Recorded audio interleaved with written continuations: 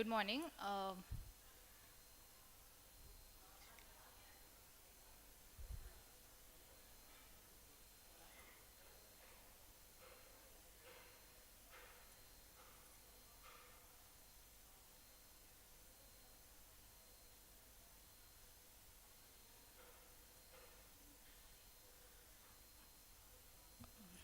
Good morning, esteemed resource faculty and delegates to the National Seminar for Working Women, Gender Empowerment, Enhancement of Coping Skills, Tackling Mental Health and Gender Disparity.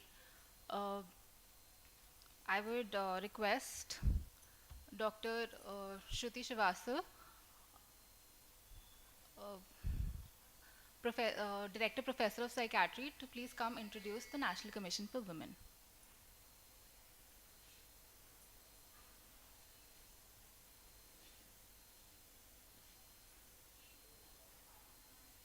A very good morning, dear all the participants all over the country from different regions, from different areas throughout the country, delegates, resource faculty, seniors and colleagues.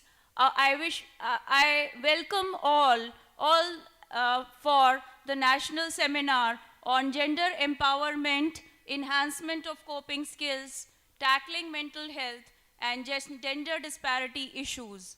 This program has been conducted in collaboration of University College of Medical Sciences and Guru Tegh Bahadur Hospital, a tertiary care teaching institution, largest in the East Delhi, in collaboration with National Commission for Women.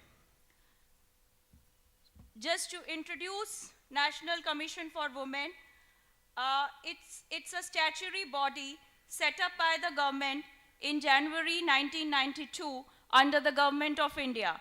National Commission for Women receives, acts on complaints, conducts gender awareness seminars, research through grants, publishes, carries out several gender awareness and empowerment programs.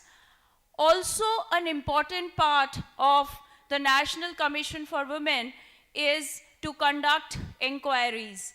They receive complaints, they have their helpline numbers which are available round the clock.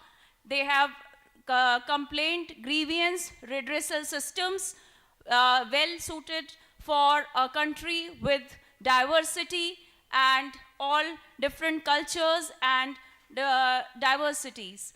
So the complaints are received by the National Commission for Women, and the grievances redressal mechanism is set in place. National Commission for Women is a legal organization. It's a legal setup. So they have powers above subdivisional magistrate. So for all of you to understand that this is a legal system of the country which has statutory powers. The other important aspect which I was going through the website for National Commission for Women is that they have listed entire list of one-stop centers for sexual assault cases all over the country. That list is available on their website. Also, important fact is their mechanisms for visiting psychiatric institutions all over the country and looking for persons suffering from mental illnesses. Apart from that, they conduct lot of gender sensitization programs and lot of awareness programs throughout the country. I am sure all of you must have been aware of the gang rape of the Manipur violence that has taken place, and National Commission for Women, a statutory body, is looking into all such matters which are of importance and which are of prime importance to our nation. The other important aspect of this is the Nirbhaya Fund, which was started by the government after the incidents of the sexual assault of Nirbhaya, which happened in the national capital of our country, that's India. And subsequent to this fund, the allocation for this fund has been for various utilization, for various setups, which are again being written on the website of National Commission for Women. I am thankful as an organizing secretary and the principal investigator for the grant which I have received from National Commission for Women. I am thankful to National Commission of Women to give us this opportunity to reach out to all the sectors of the society, of our Indian society, and to reach my voice. I'm doing a live streaming so that my voice is reachable to each and every corner throughout the length and the breadth of the nation. With this message, I want to begin the first scientific session, and I will request rest of the messages that from the chairperson of the National Commission for Women and all distinguished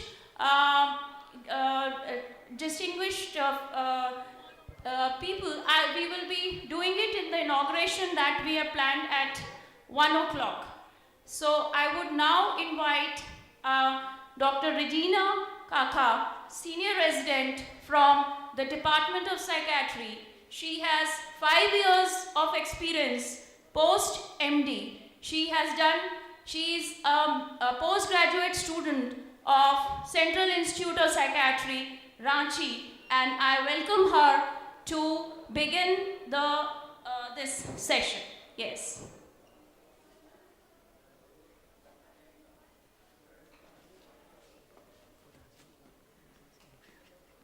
Our first session for today is on depression, anxiety, sleep disturbances in working women, identification, screening, remedial measures. This session will be taken by Dr. M.S. Bhadur, who is the Director Professor and Head of Department of Psychiatry at UCMS and GTB Hospital. Sir is also the Head of Department of Psychiatry at University of Delhi. He is the Chairman of various committees of psychiatry at the University of Delhi. Sir also has many laurels to his credit. He has over 350 publications in leading international and national journals.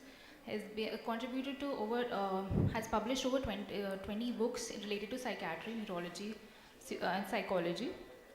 He is a member of the editorial boards and reviewers of leading scientific international and national journals.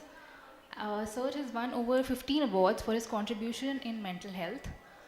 Is also a member of various committees and has very special interests in human relation, consultation, liaising, medical education, interface between religion and mental health, child and adolescent problems.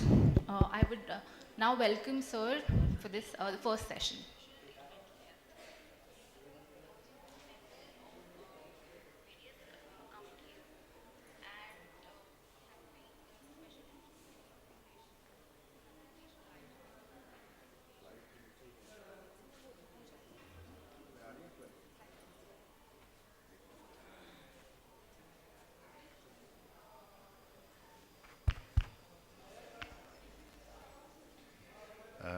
Good morning to all. I again welcome all the participants and the distinguished guest. We have Dr. Jay Surya. He is all the way from Niemens, Bangalore. He'll be speaking about that.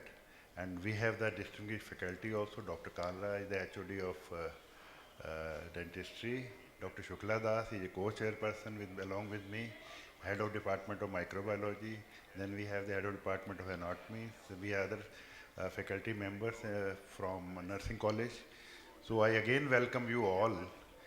So as Dr. Shruti has already introduced the topic, and also talked about the National Commission for Women, what are their roles. So now we will be beginning with our talks. Basically, we'll be discussing during the whole day about the problems which are faced by the working women. But in the core topics that we'll be discussing, we'll be covering basically the psychiatric disorders we come across among the women. So why the working women, they are important? If you keep in mind the working women in the center, on the right side you have a family, on the left side you have an office, and behind you have a society. So all the things, family, office and society, they are impacting the women. And women are under constant pressure of physically and psychological stress. Then they are also facing they have to adjust all the way between family and the office. Then they are also facing the sexual discrimination or gender discrimination in the office. And also gender harassment also at the office places. And then sexual harassment. So all these things are constantly impacting.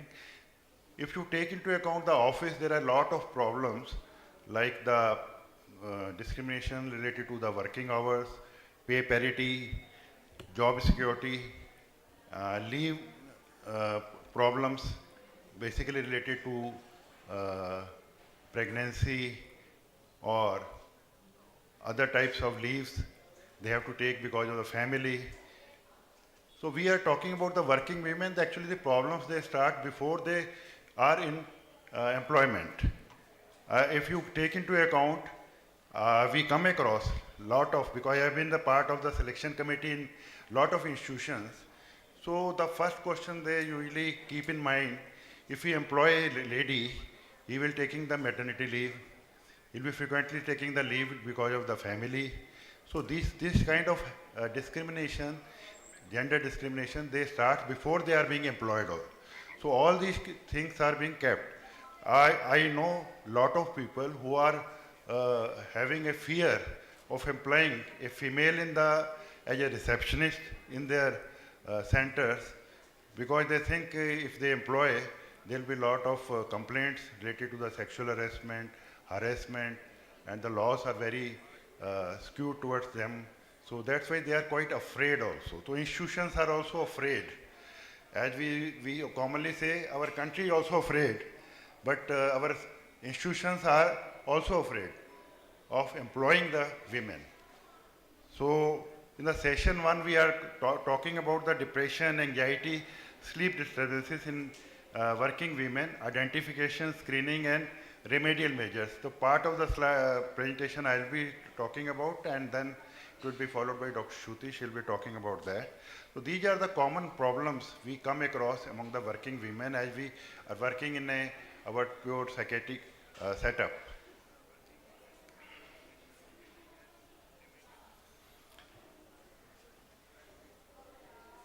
So these are the different headings. How common are they worldwide in India?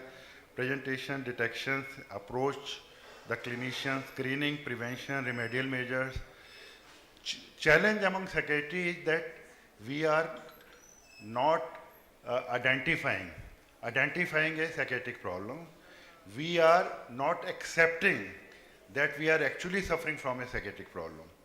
So these are the challenges we come across among the women, and the family also, they try to ignore because you are under a lot of stress. So these are the common problems, so you need not consult a psychiatrist.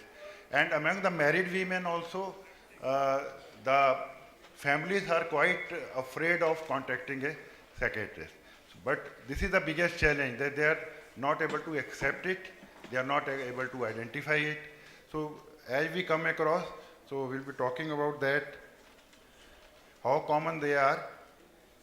So as the census goes, census also are not truly reflecting many of the women, they are not participating. So this is the old census of 2011 prior to the COVID pandemic. So there are 149.8 million female workers. periodic labor force survey has shown that worker population ratio for 15 years and above in females is 28.7%, which has actually increased to 37% in India. In India, working women are doing unskilled labor jobs such as construction workers. Gender gaps exist and are not undergoing skill training courses. There is no training of these workers. The COVID pandemic had drastically impacted and it led to social isolation, job losses, human loss, deteriorated physical health, crippled economy that is projected to lead to an increase in the prevalence of depression and anxiety disorders. WHO states COVID-19 pandemic has resulted in 25% increase in the prevalence of depression and anxiety disorders. So almost 25% increase, WHO has said, the pandemic has led to. And the globally, the economy turning down, leading to increased work pressures, demanding increased hours, competitive job markets, lower wages.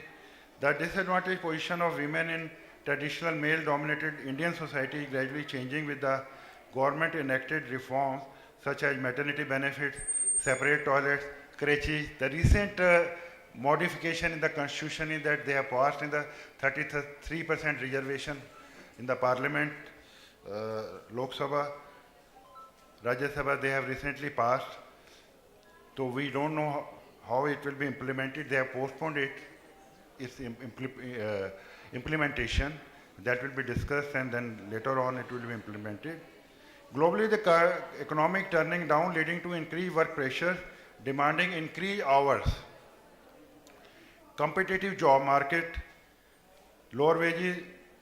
Indian Skill Report has said 2023, the employable women workforce is 52.8%, whereas for males it's 46.2%. That means that more women are still waiting for their jobs as compared to males.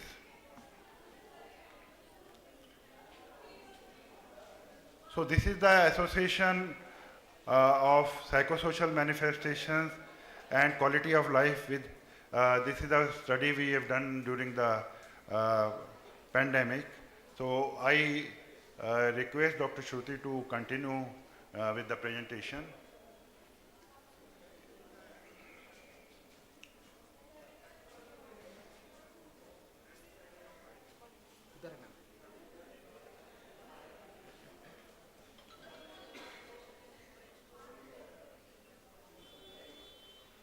So this is a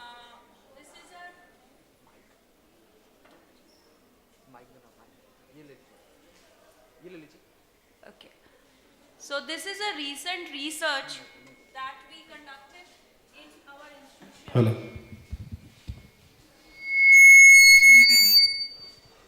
This is a recent research that we conducted in our institution, and this has been published in the month of July. The evidence is that there is increased depression, anxiety, stress symptoms, increased levels of inflammatory markers in COVID-19 admitted indoor patients. Also, we found an impaired quality of life in all these patients. Next slide, please.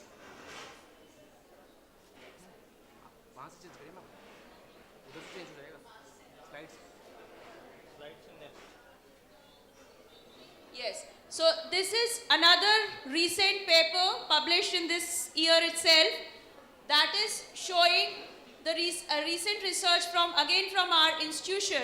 We found high association of mucormycosis with diabetes mellitus. Our institute is a nodal center for mucormycosis by the Government of India, and in this study also we found high prevalence of depression, anxiety, stress symptoms, visual disability in rhinoorbital mucormycosis.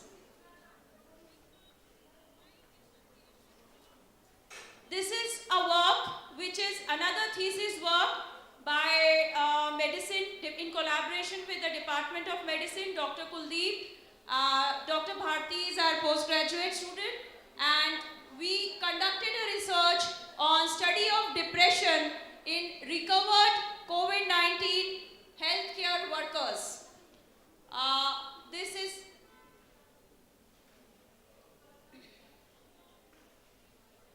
the primary objective in this study was to study the prevalence of depression, anxiety and stress symptoms in COVID-19 positive healthcare workers. And what we found in our study is that female sex had higher risk of developing depression and stress symptoms compared to male gender. Now, very important finding in this work we did, we first of all used the screening tools for the evaluation, and subsequent to the use of the screening tools, we assessed all the clients, all the healthcare workers in detail, and we used the teleconsultation services for this purpose because work was done at the time when the second wave of pandemic was ongoing. So teleconsultation for the healthcare workers, we had developed modules which are there again on the UCMS website for the psychosocial interventions for COVID-19 healthcare workers. So how to manage our own mental health at the time of pandemic also was through telecounseling sessions could reach the entire healthcare workers that were employed by the college as well as the hospital side. And in fact, we were running a Ramlila ground facility during the time of pandemic as well. So, lot of healthcare workers, when we assessed, we found had symptoms of depression, acute stress symptoms, adjustment problems, and some of them had lost their family members during the pandemic, and they were in grief as well. So we intervened, and these are the findings. Now, prevalence figures: about 1 billion suffer from mental disorders. 81% live in the low and the middle income countries. Our country belongs to this list of low and middle income countries. Countries allocate, now this is important for policymakers, that countries allocate less than 2% of the health budget on mental health, and this is the focus. This is another multicentric study that was done throughout the country on gender differences. Here we found that in this study also, we found that gender differences were observed as an important phenotype variation in obsessive compulsive disorder patients. Males were reported to have more years of education. Now this is a problem area where males had more years of education as compared to females, because female gender is many a times discontinued out of from the schools. School dropouts are much more in females, and that happens because they are engaged in the household chores. The traditional Indian society and the rubric of the country needs a paradigm shift. Now, is the number of people with common mental disorders increasing, particularly in low middle income countries, because the population is growing and people are living to the age when depression and anxiety commonly occurs. Now, who is most likely to get depressed? If I am supposed to ask, and I ask this question, who is most likely to get depressed? Yes, please don't look at the screens. Anyone? Any answer? Who is most likely to get depressed? Yes?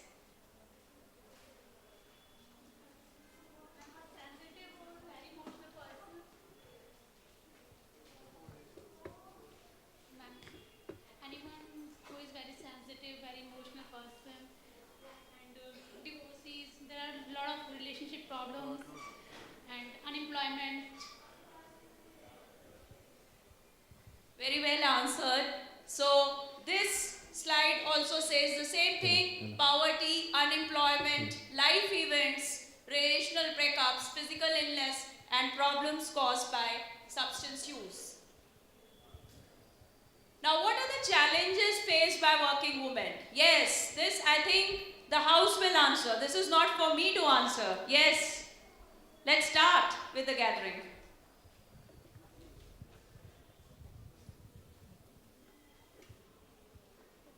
Working women should work in office places, home places, have to manage babies, and lot of works are there.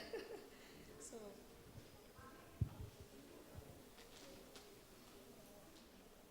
According to me, there are so many challenges. Personally, I felt in working areas like workload, first of all, and as you said, from backside we have our family and society, and mental pressure, and so many things like household workload.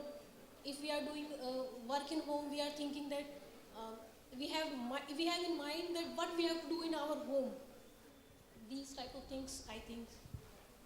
Thank you for answering. This is precisely what is there in the slide. The nuclear families, poor social support, increased competitiveness, early age group. I think this is the biggest.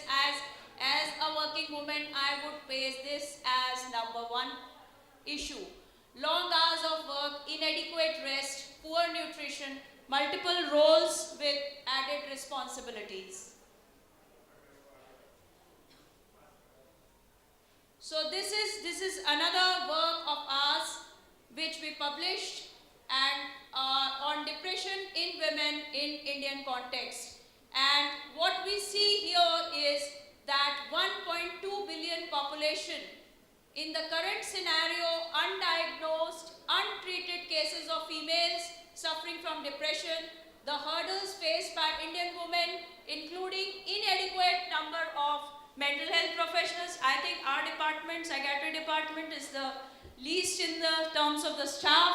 So that is the scenario in the rest of the places as well. Lack of awareness, stigma I would keep at number one place, because this stigma that I am suffering from a mental illness, I should hide it, or I am having a mental health problem, I am crying continuously for last 10 days. I don't think I should consult anyone, and that is the problem, because that is a problem even in the healthcare workers who are the messengers to the society. So that is what we teach our undergraduates, that is what we teach our postgraduates, that is what we teach our nursing students, that move out to the community. There should be no stigma. If you have fever running for 10 days, won't you consult a doctor? So if you are crying last 10 days, why shouldn't you consult a mental health professional?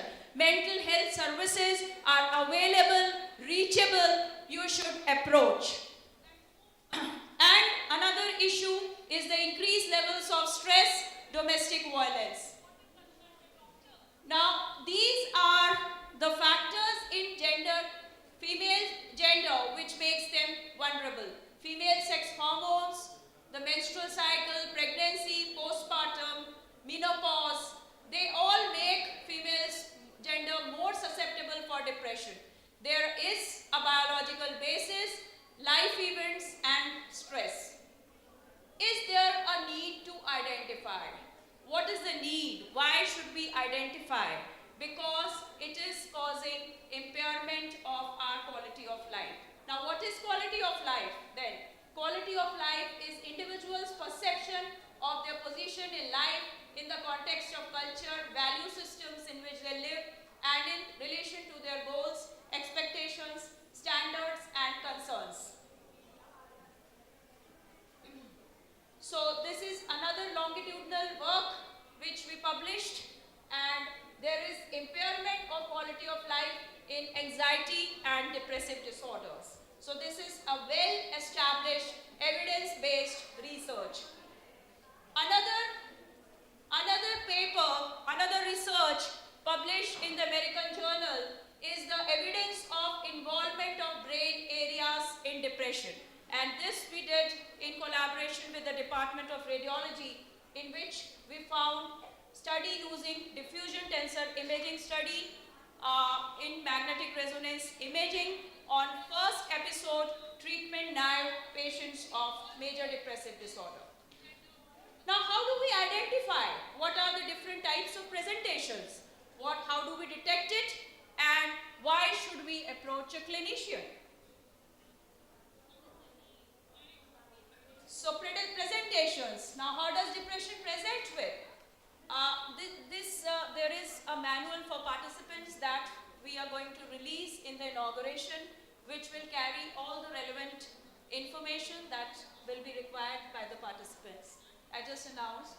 So depression is often used synonymously with sadness, and public uses it for any mental illness that requires attention. We have literate, highly skilled professionals coming to our outpatient clinic, and when you evaluate them in detail, you see that they are suffering from a severe form of mental illness that could be psychosis, and they will say that no, my son is suffering from depression, because depression is a layman term, is a common usage term.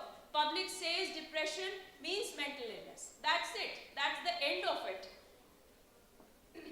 So depression has sadness, persistent, pervasive, lethargy, lack of interest, decreased interest in social activities, sleep disturbances, weight loss, weight gain, appetite disturbances, forgetfulness, thoughts of pessimistic thoughts. Yeah, this is a triad of helplessness, hopelessness, and worthlessness. And these three things, if any one of you feel or see in anyone, please contact a mental health professional. Death wishes and suicidal thoughts. Then anxiety symptoms, they often commonly seen in depression, feeling uneasiness, restlessness, worries about small things, stomach upsets, choking sensation, palpitation, sweating, shaking of hands. These are other clinical presentations. Difficulty in falling asleep, with people getting up in the middle of the night, early morning awakening, afternoon naps. Even if they sleep for 6 hours, they report that they don't feel fresh. Now, how do we detect? How do we detect? Another Dr. Somdatta is here.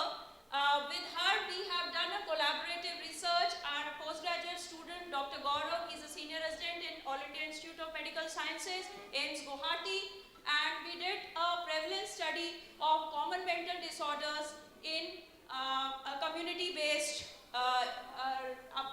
Nandagri area, that's the East Delhi resettlement colony. And so we are quite commonly engaging with all the different departments and doing collaborative work.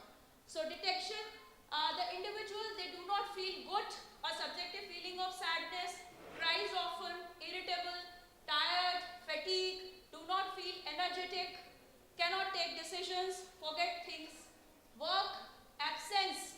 Now this is important. This is very, very important. This is important for employers of working women.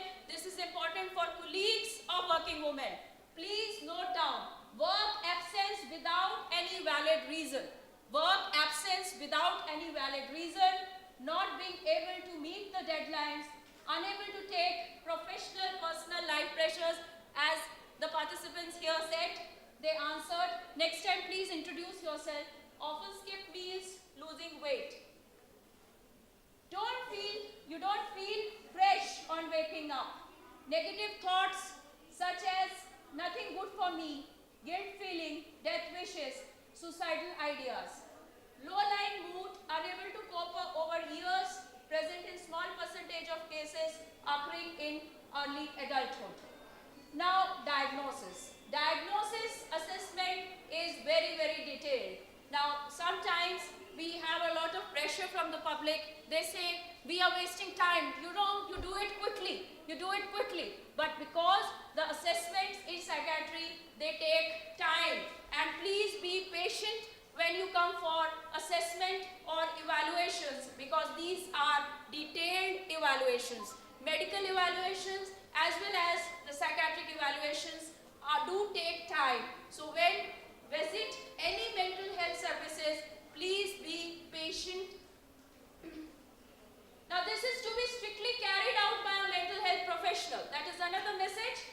Screening tools available in the form of questions, but to be used only by a professional. Relevant investigations, psychological tests wherever indicated may be required. Now this is another important work on telemedicine with relevance to psychiatry. The telemedicine guidelines, they were approved by the Government of India during the first wave of pandemic, and we started all over India. Sir is here, Dr. Jayasuriya sir is here. Enhancement, Bangalore gave the guidelines and they were followed throughout the length and the breadth of the country. So we here also, we shifted to the telecounseling services, which we started for the Delhi University staff as well as the students right from April onwards. Beginning of the pandemic, first wave of the pandemic we started, and teleconsultation services, all this was started and is an efficient mechanism, is being used now also. So now intervention, there is do take professional help. Early the remedy, better the outcome. So please do not hesitate if you see any such symptoms developing any time in any of your neighbor, family, friend, colleague, or anyone you know, or you see them appearing in yourself, please do not hesitate. Use Manas. Government of India launched 24/7 counseling services. Helpline numbers are available round the clock, 24/7. Interventions, both psychotherapy, most accepted is the cognitive behavior therapy, but that is not the focus. This has to be done by a trained professional. And pharmacotherapy, we use combined approaches. The treatments are individually tailored. And I again repeat, case to case individual treatment protocol is decided. And that is the approach by a mental health professional. This is again a therapy work of ours that is published. Now coming over to the self-help tips. What all of us can do. This is the prevention, and we do talk about primary prevention. The World Psychiatric Association focuses that we should talk about primary prevention. So this is what we should do.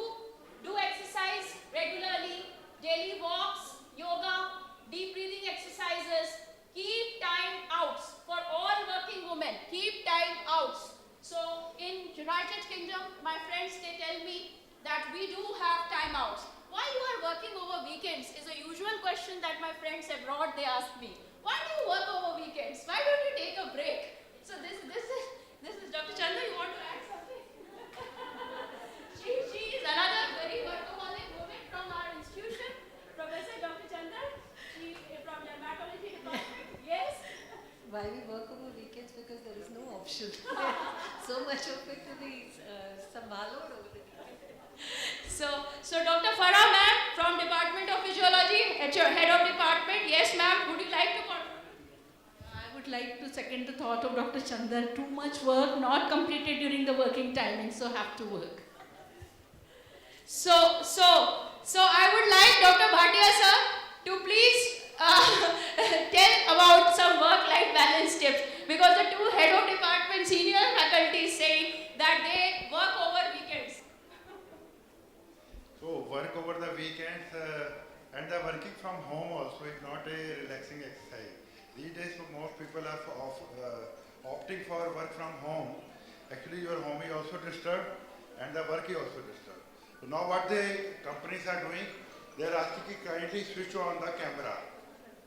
So they are recording when you are in front of the computer or laptop. So they are recording it. So you cannot leave that particular station also. So your home is also disturbed and the working station is also you have brought to the house. So that's also being disturbed. And working in the weekends, actually we cope up with the sleep also. A lot of people say that we were not able to sleep during the working days. So during the weekends also we cover up the sleep. So normally we say that we cover up. cover up whatever the sleep we are lacking, but that is actually not a healthy exercise. So sleep, diet and exercise. These are the three things we say they are important for prevention of mental health problems and physical health problems. So keep your diet in check, because most of the working women we are encountered in the office also, they don't have any facility for eating. They don't have the canteen. So they are not able to take their food also. So they are neglecting their feed. What they are doing, they are taking a lot of coffee. Lot of coffee again producing a lot of anxiety. That's not a healthy thing. So regular exercise, sleep, and also the diet, they are important for keeping you healthy. And relaxation, these days we say relaxation is becoming more and more important. Relaxation, yoga. Video you have, video you can switch on the mobile, you can switch on.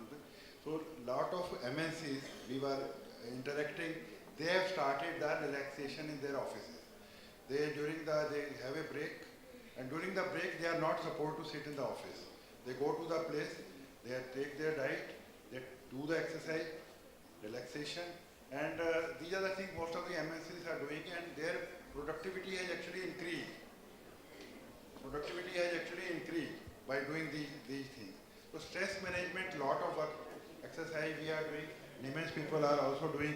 So stress management, how to manage the stress in the offices is becoming an important challenge for the companies also. And there was still a debate when Narayan Murthy has said that you should work for more than 48 hours per week. So it should be working more. But main thing is that these are the things which are required to be done. And you have to balance. Actually, during the weekend, you are able to interact with the children, you have to look after their needs. And during the working days, we have seen a lot of families, they are dependent on their servants. So servants are also becoming important in the family, and they are having important roles in checking lot of stresses.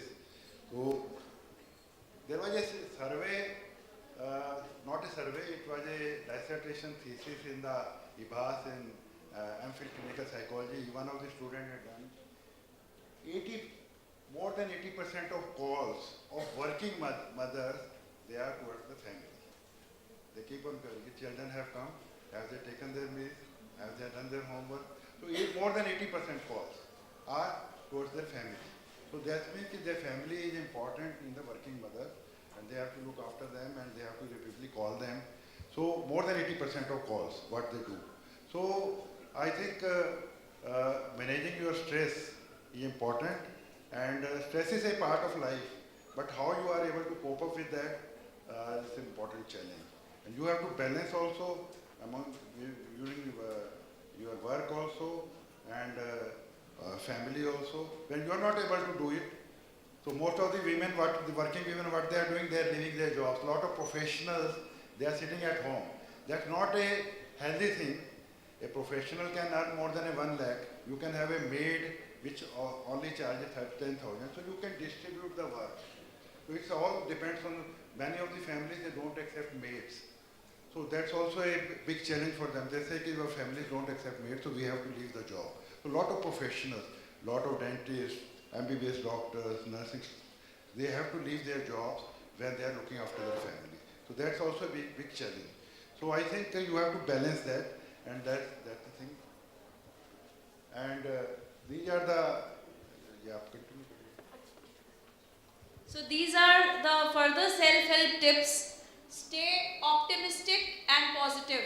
So you need to identify the problem. You need to see what the problem is and discuss the solutions. This is, I think, the most important part of the discussion today.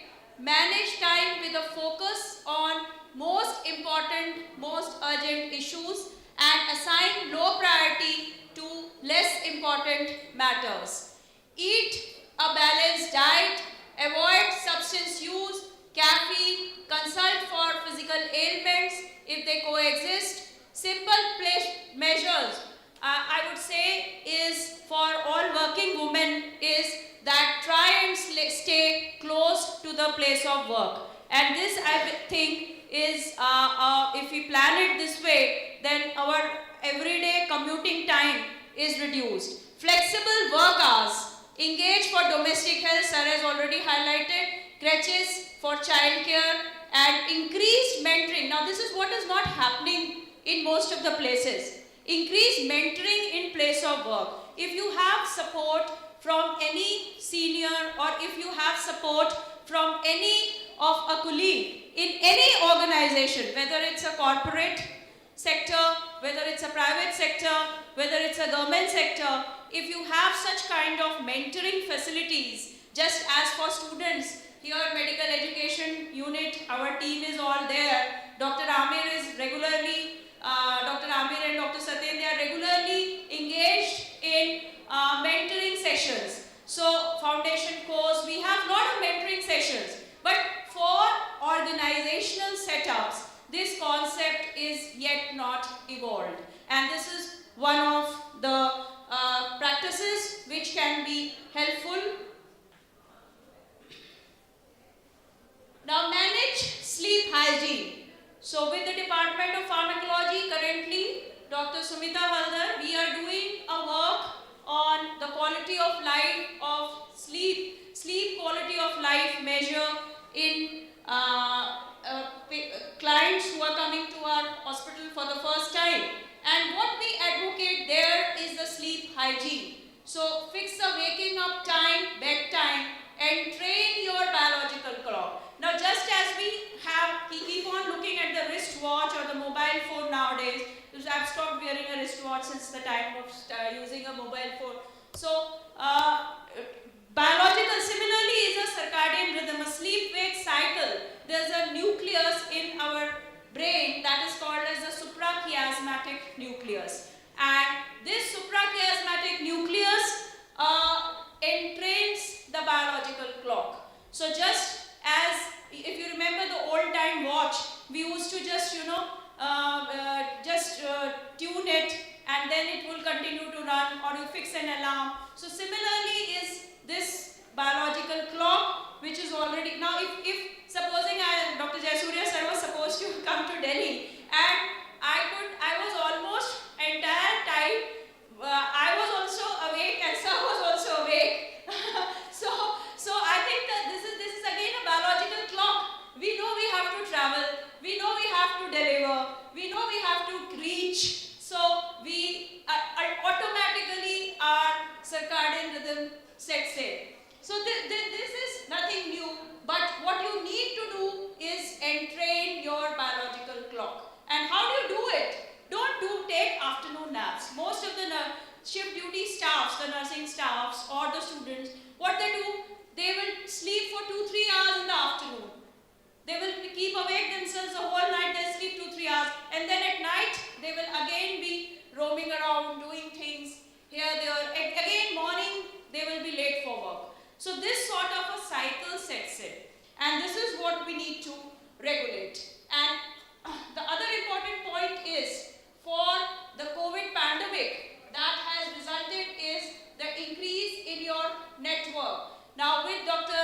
Medha ma'am, we have done a study on post-traumatic stress symptoms in intensive care unit.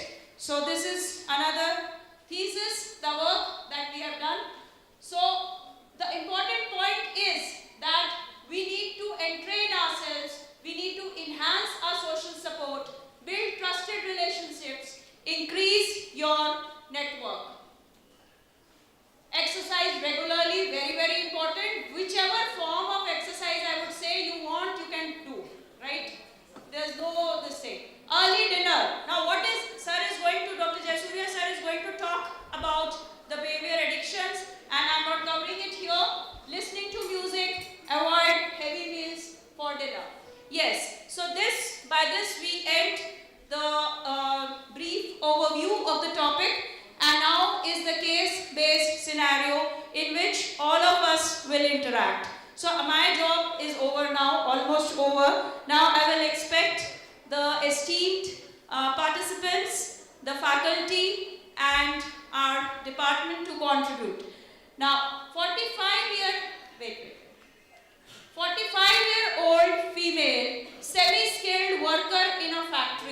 Married last 15 years, staying with in-laws, 3 children, came with history of being beaten up, insulted by husband if she refuses to give money for his alcohol consumption. Reports sadness of mood. She has frequent crying spells, wishes to end her life but says she has to raise her children, has stopped going for work since a month. She moved to her parents' house, feels lonely, she has left children with in-laws, feels worried, doesn't take proper meals, disturbed sleep. Now, moving over to one set of first question. Yes, the participants this side. Is the client reporting any problems? Yes.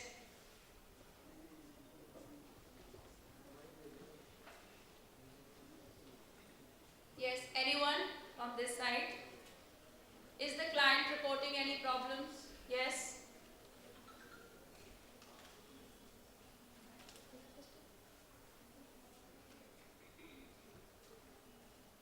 Please introduce yourself and begin.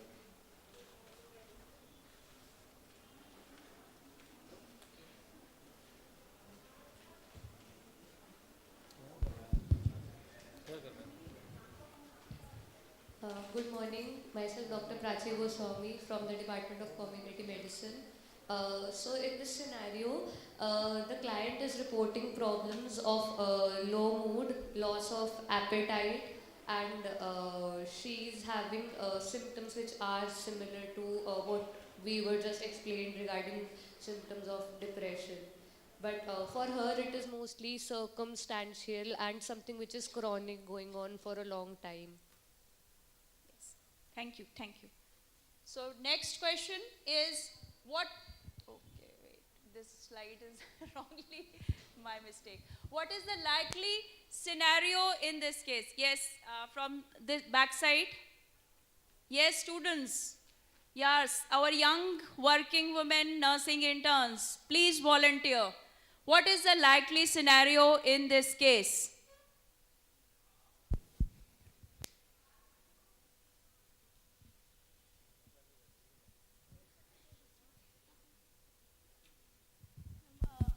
I think it's a case of severe depression.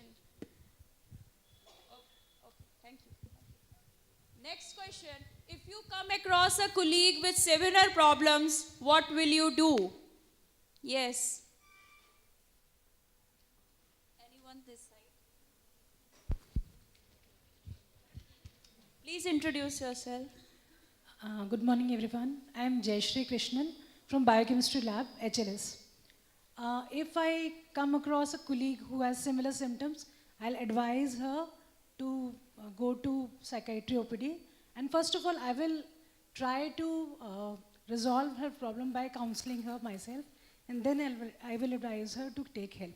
So, given in the given set of situation which has been written or which has been read out to you, what will you advise or how will you counsel?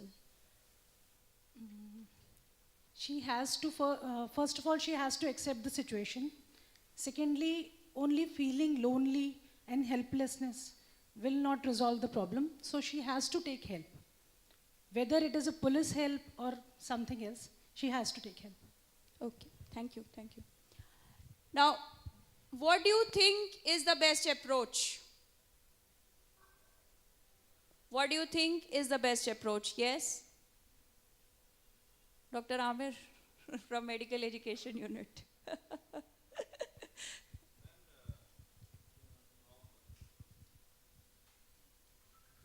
Myself Amir from Community Medicine. Actually, at our health centers, we see such type of cases as when we talk to the residents, they are here, and as Prachi also told. And it is a very complicated situation, even if we try to rope in NGOs at the local level and try to resolve this issue. But this issue because the issue is, the problem is not primarily with the woman. The issue is primarily somewhere else. And tackling that alcohol abuse and then associated problems that are there with that. So that is a very difficult thing to tackle. Even the women when the residents, they counsel, when our medical social workers are there, when they talk to them, and we find that they are not ready to come out in the open, they are not ready to even seek the help of an NGO. There is a lot of stigma attached. It is a very difficult situation. At times, I will accept that we fail to move ahead. Antidepressant, that whole thing is one part. I will not venture into that. But frankly speaking, I have no answer to that, one answer to that, how to resolve that issue. Most of the times sometimes it works, I will say, sometimes it works when the medical social worker and the residents and all of them interact, but not always. Thank you. So Department of Community Medicine, I would like to put it on live streaming that our Department of Community Medicine is having community outreach programs where we are working, they are working hand to hand with the population, community, and they have tie-ups, very strong tie-ups with the community leaders, religious leaders, and important stakeholders, the police, the political support, and most importantly, the will to do all this community-based work. So they are continuously, they are referring such cases to our tertiary care hospital, which is providing emergency services round the clock, 24/7 for any of the medico-legal cases. Now, what measures help in preventing such episodes? Yes, anyone? Dr. Somdatta, I am coming to you now from community medicine. I can't stop. So I think it's a very difficult question, and what is coming up from all the discussion till now. So working women, I think, is an entity, okay? So roles and responsibilities you see are same. That women actually have to play the same role, responsibilities also at workplace are the same, but expectations are different, okay? Especially the work-life balance, that I'll say more maybe like on the woman, okay? Like expectation from the personal level, expectation from the family. So women really have to work on that. So it's totally a separate entity. And so the preventive measures, you really showed some self-help tips. So better that women practice those, try to help themselves. At the same time, like at a systemic level or at an organization level, we really have to see like the support structure, what we can create. One thing I think, Dr. Shruti, you mentioned is the mentoring, which can be really an excellent one. There are certain like facilities which are there, which are available to women in general. Different types of leaves, that is also another ways, systematic ways I see which is helping women. But we have to see how we can take that to different sectors. Not only only government sector, if in the private sector also how to take that, and how to mobilize the community to support the working women. So that I think will help in preventing. Thank you, Director Professor Dr. Somdatta from the Department of Community Medicine, and that was Dr. Amir Maroof Khan, Director Professor, Department of Community Medicine. So. So my session is ending. I have last 1 second left. So is the client reporting any problems? Yes. What is a likely scenario? Both abuse, both psychological and physical forms are one of the contributing factors for depression. Substance use in spouse leading to repeated domestic violence is an ongoing strata. Case comes under Domestic Violence Act. This becomes a medico-legal problem. We have medico-legal cases registered in our hospital round the clock, 24/7, all 365 days. I propose a three-pronged approach. Involve law enforcing system, including the medico-legal case workup, the de-addiction services referral for the spouse, and intervention of the client by the mental health professional. And if you come across a colleague with a similar problem, refer and ask for immediate relief measures by legal help, community, family, friends, peer support. for immediate halt of violence. Now this is important. The violence needs to be stopped immediately. There is no ifs and buts to it. Consult de-addiction services. Mental health services consultation is an emergency measure. All cases of medico-legal cases of abuse which are being registered in our hospital, the consultation licensed psychiatry services are being provided. Do not escalate any further tension and avoid confrontation. So from the community, who has to be picked up has to be best decided and without avoiding any confrontation. And this is the work on abuse of mentally ill patients in the psychiatric hospital setting, which we have done. Now, the approach is the immediate safe environment, deal with crisis, mobilize support. These are immediate measures and violence should be stopped immediately. Short-term measures, de-addiction unit with inpatient management of the spouse, client to continue activity scheduling, problem-solving approaches, medication as per strict advice of a trained mental health professional. Join work when fit, timeouts, engage in hobbies. What are the long-term measures? The long-term measures are problem-solving approaches, support enhancement, mental health service reach. And with this, I finish my talk. My time is out. I'm having a timeout.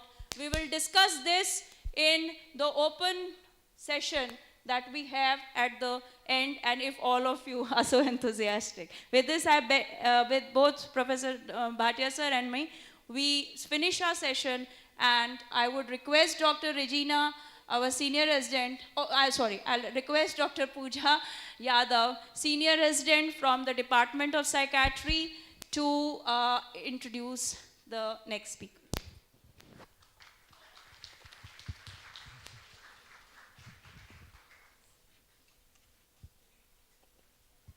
Thank you, sir, and thank you, ma'am, for your knowledgeable words. First of all, I would request all of you, those who have not signed the attendance or registered on the registered counter, please do so. So our next session is on addiction and addictive behavior in gender-based violence. We have great opportunity to listen to words by Dr. Jasurya, who's a professor at NIMHANS, Bangalore. He completed his MD Psychiatry and PhD from NIMHANS and has been awarded FRC Psych UK. His areas of specialization include obsessive compulsive and related disorders, epidemiology and public mental health. He's one of the principal investigators for the National Mental Health Survey, WHO co-investigator for the flexible interview for ICD-11, in addition to other ongoing research projects in his area of interest. He has received during his career as a clinician and academician the Daniel Kaplan Prize Proxima Asset, awarded by Imperial College London, Royal Society of Medicine UK, Section of Psychiatry, Mental Health Foundation Prize, and Kerala Catholic Bishop Council Award for Meritorious De-Addiction Services. I would like to invite Dr. Jasurya sir to come on stage for his knowledgeable session. Thank you.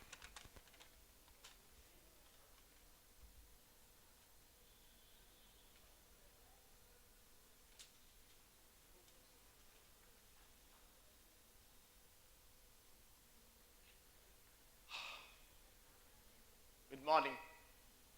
You can hear me? You can hear me? Okay.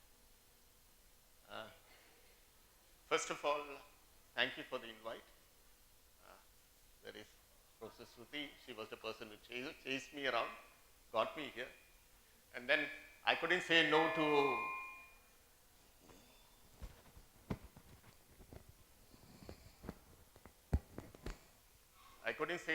an institution where Professor Bhatia is working. I studied psychiatry undergraduate book from his book. And Professor Shruti on the way back told me that he's superannuating next month. My best wishes, sir. I know you'll be very active till whatever you can, and I hope You'll continue to write books which are an important ways for people to learn. And I'm going to a very, very, very, very simple topic, something which you heard, something which you know, which means that I will run through a few slides, and then we'll open up the whole thing for discussion. I know senior faculty, I'm not familiar with the faculty outside psychiatry, but I hope you will raise your hand if you have a point. I hope if any students have a point, they will raise your hand. And then we'll go forward, and then some of the organizing team will tell me when I have 10 minutes more to go, and then I'll stop the discussion and we'll complete the slides. So it's an agreement on that particular account. It's a very simple, I'm not put it in a psychiatric way, I'm not put it in more in mental health way, I put it in a way when Professor Suti told me that the crowd are mostly non-psychiatrists who are interested in this area, who have come for a purpose to understand what they can do. Now this is the definition. I'm not going to the definitions per se, but then I need to put a definition. The definition is about someone being targeted because of their gender. The targeting can be physical, the targeting can be sexual, the targeting can be emotional, the targeting can be social, anything. However you target, that is gender-based violence. We also know it's about, the prevalence is very high. If you ask everyone who's in this room who have been covering around 40 or 10 years into the 40s, and ask them very frankly, obviously they're not going to tell people, but have you ever encountered gender-based violence at some point of time? My answer to that is, a lot of people will say yes. Not exactly physically. Nobody is, the physical part of the violence is always very less. But there are other forms of violence. We'll discuss that as we go on. And then at some point you will recognize and identify with many of these things. Culture variants are important. Again, if you come from New Zealand, if you come from Norway, if you come from whatever, the Scandinavian countries, obviously the male-female difference are very less. There, you don't find gender-based violence targeting males, but you find gender-based violence which are equal. Males beating up females, females beating up males, so both of them are equal. So the prevalence rates actually vary from place to place. I am just running this slide just as a primer to just look at this. Now, the gender-based violence is actually driven by this. The social norms, that the expectations of what gender should do, the expectations of what women should do, the expectations of what men should do, what the expectations that what women should not do, the expectations of what men should not do. And any non-conformity on those is essentially driving that. And because the gender-based violence is ingrained into our social hierarchy, the legal system doesn't change. You can have 100 different laws, but then you walk into the police station and say, my husband bet you. The first thing the women PC will tell you, we'll compromise, no problems, we'll compromise. I will talk to the husband, you found the husband, don't create a problem, you have 2 children and 3 grandchildren, so please don't do it. That is how the institutional mechanism act to perpetuate a system which is ongoing for several decades. And I'm not saying that laws are not being built. What I'm saying is still there is a huge tolerance of violence. There is a lack of services, and gender-based stigma exists to the extent that people seeking out help really do not get the help. I'm not going to the relationship. We will come to that as we go on. You know, if you have gender-based violence, you can have consequences across. You can have physical harm, which again I say is not so common. If you have, it's like an iceberg phenomena, gender-based violence 100%, the physical violence is still around 8 to 10% or 20% only, it's not more than that. But then the consequences of that in the form of what I'm saying, the physical injury is, but the consequences in the form of depression, fear, anxiety, stigmatization, being rejected, isolated, covers 90% of the consequences. So what you see in the emergency is just 10% of what actually happens. 90% happens behind closed doors. Of course, we talk about all this. We will reinforce this before I come to the other aspects.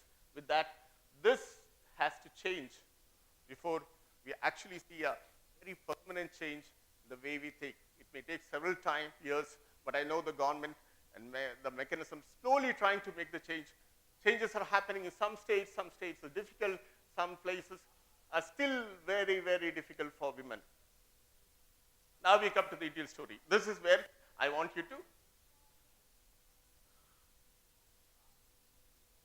to start. This is a very common scenario. Okay.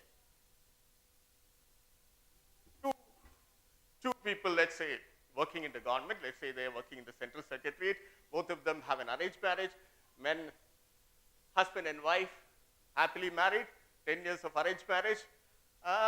Wife is slightly senior in the service, she gets the promotion first, he has to follow in 2 years' time. What will be the change in dynamics of the relationship once they work in the same office, one in the first floor, one in the other in the 5th floor, different departments. One is the junior superintendent, the wife is the junior superintendent, the husband is still the clerk. Obviously, he will become the junior superintendent sometime, but for a few years, wife is the boss, oh no, I'm not saying the boss, in a different unit, he is still the clerk. Tell me what will happen.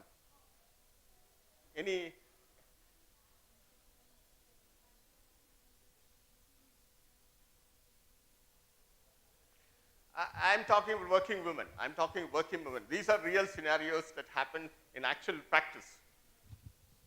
Someone opening up. You have heard stories. You have heard these stories. These things are so you can tell these stories. This is Senior Nursing Officer K.S. Chalapati, working in MCH 3rd floor, gynae ward. Sir, I can say only he will be in, I don't know, inferiority complex. Yes, he will be. That's all I can say. If he is in inferiority complex, let me tell you. Yeah. I am married to you. You are the senior superintendent, I am the junior superintendent. Yeah. I have inferiority complex. Yes. Till that point of time, no problems in marriage. Then what will happen to our relationship?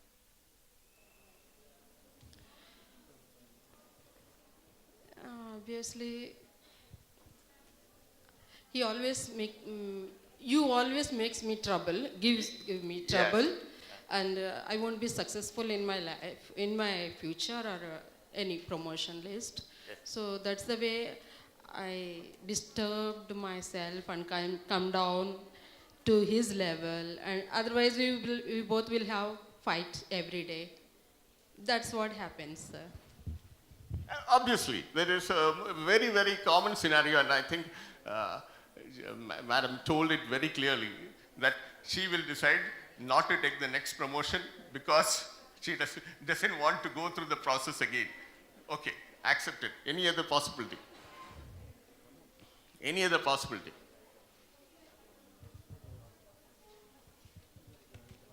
The husband concerned might be having grudges. And obviously he must be having ego. So in order to take out ego, means to satisfy his ego, he will, what ma'am said, he will try to trouble the wife in different ways possible.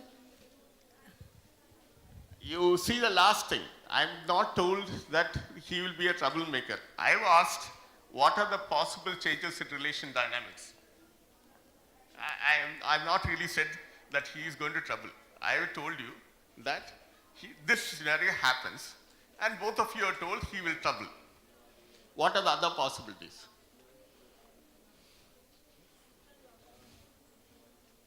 Anything? They may not stay married and get separated.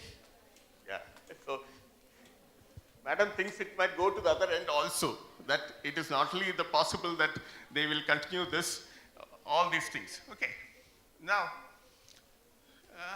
wait, see, I'm talking here slightly differently. I'm talking about what has been changing in the socio-cultural milieu in our country. Yeah.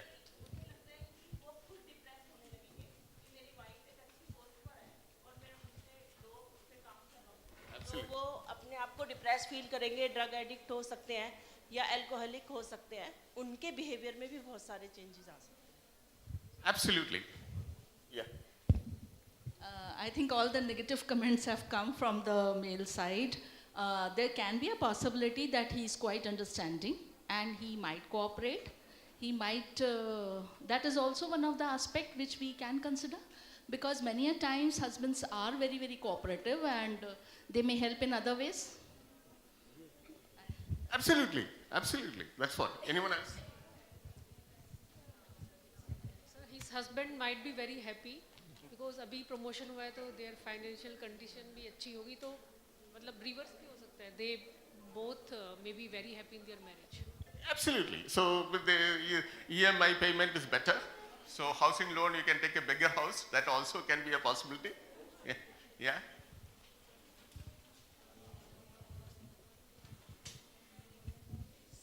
So they might have emotional instability in the relationship, not being able to trust each other as much. Like this may be a major dynamic change in the relationship. Absolutely. Absolutely. So what people are saying is it can go both sides. Okay. It can stay stable or it can become unstable. However, the chances of instability is also high when suddenly there is a social transition. That's the only message that I'm giving. I'm not saying that there will be a change on anything. Okay. Now, this social transition is about what is happening in our country now.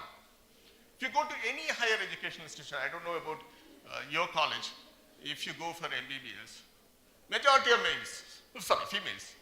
If you go to any higher educational institution, if you go, when I used to study MD in psychiatry in NIMANS, we had 14 MD standing. There were only one lady in that 14. Now we have reached a point where 60% are females. In MBBS, more females. Except for engineering. All other streams have full of females. Which means females are getting more and more educated. And on an age group, if you take the mean number of females in higher education, it is far more than males, and that is proven. If you look at the, I've not put the references, but this,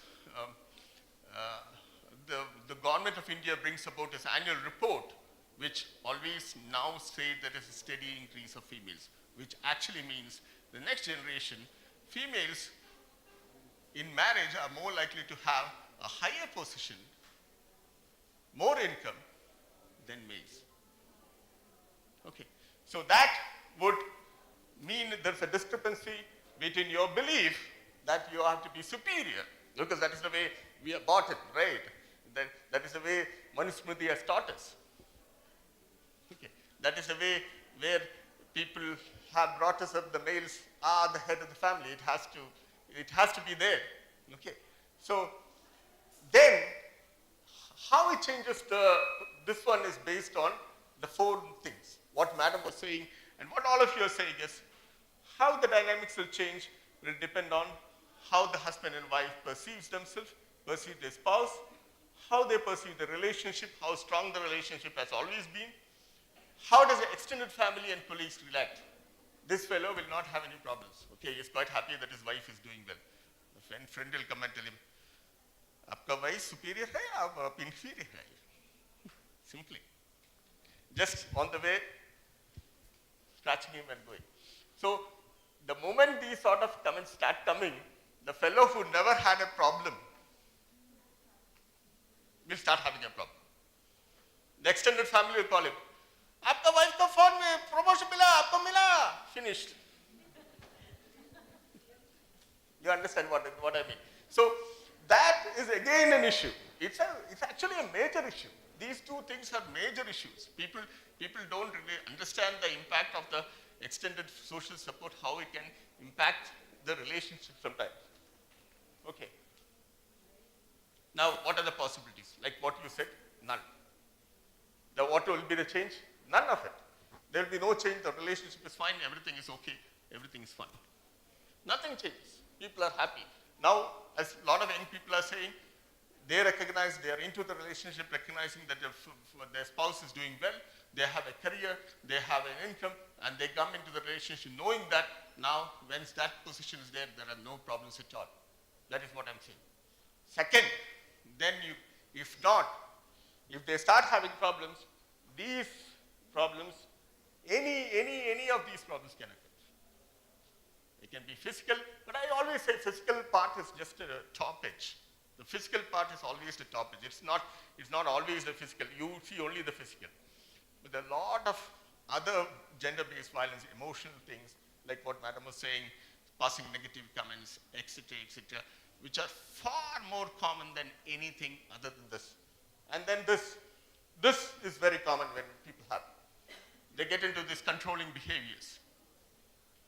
More in a sense of getting back the control, because as I told, we have been told that we have to control. We are the head. So a lot of people get into these controlling behaviors of doing a various sort of things to ensure that though the wife has a promotion in office, she remains subordinate at home, something which never happened. So this is something that can happen. Now, we are not talking about the extreme end. We are not talking about the violence bit. Okay, we are not talking about the violence bit. The violence bit, once it happens, we know what to do. There are mechanisms like what Bhatia sir and Shruti madam was saying. There's a clear protocol that happens. If there is violence, physical injury, then it goes through the legal process. But then, as I said, that is only the extreme end. If there is no concern for safety, then there are things that you can do.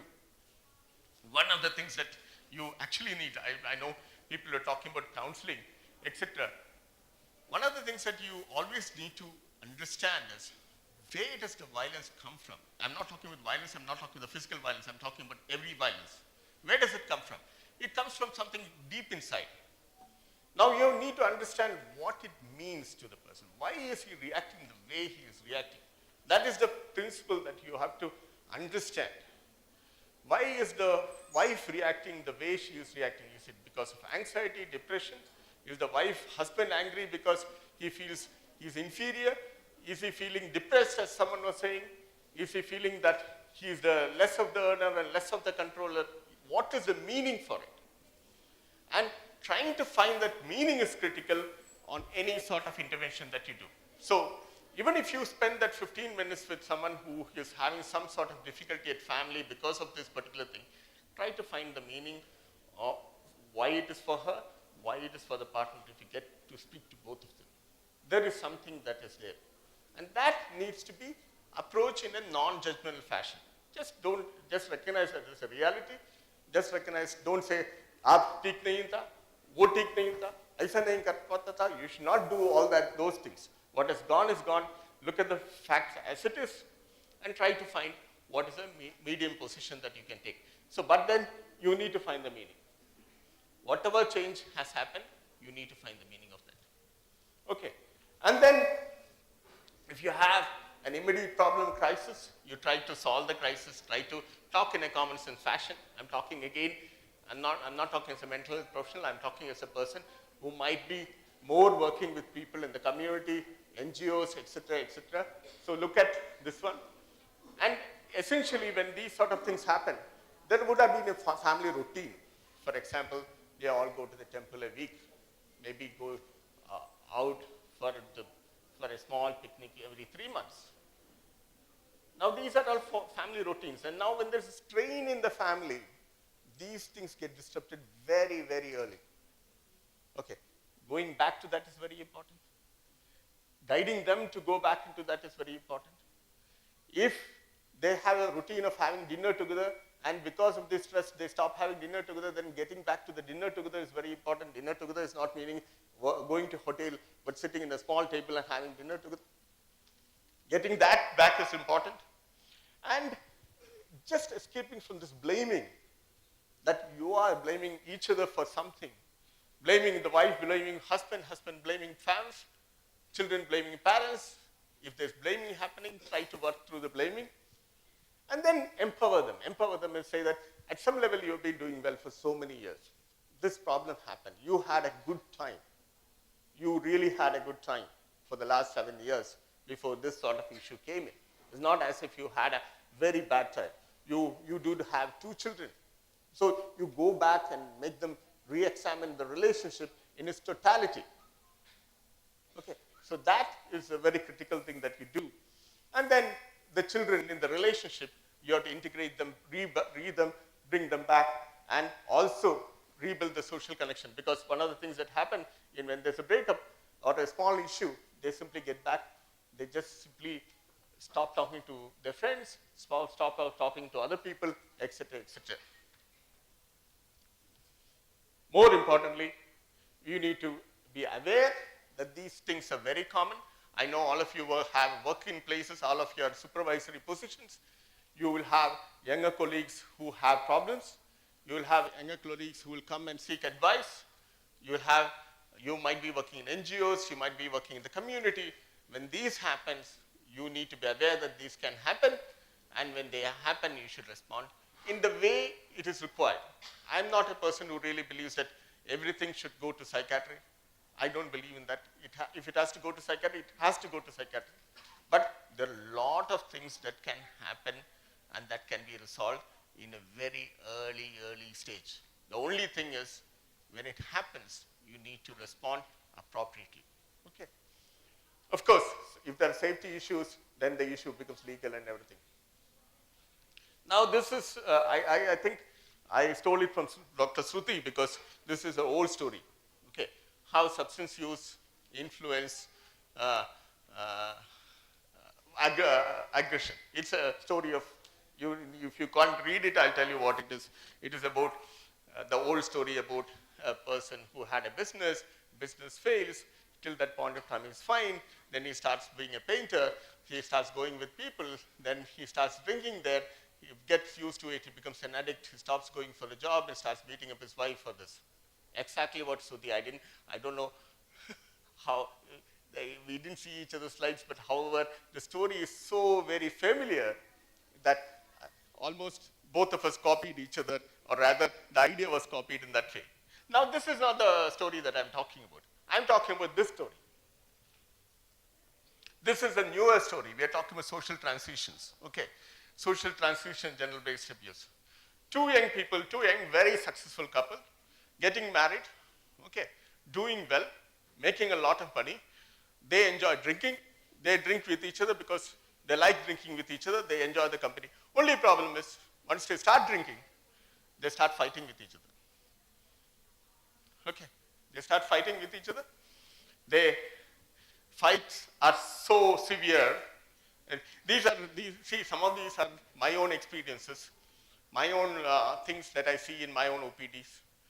The stories that I hear are things that I hear. And whenever that violence is so terrible that they become, like we were talking about, being extremely, they become upset with each other, they start fighting for small things, they fight their heart out, and when they fight heart out, both of them get injured. It's not male violence or female violence, it's male and female violence, okay, both of them, and then one person wants to jump out, one person wants to jump in, all these things they do, okay. Next day morning, both of them are very sorry about each other, they're walking around very like this, up and down, saying that why the hell we are doing what we are doing, okay. Next weekend, again, same thing. Because they like to drink. And they enjoy drinking with each other only.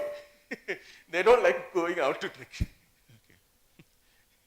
And this is basically one of my own patients.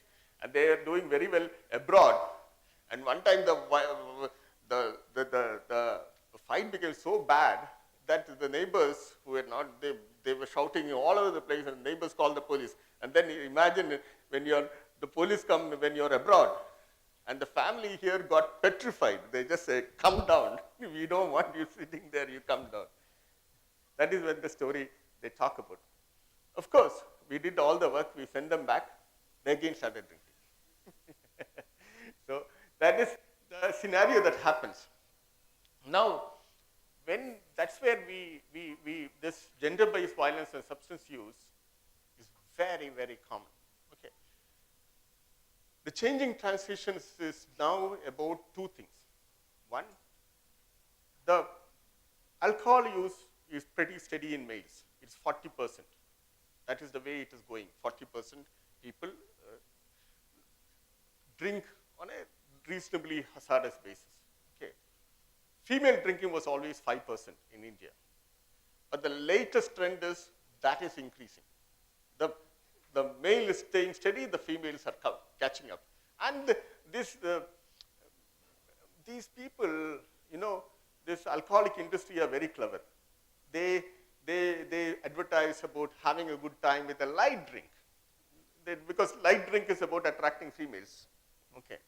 And because if they get people to start with light drinks, then after some time they'll go to hard drinks. So they know that they can start with slow, go slow, they are waiting for the market for there. So that is something that you should be aware of. And again, other thing that is happening is drugs among people are actually increasing steadily with regard to all other drugs. That is also the pattern that is emerging. Okay.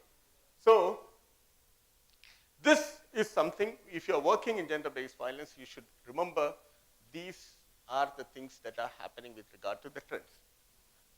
So if ever there is gender-based violence and they are coming to you and the violence is quite steady, if someone reports substance use in one partner, always remember to ask whether there is substance use in the other partner also.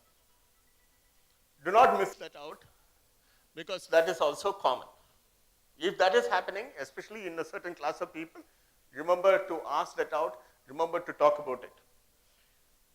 And if you ask, then you need to ask how much, how long, and what are the consequences of drinking. Because if the people actually say they're having problems because of the drinking, if males and females don't, it's gender neutral now, so you need to be aware. You take a gender neutral stance and take an assessment on how much, how long, and how. And if they are drinking every week, and if it's drinking more than a quarter, we talk about a quarter as a calculation, more than a quarter every time, then that is a problem about drinking there. Now, I'll tell you what to do. This is a simple sort of strategy that what is called frames. Okay, it's a WHO strategy. It is something which can be employed in any primary care setting. It can be employed in any healthcare setting. It can be employed by any person working in any NGO.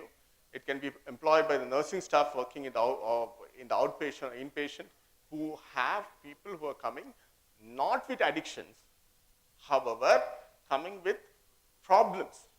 When you say addictions, we are talking about people whose hands are shaking, who are not sleeping. That is not the thought of people who come. Let's say they come to the emergency with vomiting. A 23-year-old fellow who is coming with vomiting. For the first time he got drunk, he got sloshed and he started vomiting and he brought to the emergency. Now, these are the people whom you should actually intervene. The de-addiction people, once they come to de-addiction demands, 100 people take de-addiction, 70% people will restart in 3 months' time. That's our study. Okay, I don't know whether the college here has better results, because once you reach the stage, the impact is less. However, if you get them early, if you get them in the stage which is early, very, very good impact. You don't need to have complicated interventions, etc. What would you do? You give something called frames. Frame stands for feedback. Feedback is you're vomiting because you're drinking. That is a feedback. It's simple. You're vomiting because drinking. You fell because you got drunk. Simple, straightforward sentence. Okay, and you are responsible for it. It's not your friend who took you out for drinking. You are also responsible for drinking. So that is the stance that you take. Then clear advice. You cannot continue like this. This is not going to be good. You're 23-year-old, you get drunk, you're vomiting, you're falling down, not at all advisable. Full stop. A single sentence. I'm not saying it doesn't require any counseling skills. You give him a feedback, you tell him very clearly, it's your responsibility, it is not your friend who took you for a party, you drank too much, and you are responsible for it. And you clearly, this is not what you should do. And agree to a plan that, okay, what is the advice? You need to stop drinking. You need to come back in an undrunk stage to me later. Okay, the menu is there. You have negotiating options. If that person says, I'm not willing to change, then you need to advise on certain things, which we will discuss slightly later. But the empathic interviewing is, your style of interviewing is, you don't get angry with him. You do not get argumentative with him. You be firm, but you also recognize that he is a young boy or young man who is out to have a good time. So that is something that you have to approach. And ultimately, you tell him very clearly, you are capable of that. You can do it. Please try and do a follow-up. Ask him to come back and meet you in 2 weeks' time. So that is frames. Feedback, responsibility, advice, giving a menu of options, using an empathic style for interviewing, and following self-efficacy, which you enhance, make him feel he's feeling very down, he's feeling bad that he is vomiting, tell him that's okay, but then you are capable of doing that, please come back to us. That is what you should do. Now, if the person says, I just don't want to stop drinking, I want to have a good time, I want to have to cut down, I'm okay with cutting down, then you need to tell him what the harm reduction strategy should be, which is essentially that you're not allowed to drink every day. If you're drinking, you're not allowed to drink more than 2 pegs at a time. You're not allowed to drink in an empty stomach. You should not drive after drinking, and you should not get into an argument after drinking. So these are the primary things that you need to tell everyone. Even if they say, I'm not willing to stop, there is an important thing of conveying a harm reduction strategy, which is very essential for preventing very bad outcomes. Again, as Professor Sudhi was saying, and Professor Bhatia was saying, if the problems are severe, please do not hold on. You just have to refer. The mental health professionals have to be seen. But I am one person who always believes that early in these problems, when you have them early, they're not going to be seen by a psychiatrist. They're going to be seen in the community. They're going to be seen in the casualty. They're going to be seen in the surgery OPD.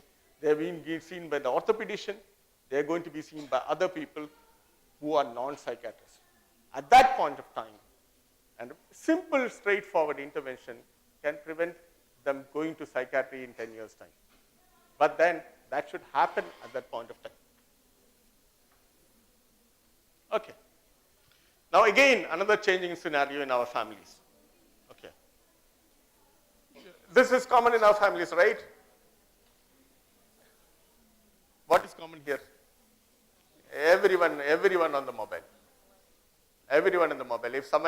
If there is some free time, the maid is preparing dinner, we are all free half an hour, or we are waiting for some uncle to come.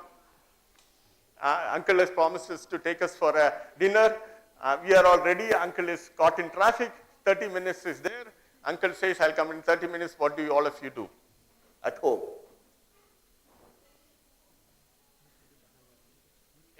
I think this is far more common than alcohol and tobacco, right? Correct? Yes or no? Yes, yes, okay. This is where I come from. Okay, this is a very common scenario again, as Professor Bhatia was talking about early, when people of course, in government system, we were talking, Madam was also talking about where people are given extra leaves for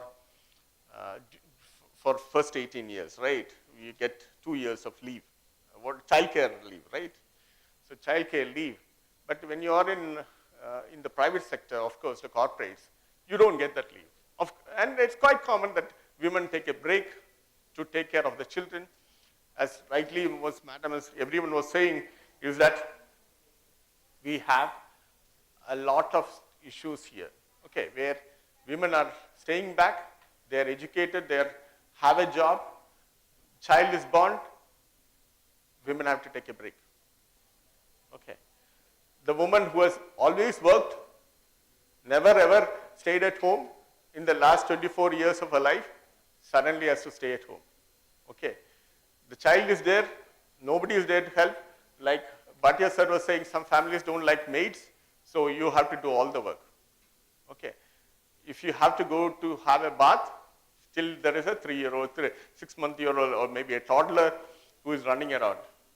So to take a bath, what will you do? What will people do? Actual practice.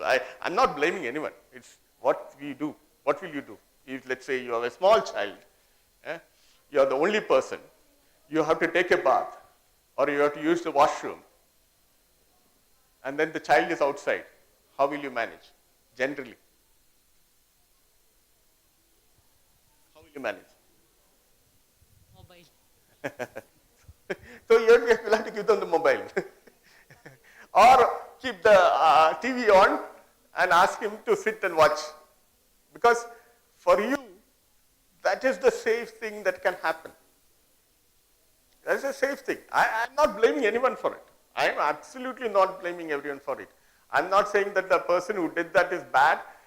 We know all guidelines say no screen time less than 2 years, but it happens. Okay, when I went for a recent workshop on behavioral addiction, the chairperson told me the baby does not see the father or mother first. What does it see? It sees the mobile first, because the photo is taken. The moment the baby is born, the photo has to be taken. So the flash of the mobile is the first thing the baby sees. It is not the father or mother. Before all, you will give it to the father. Father will feel happy. Now the mobile, the first post will come. It will go through all the family group. Bacha aaya hai. So that is the happiest sharing that happens. So the mobile exposure is so this. And then what happens? Over a period of time, the mother who is lonely, who doesn't have anyone to talk, husband is heavy, husband keeps coming in the evenings, he is also very busy. Then she also, the baby sees the mobile, husband sees the wife sees the mobile, because that's the only engagement for her. She has been working all her life. She doesn't know how to sit at home. Then that becomes a problem. And then husband comes back home, she is on the mobile. He gets very angry. That's one thing. Okay. The other thing that is happening, I'll tell you. The other thing that is happening, which is not a case scenario, is two elderly couples alone at home. What happens? Two elderly couples alone at home. What is happening now? They are otherwise okay. Anyone thinking of what is the possibility? Want to try? No, it's okay. You don't want. Two elderly couples. Two people, two couples, elderly. A couple, I'm sorry, it's not two couples. A couple, elderly, at home. Children are all doing well, they are there. And only them are staying alone. What happens now, currently? What generally happens? What is happening? Let's say the COVID scenario also. So maybe they'll watch some shows together, or in a way it's a time for bonding. Yes. It's a time for bonding. Anything else will happen? That's a good one. Okay. Sir, I'm Dr. Jubina from Department of Community Medicine. So you said they are elderly couples. Yes. So if there's a possibility that they have not worked on their relationship while they were younger and when they were with their kids, and now when their kids have moved to a different place and they are alone, there is a possibility that there will be a problem in their relationship because there has been a very long gap in their bonding because they have been so focused on making sure their kids are doing well that they have not worked on their own relationship per se. Accepted. Let's say the husband likes sports. He watches only cricket. The wife likes only TV serials. So what happens? Two people. They have two TVs also. They have two TVs also. They're good enough, they're rich enough. So they have two TVs. One person is watching in the bedroom, the other person is watching sports, full-time sports in the. And now you have 24-hour sports and you have 24-hour serials also. So husband wants one coffee. He says, "Oh, coffee kar." What will wife say to? She is watching in the middle of the TV serial. आप वहाँ एक TV serial चल रहा है. My Hindi is bad. So what happens after some time? Gender-based violence over TV serials and cricket and everything. Now, what I am saying is, it is not only the young that is affected.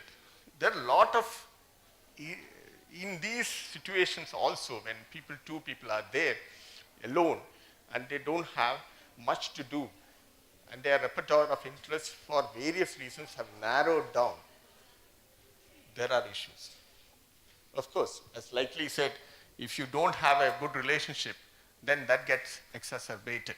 However, even if you have a good relationship, as your interests diverge, and you are the only two people, and there are very little common interests, then over a time, the friction happens.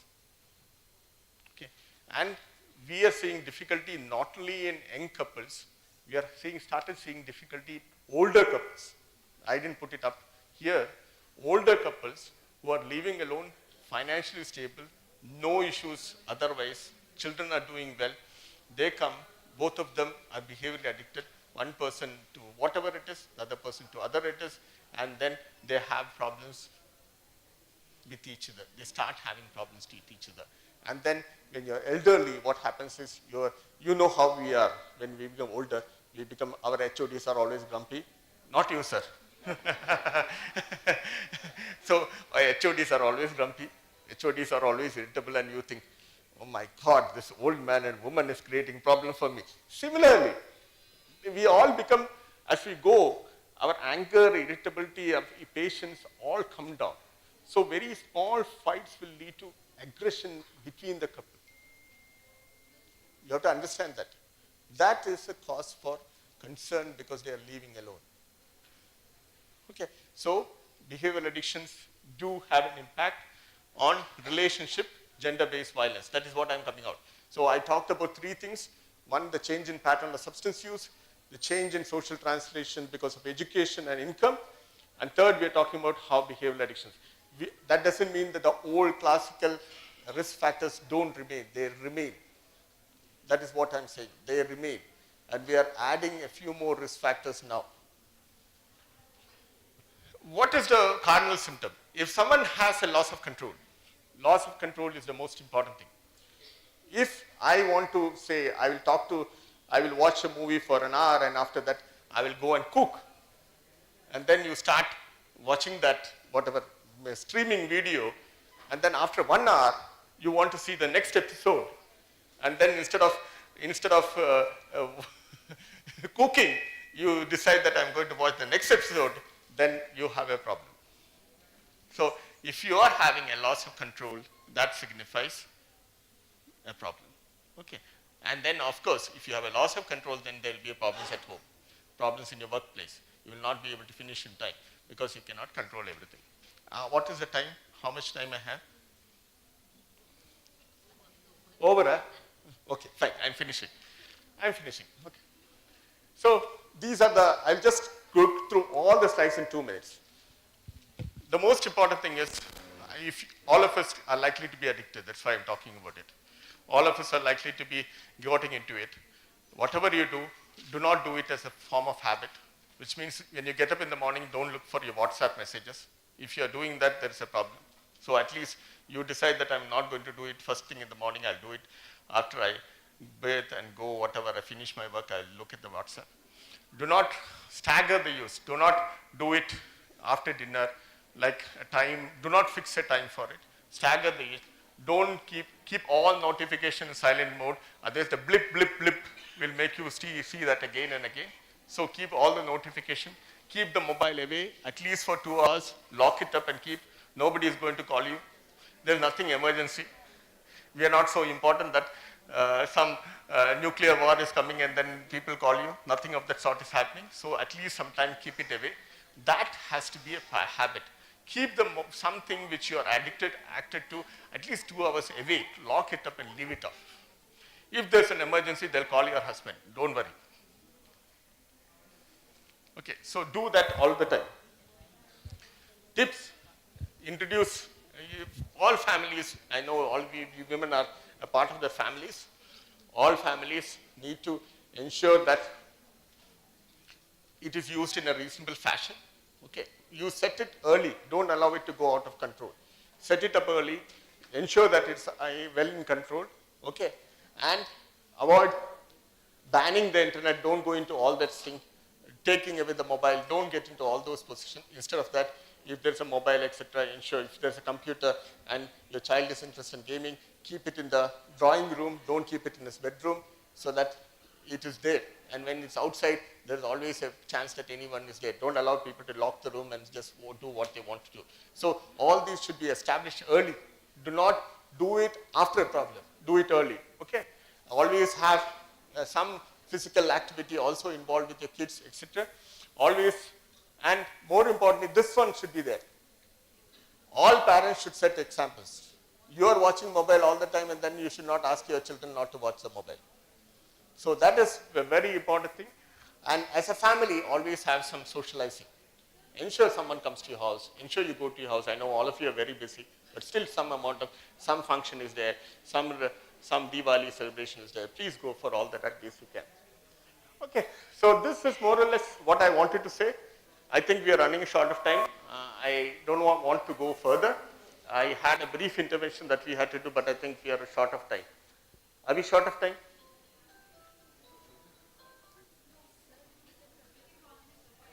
5 more minutes, okay. So I'll tell you four things that I'll tell you in 4 slides what you need to do.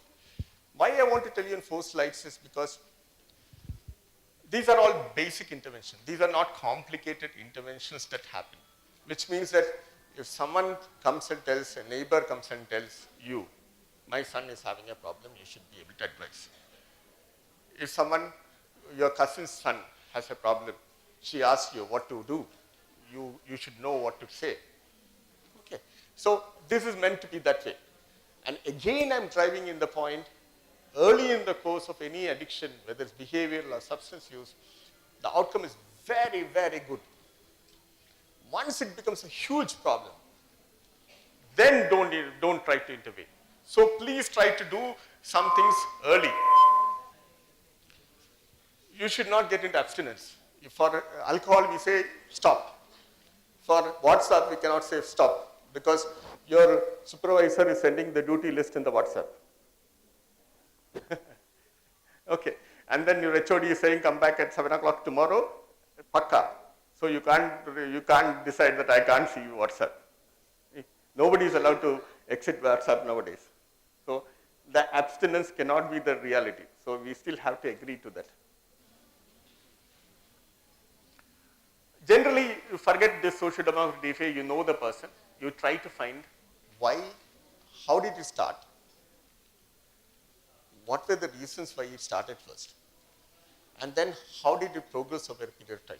It's a very simple thing that you can know everything. You're in nursing or in medicine, all these small things are very, very clear. How did it start? How did it progress? What were the reasons for starting? What were the reasons for progressing? And now how much is using? Okay. Now, always remember, any addiction is started mostly for a reason. Okay. It will be a positive reason for a lot of people. I play games, I enjoy it, full stop. I play Candy Crush when I'm in duty because the boredom is there. I have to stay awake, the ward is very, very light, I'll play Candy Crush. Okay. Because I have to stay awake. The next, my sleeping round is only at 2 o'clock. From 11 o'clock, I put everyone to sleep, gave them all medication, they are all sleeping, this one is there. What will you spend? Candy Crush. Okay. So that is the purpose. Okay. So the gaming has the purpose at that point of time. So we need to understand that gaming or any behavioral addiction had a purpose at some point of time before it became a problem. Second, I go to school, the maths teacher, whatever she says, I can't understand. My mother says, you have to study maths. I come and open the book, I can't understand maths. So I take the mobile from below and start playing Candy Crush. Again, purpose is there. When mother looks, I am at the table, She concentrating on maths. Only thing I am playing Candy Crush. Their purpose is served. Okay. So the purpose is served for something. Of course, the pleasure is there. Of course, it takes care of boredom. Of course, it takes care of stress. Sometimes you are so stressed out, you can't think, you have to see something. That is when you watch videos. A lot of people, when they're fully stressed, they watch videos simply, I can't think about it. There are situations when you can't think about it, some things. Okay, if you're not gone through that, it's only because you're not old enough. If you grow old enough, then you will get into a point in life where there are situations where you just don't want to think. If I think about tomorrow, I cannot survive. I heard a lot of people say that. Okay, so what do? Before you used to talk to your friend, now you watch video. That's a change. The transition is, before some friend would come, the neighbor would come, you would cry and tell all these things. Now you don't have any friend, you don't have anyone, so you watch Amazon Prime. Okay, so if you get to talk to them, try to find the reason for it. How do you find the reason? Why, what, when, where, how? You just ask them. Don't ask judgmentally, just ask simply. How did you start? Why did you start? When did you start? You will get an idea what it is. Okay. Look out whether they have anxiety, depression, or unsolvable issues. Whether there is something that is worrying them which is creating these problems. So find that also. And then try to help them to understand there is a reason. There's a difference between problematic use and recreational use. Recreational use for some sort of things like, what I should say, to relax. Problematic is more when you can't cope up with the responsibility, you're just trying to run away, you just cannot, and then the responsibilities become more and more. Okay. And then you start again by addressing the meaning of the behaviors. Why did the behavior start in the first place? You have to correct it. If he had difficulty in maths and that is what he started, then a maths tuition is one of the management strategies for behavioral addiction. You understand what I mean? If she has a difficult relationship with her husband and that is the reason why the behavioral addiction started, one of the interventions is some family counseling with husband and wife. Clear? Just going for the gaming will not solve the problem. And then you plan their activities. When you plan the activities, you need to think, let's say I'm doing 4 hours of gaming every day. You cannot reduce it to 0 in one day. You can only reduce 20 to 30%. And how do you do it? You fit another activity with the person like before. I used to play cricket before. Now I'm not playing cricket. So in the 1 hour that I come, I play cricket. The rest of the time I can game. But then you keep a timetable for gaming also so that the gaming comes down. Okay. And then you plan situations like this, modify routines. Like for example, if the person games before coming after school, after home, and there is nobody at home, that's why I game, then you send him for tuition. You fix the tuition time as the time coming from home. If the gaming is in the bedroom, you ensure that it is shifted down into the front room. If the gaming, never have gaming after dinner time, because after dinner time, from 9 o'clock to morning 3 o'clock, there's a huge gap. Even if he has to game before dinner time. He can game from 6 to 8, and then you have dinner, then no game. Don't fix 9 to 11 as the gaming time. Because 11 o'clock you go to his room, ask him to stop gaming, he will not stop gaming. Okay, so that's the strategy that you have to do. This is a later strategy where people develop urges to game once in a while. When the time comes, they urge to game. You teach them to recognize the urge. Recognize the urge means you recognize the feeling that I have to game, I have to game, I have to game, I have to go and have a drink, I have to have a go drink. It's the same sort of feeling. And then when you have that, you immediately decide, beforehand, when it happens, I will go to the neighbor's house, play with the baby. I will go, that should be decided early.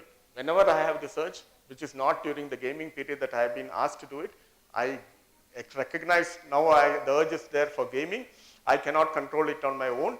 I will immediately go to my friend and we'll both play cricket. Because the urge will last for 20 to 40 minutes. It doesn't go off in 5 minutes, but it will go off in 40 minutes. So the 40 minutes you engage and decide what you have to do. And then for young people, if there are young people who are in gaming, then one of the things that you do is, especially if you do something called contingency management. Contingency is they do some activity, they get a reward. And that activity should be not a gaming activity. For example, if they complete, if there are people who are in academics, you say, you complete your homework in the first week, you get a reward. You don't give a reward for reducing from 4 to 2 hours. You say, non-gaming activity, you go for 1 week, I'll buy you an ice cream. What happens is, if that sort of thing regularizes, over a period of time, gaming will come down. Okay. Relaxation, if stress is there, teach them relaxation. Family and teachers have a very important role to play, especially in education. But remember, when they have very severe symptoms, not cooperative, they need to be referred on to psychiatry, mental health professionals, and that is more important. And conclusion I want to say is, gender-based violence is presenting in slightly different ways now. It is not the classical ways that is happening. Remember, physical form of abuse is the iceberg, tip of the iceberg. The abuse in different parameters do happen below, and that's far, far more common. However, if intervened properly in an understanding fashion, there is a lot of improvement. I know sir was talking about, sir in community medicine was talking about, sometimes the outcome is not so good. But I am a person who believes that any intervention will lead to a 10% decrease. And for me, who is suffering, that 10% decrease is a difference between a desire to leave and a desire to end it all. So you should remember that any intervention is better than no intervention at all. I know all of you are in the community. It is in the community gender-based violence is going to be fought. It is in the community the intervention should happen. It should never happen in institutions like these. These are all tertiary institutions. And when you work in the community, in your health center, in your small hospitals, in your NGOs, please remember you need to intervene wherever you can. Intervene in a very reasonable, fair manner. There will be a difference in a lot of people's life. With these words, thank you very much.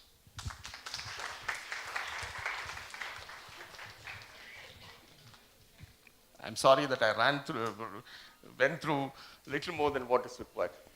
And indeed, a great academic feast. I congratulate Professor Dr. Jayasurya sir from traveling all the way from National Institute of Mental Health and Neurosciences, Bengaluru, which is the most prestigious organization of our country. A big round of applause.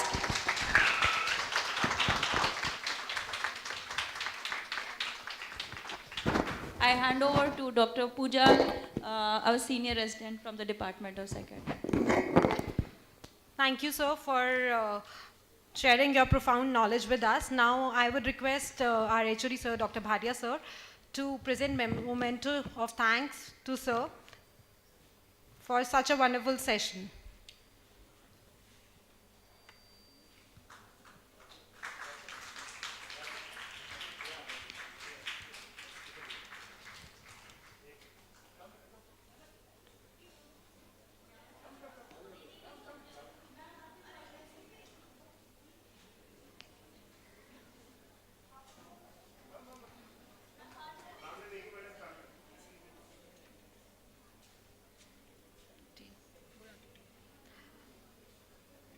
Thank you, sir. We have tea arrangements outside, so whosoever wants, they can take it. But we'll continue the session because of constrained time. Thank you. Now, Dr. Regina will take over.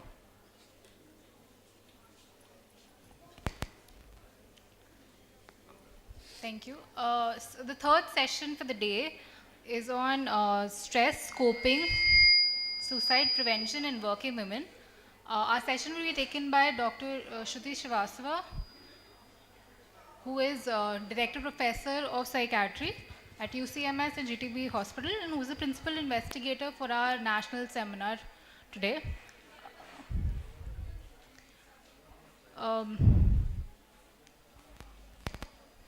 Ma'am is a ma'am has contributed. Ma'am has contributed significantly in the field of psychiatry, has about over 80 publications. She has many awards and fellowships to her name at both national and international level. She has keen interests in women, mental health, child psychiatry, suicide prevention, legal psychiatry, community psychiatry, de-addiction, geriatric psychiatry, severe mental illness and disability, telepsychiatry, and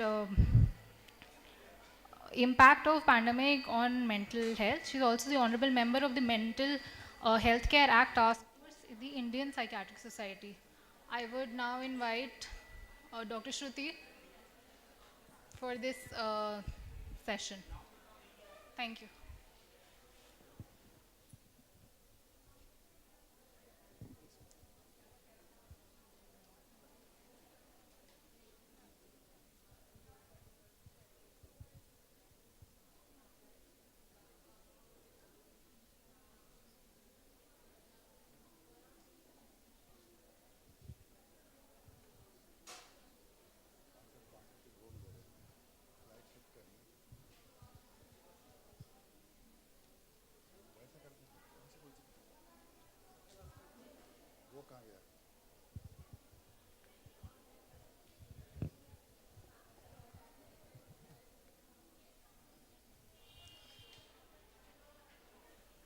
So we are continuing with the session.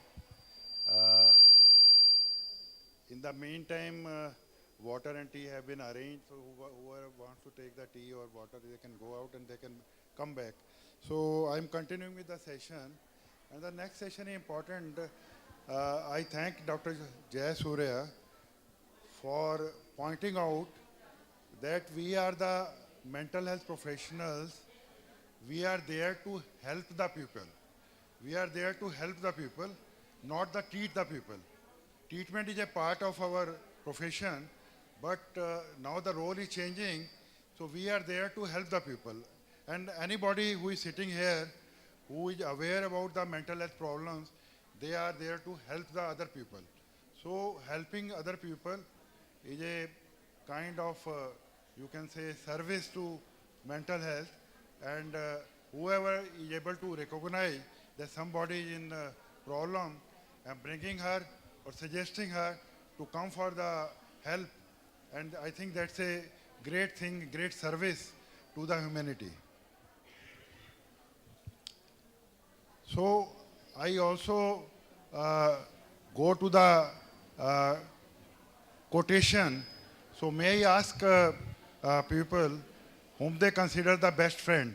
Who is the best friend? Would they like to comment on that? Anybody? Who is a best friend? It's a basic question in life. Who is a best friend? Whom do you consider the best friend? That's also correct. Any other? If you have the colleagues, among the colleagues, who do you consider the best friend?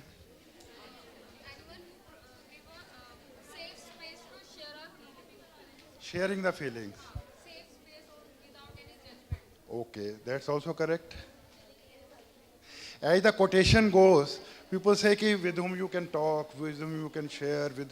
As the quotation goes, the quotation, one of the philosophers has said, the best friend is one whom you can be silent. He is able to understand your silence. That goes the golden saying in old age. Both husband and wife are sitting. They are not talking to each other. They just have the feeling of presence of somebody. That my husband is there, my wife is there, and they are silent. They are not talking to it. And that's also true when you have conflict. And another quotation goes, the best friend is one who can see the tears behind your smile. So this is the understanding. Basically the understanding where you need the best friend. And the best friend can save a lot of things, lot of problems in life. And sharing is an important phenomena, as we in psychology say, a lot of stress, lot of anxiety can be controlled if you have good friends to talk about.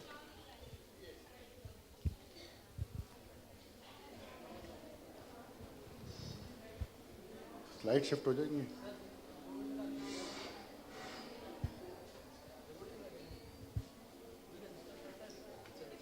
आ गया? कौन सा है? Right वाला?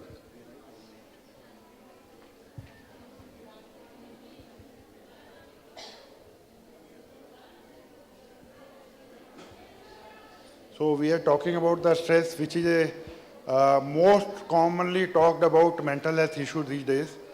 The stress, then definition, identification, screening, prevention, and remedial measures. So now we are coming to the most dreaded problem. Either anybody wants to say what is the major hazard WHO talked about in last week. Major hazard to the health, global health, WHO talked about. Loneliness. Loneliness is the biggest threat. He said it is the biggest threat to global health.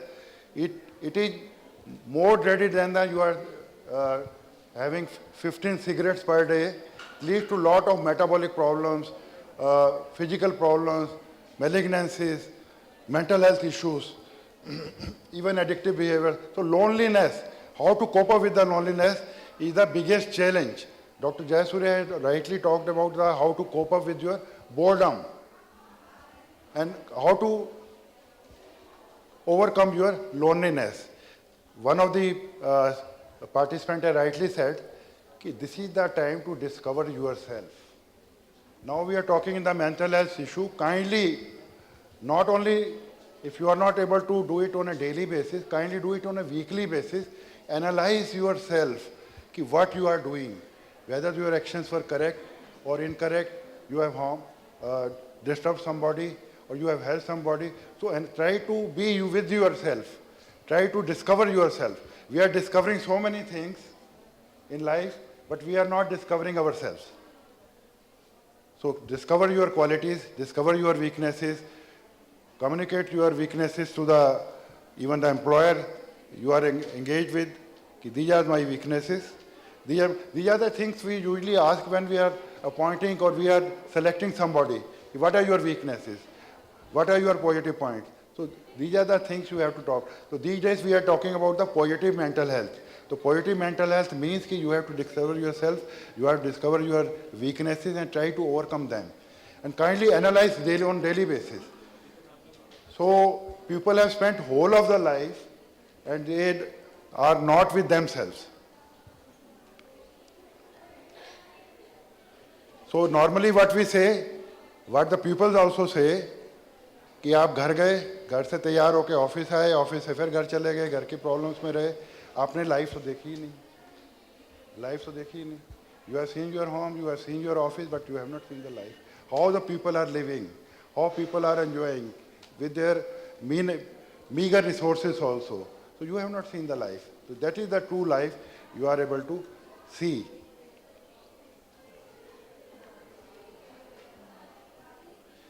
बच्चों के बारे में normally we say कि your families when you are working your children are affected. तो दो quotation मेरे को हमेशा याद रहती हैं लाइफ में. One is of Rabindranath Tagore. Quotation goes about the religion. He talked about children from the solemn gloom of the temple. Children run out to sit in dust. God watches them play and forgets the priest. So he talked about those children. Even Jesus Christ, one of the person asked him how to discover the God. He picked up the child and said, you have to be like him. So these are the things about children the people have talked about. So that's why they are very caring and you have to be caring about them. So I'm talking about that. Now these days, people are least concerned. What is happening in Palestine, children are being killed. So they are not concerned about those. So we are now talking about the suicide. Suicide is a big challenge. When a person talked about committing suicide or having a suicidal idea, it becomes an psychiatric emergency. So you should help the person to contact a mental health professional. So suicide is act of killing oneself intentionally. Suicide is a psychiatric emergency. Stress is commonly used in the English language. Eustress is considered to be positive. It gives you the energy to work. But distress drains down your energy. Distress means it's producing a bad energy, or it's becoming a, like you are driving a car, तो car जब बहुत ज़्यादा गर्म हो जाती है तो it stops. The latest technology, the car gives you a warning and stops. So it's a distress which is producing. And coping is becoming more and more important, how to cope up with the stress. So coping strategies are there, coping styles are there, so how to cope up with the stress. So that's also a big challenge in life.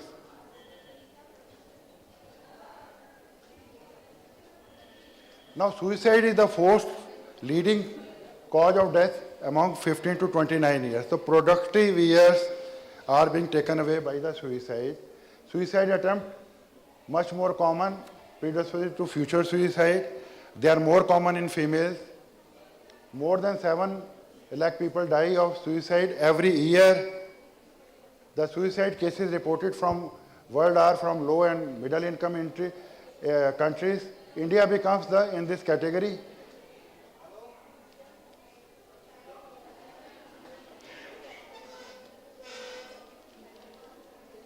Stress, normally we talked about, is a modifiable. It's a modifiable.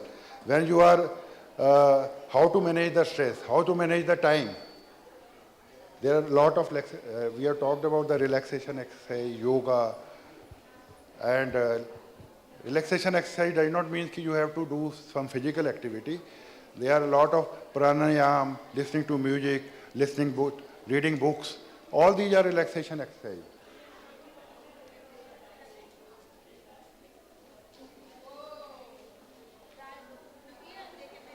So this was the study we have done. The suicide attempt survivors of poisoning who reported to casualty in GTB hospital. So this is again a psychosocial profile of suicide ideators. There is ideation. Ideation goes towards the attempt, and attempt goes towards the completed suicide.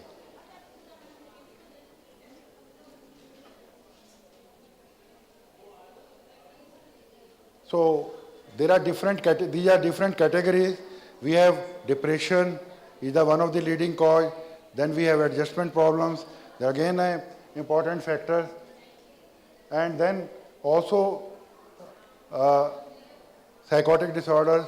They can also be the cause. Alcohol dependence we have talked about. Again an important cause. Personality problems or personality disorders, again a problem. So injection of pesticide, hanging, firearms. So these are the common methods.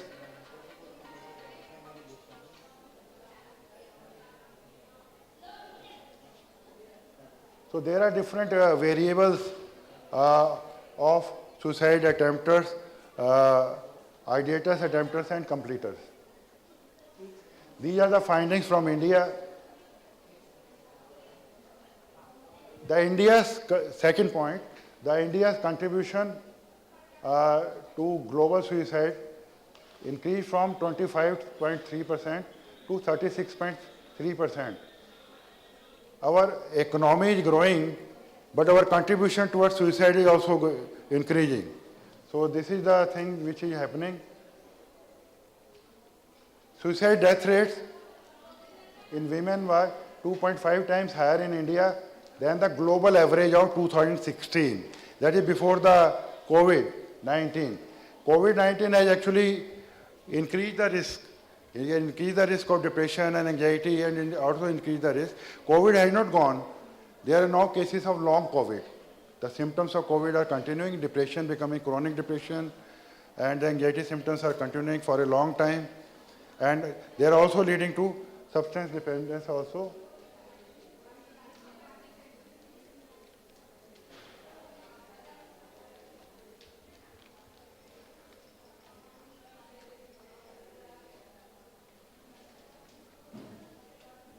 So our target is to achieve the suicide death rate to 0 by 2030. Can we achieve it? Can we achieve it? It's impossible. Like Dr. Surya rightly said, ki harm reduction. So there is focus now on prevention of suicide. But cases will keep on occurring because there are a lot of stresses, lots of other problems which continue with the humanity, but our focus is on the prevention, recognition. We say ki service to humanity, when your colleague is saying that I want to end my life, you report to him, you suggest to him that you kindly consult a mental health professional. Or you bring her to the mental health professional. This is about the mentors who are working in the nursing college also. When they report, it's an emergency. They should be brought for the assessment. Should not be taken lightly. And it is believed in children also, most of the suicide cases, they report to the parents, but they ignore it. They ignore it.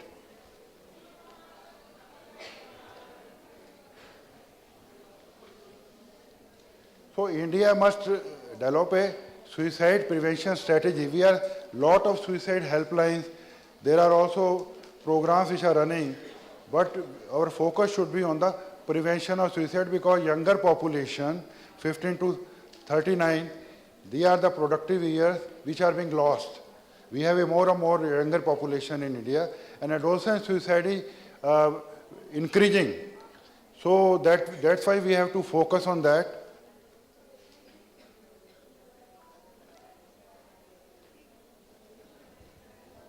Identification. This is the Mental Health Care Act. What Mental Health Care Act 2017 has rightly done, it has decriminalized. Initially, attempting a suicide was a crime. Now it is decriminalized. Not a crime. But police is still reporting the FIR cases because they want to investigate whether there was abetment to suicide or not. Somebody wanted to end the other person's life. So that's why they are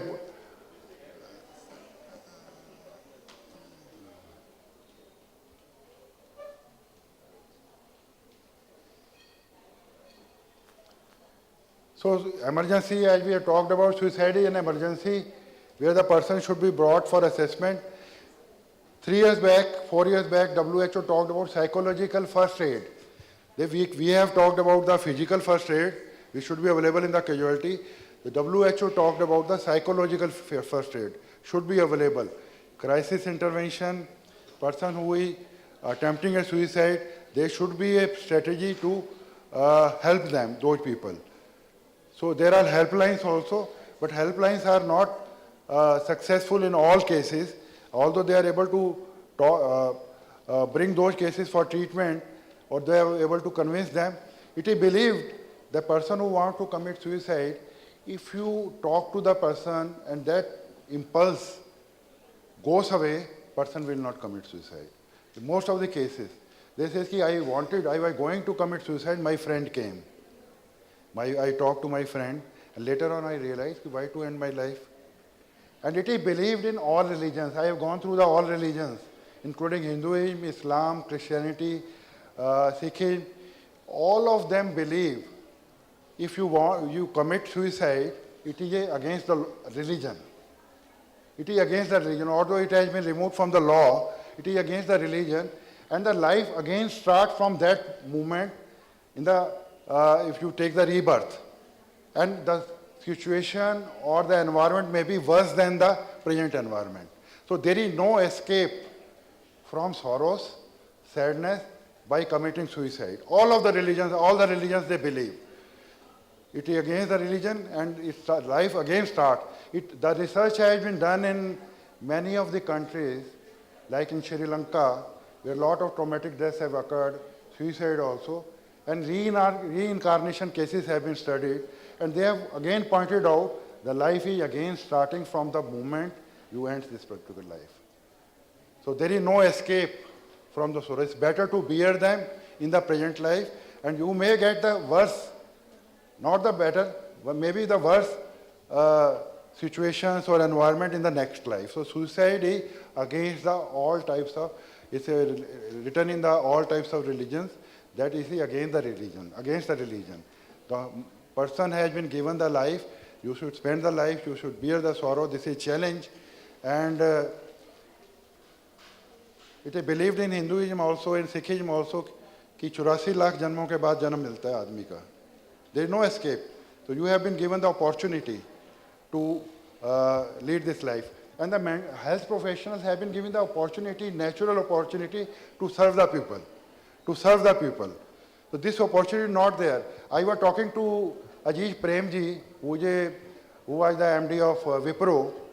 He said that you have the natural opportunity to serve the people. We are having so much money, we seek the opportunities. We are helping the school children, we are helping the widows, but you have the natural opportunity to serve the people. So this is a natural opportunity given by the God. Nobody gets it so lightly, so you serve the people. So life is not only for you, it is for the people. So if you keep it this mind, so that will be, I will talk about one of my dreams I have now never talked about. So I was very religious. I had a dream that I was waiting outside a door, waiting for the God. The God has gone to the community to deliver some advices. So I was waiting, and the attendant of that door said, I said, the God has not come. He said, no, it will take time, he will not come. You go, and he will meet you in the form of a patient. So you have the opportunity to serve the community, might be in the form of patient, you get a God. So these are the things you always keep in mind. And this is the natural opportunity that has been given, not only your life, but you are serving the other people, you are saving the other people's life, you are helping them. That's a natural opportunity. So you should not take it that. So your responsibility becomes more when you are a health professional. So kindly, you have a family, you have work, but you have patients also. This is the thing we have realized during the COVID period also, when our hospital was totally COVID. A lot of people, they are able to help them, they are able to save them. They are so obliged to the hospital, to the health professionals, that they have saved their life. Although they are not able to, because we know that corona didn't have any treatment. It's only their own health status, or by giving them some help, they are able to survive.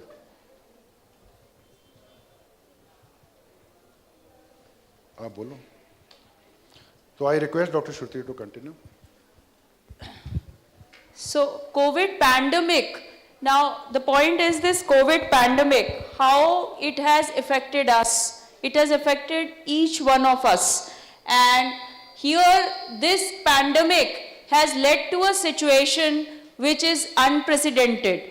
And we were almost in a disaster situation with so many of healthcare workers infected, and there was sudden crunch of manpower, what we observed at our tertiary care institute. So many of us staying away, especially the nursing staff, most of them were staying away from home, and whenever they were reaching the home, the infection was getting transmitted. They were affecting, they had the guilt and of the regular infection being transmitted to the family members, subsequently the family members falling sick, and again coming back to duty, so many deaths, so many crisis situations, the oxygen cylinder, suddenly the oxygen supply of our hospital, we had nightmare of situation with the oxygen supply suddenly falling short, and in such a disaster situation where the political support, the administrative support, all has to be mobilized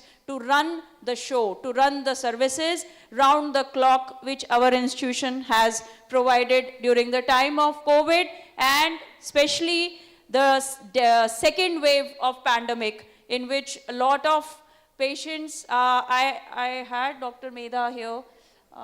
Okay, so a lot of anesthesia department, a lot of intensive care work that had to be done.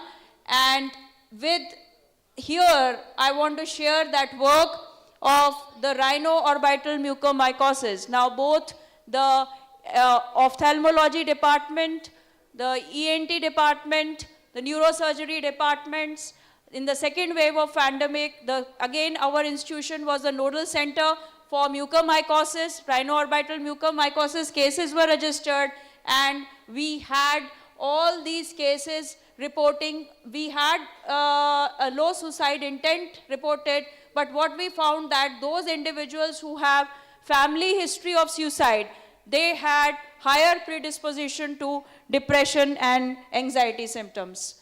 Now, again, the coping measures, both the emotional focused and the problem focused approaches, they were rated for the patients who were admitted, and what we found that the poor coping measures were noted in rhinoorbital mucormycosis as compared to COVID cases in a recent study. And I myself was offering teleconsultation services, and when I counseled the first patient of exenteration, I myself, after counseling the patient, I broke down, and I had to motivate myself that this work I have to do. I have to instill hope in other people's life.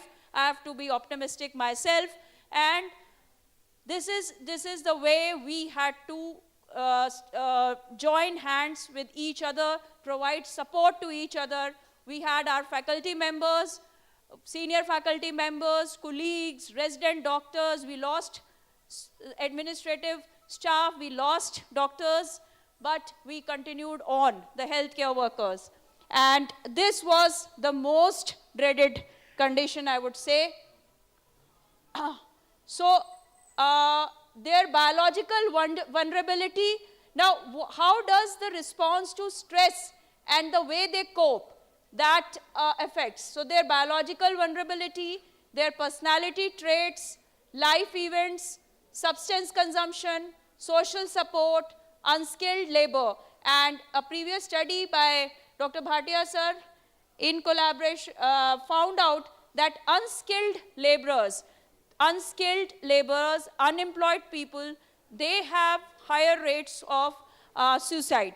Also, the ones who have previous attempt of suicide, they again have higher rates of suicide.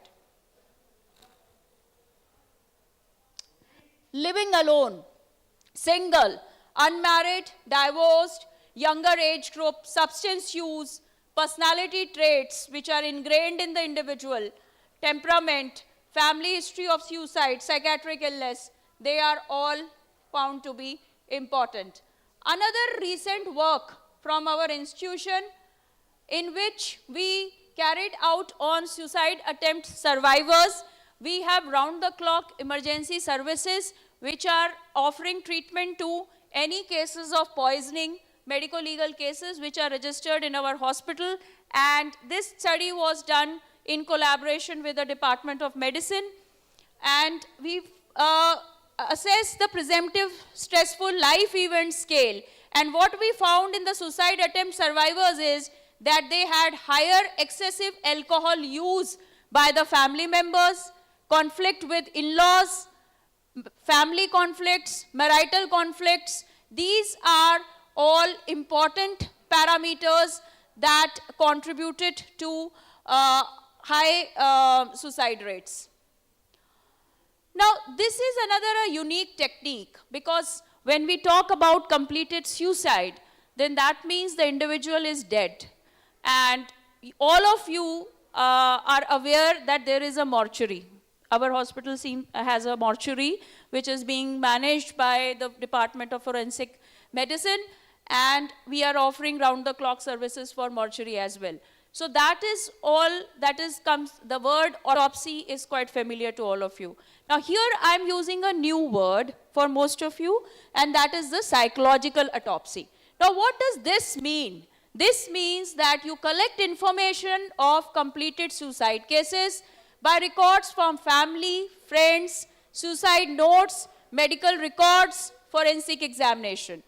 And what we found in this study was that 90% of comorbid mental disorder patients, they have mood disorders and substance use. So treatment of the underlying mental health problems or a fully developed mental disorder should be a priority. And this study was done by Professor Bhatia and Professor Verma sir in collaboration with the Department of Forensic Medicine. The suicide notes, this is the study, the suicide notes were handwritten, last mentioned wish in 30%, most commonly addressed notes were to siblings, disturbed love affair, financial problem, hopelessness, and depression. These were the findings which were reported. So, how do we approach? How do we identify?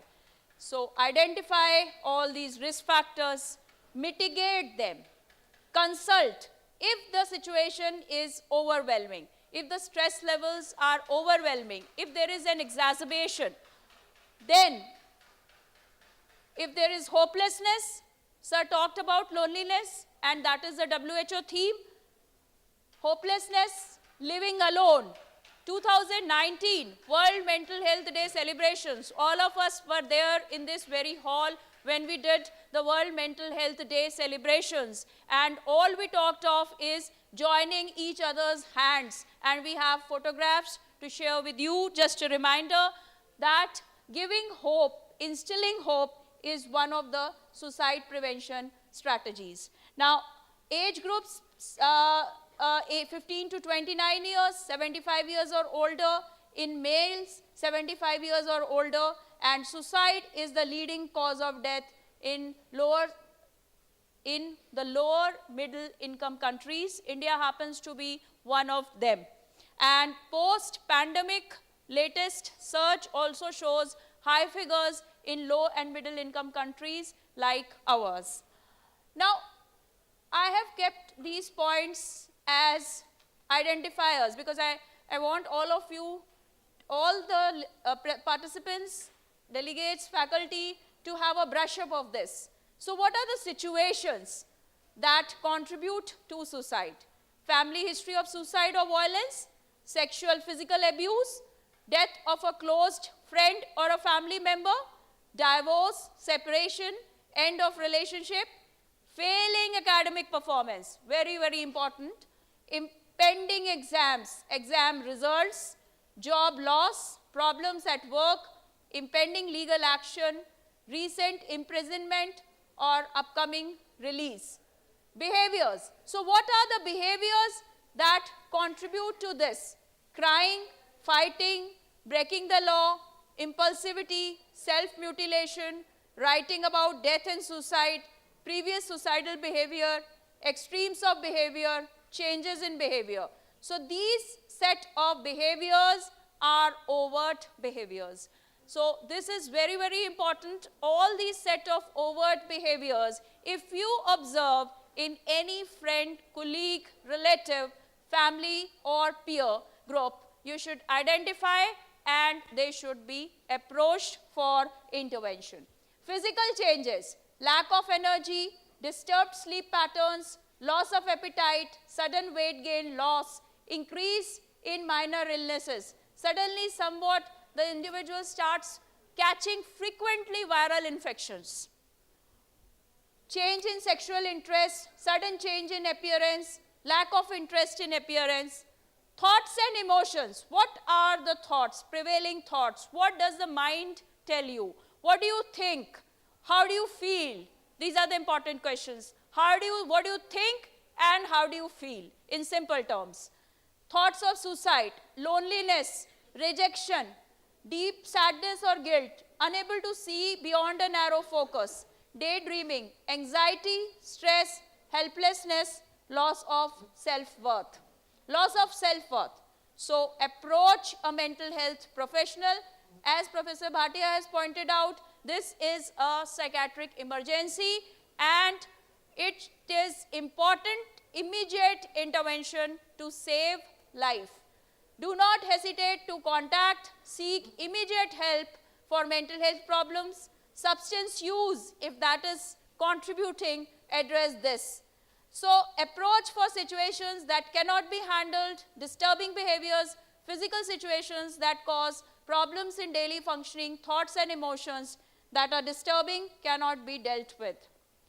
Now, warning signs. So warning signs of suicide, most disturbing, verbal, I can't go on. So if somebody tells you, I can't go on, simply, nothing matters anymore, I am thinking of ending it all. These are the common sentences or the common phrases which are expressed. And majority of cases of completed suicide, if investigated thoroughly on suicide notes, we find that these are expressed. But they were missed out. They were missed out. These are expressed in some form or the other. Maybe in the form of a drawing, maybe in the form of cracking a joke with a family member, with a friend. Such kind of expressions are there. But they were simply missed out.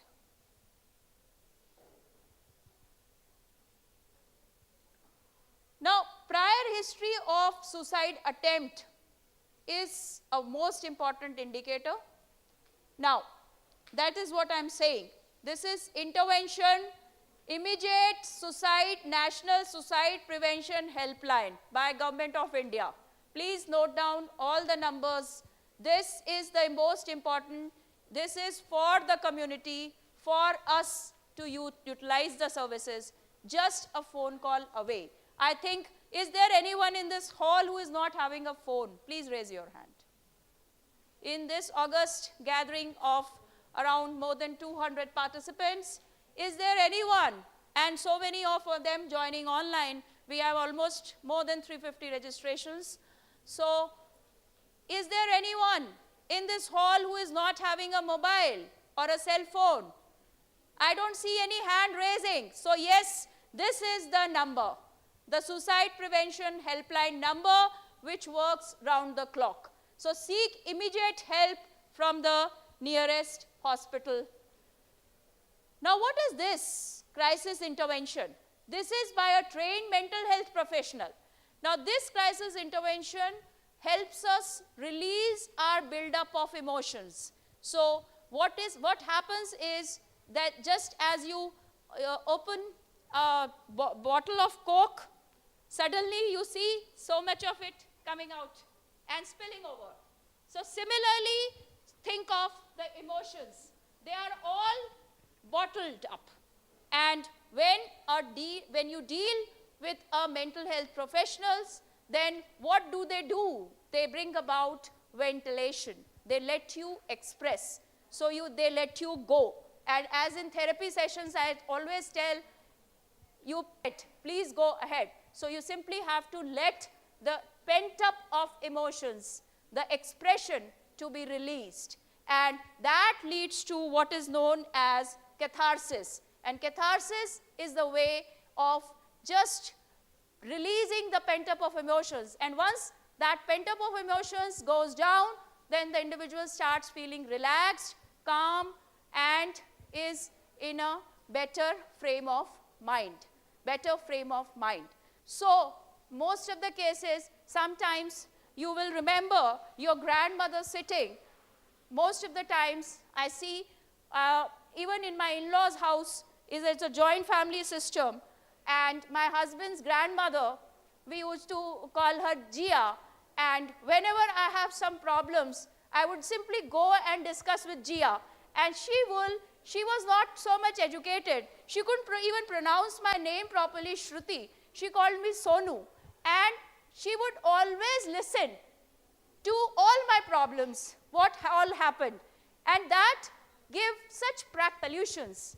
And immediately, once I could reach home, even if she comes to travel and stay with me, she would simply spend time with me and listen to what all happened.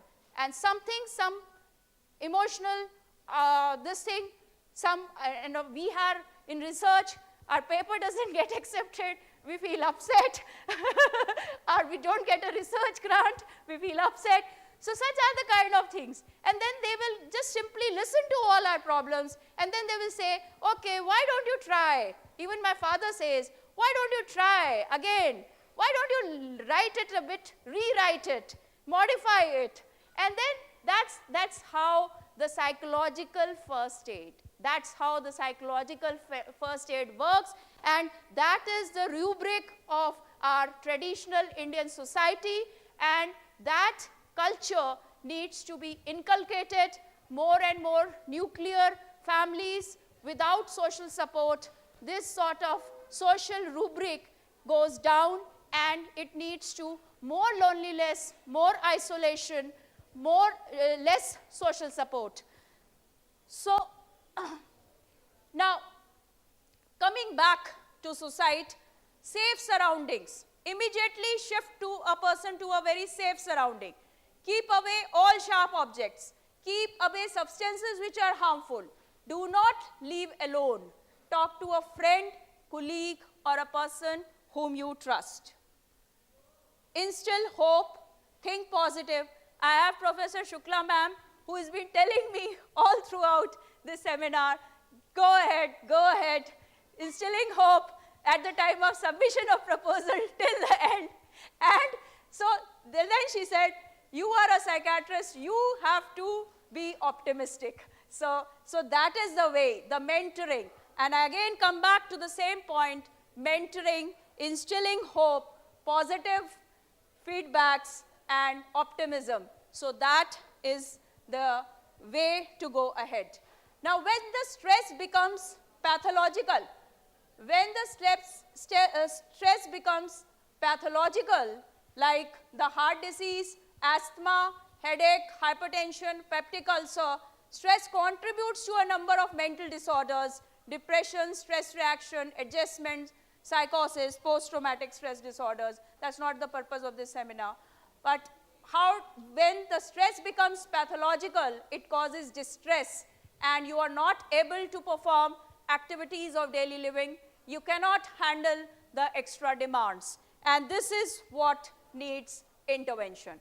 Now, coming over to, how much time is left? I hope I'm not, okay, I have 10 minutes. So how to deal with stress? Self-monitoring through stress diaries. So whatever each and every individual needs to keep a record, maintain a record. So maintain your own stress diaries. Very, very important point for all the mental health professionals, as well as the mental health professionals will see this when you go to them for if there is any help required. And working women can themselves monitor this. Identify the triggers or the events that cause problems. Note it down. Note the emotions. Example, rate your happiness. I would tell you simply to do this. Just rate your happiness on a subjective scale of -10 to 10, where -10 is the most negative, how you felt, worst, and 10 is the most happy. Just self-rate yourself. Rate yourself on this subjective scale. Note the amount of work. Again, note the amount of work. Your productivity is most important. Whether you are able to manage the household as well as you are able to manage the professional work, just rate it on a scale of 0 to 10. And this will be an important self-monitoring. Now, problem solving. If you have a huge problem, then break it into parts, right? Break it into parts. Break it into small parts. You have a family function, you have a birthday party which is to be organized, right? You plan it ahead. You plan it ahead. How you should buy the gifts, how you should take care of the food, how you should take care of the other things, how you will make arrangement for the guests. So break it into parts. And once you break it into parts, you can make a list and you can do workable solutions. Coming over again to time management. So time management, most urgent, most important. That has to be kept in high priority. And you need to focus on most urgent, most important issue. Okay? So you have a cricket match yesterday, India playing World Cup finals, all our students watching it, no problem. Plan ahead. You know that a match is scheduled. You know that a match is being scheduled. Why can't you study before the match and why can't you study after the match? So that's the way it should be. So watching match with friends is important for your own quality of life. So go ahead and do that. No, not a problem, not an issue, but you have a sent-up exam or you have a professional exam scheduled right on Monday morning. And that's the way the medical college works. So what do the students do? They watch the match and they need to prepare ahead, prepare in advance, or prepare and revise that afterwards. So this sort of, this one chapter we have written. Now relaxation measures. So this is another published work of ours where inpatients are practicing yoga, and this is the Bhajang Asan which they are doing. This is yoga and exercise intervention study from our own patients, indoor services. This is another Adrakati Chakrasan, and we have developed a full protocol of what all can be done for the patients what all are beneficial. So we have a yoga instructor and they decide what particular asanas to be done for what particular patient. So it shouldn't be such that you pick up randomly any asana and start doing it. Each asana has a different impact on body, mind, and so you need to consult. This needs again a professional intervention as what you should focus. Now coming over to coping strategies. Coping strategies, problem focused approaches. So whenever I have discussed this exam situation, emotion focused. So whenever there is exams are closed, the hands are trembling, they practicing deep exercises, they help manage the exam related anxiety. Those individuals who are actively involved, they are able to adapt and perform better than the ones who avoid the exam preparation. And engaged coping reflects better adaptability. So most depressed individuals, suicidal ideation, they used emotion focused approaches more than the problem focused approaches. So at the end of the seminar, I would expect all the participants to focus on problem solving more. So that is another important take home message.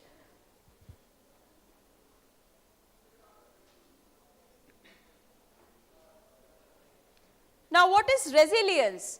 Resilience is the ability of the individual to cope with a stressful situation. So individuals who are more extroverts, they utilize social support, engage in positive emotions, and are better adapted. And this is a case scenario which we have discussed, some similar situation. 45-year-old woman, graduate, working in shift duty, attached to a security agency, came with history of diabetes mellitus, developed in husband post-COVID with business loss, lack of domestic help, shift duties as added hospital responsibilities with constant vigilance on duty with firearms, unable to cope up, frequent crying spells, guilt feeling, unable to attend the child who is in 10th standard, ailing husband, no other support, frequent leaves from office, due for promotions, unable to sleep comfortably, irritable, and no time for recreation. So yes, now again the interaction, and I can see her smiling, so we will begin from her, the set of questions, yes. So I think there will be no cheating. I have put the right slide here. What do you think are the problem areas? Yes.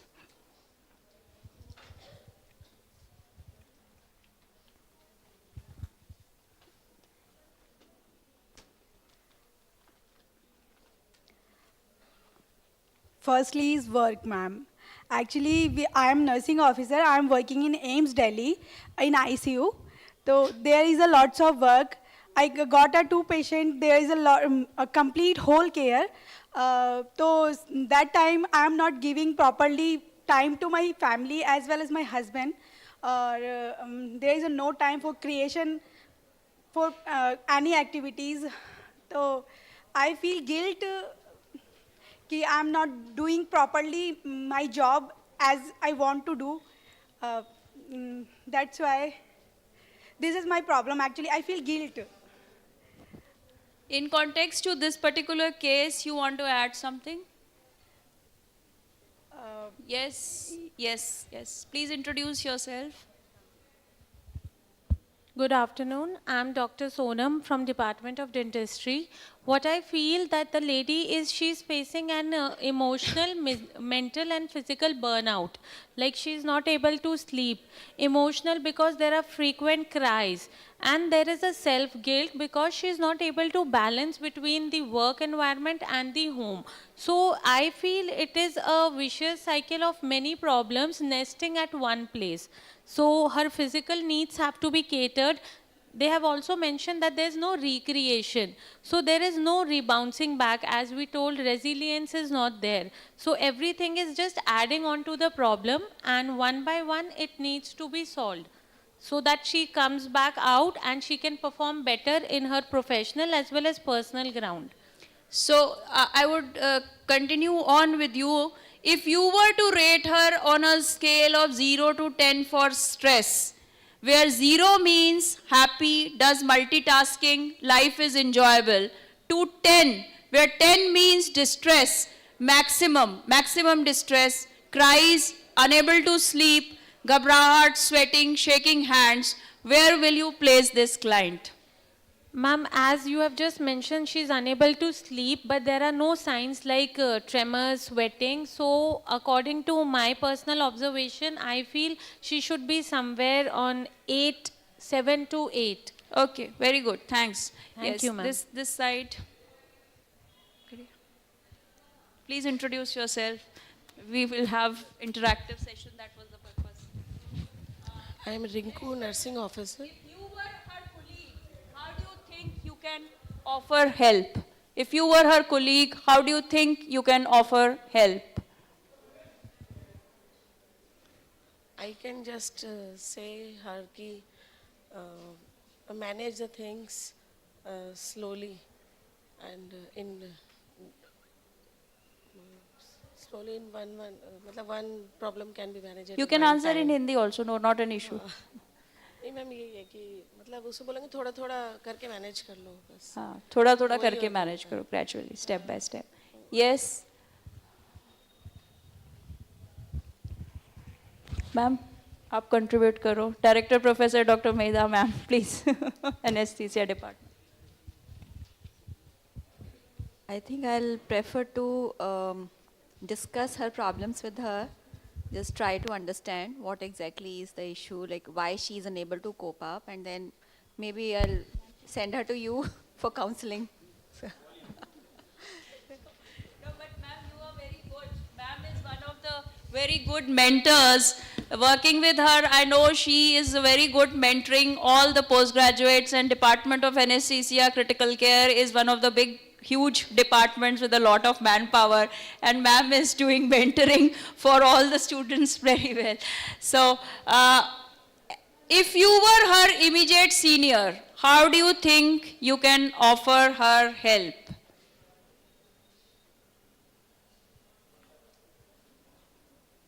Yes, you contribute, please.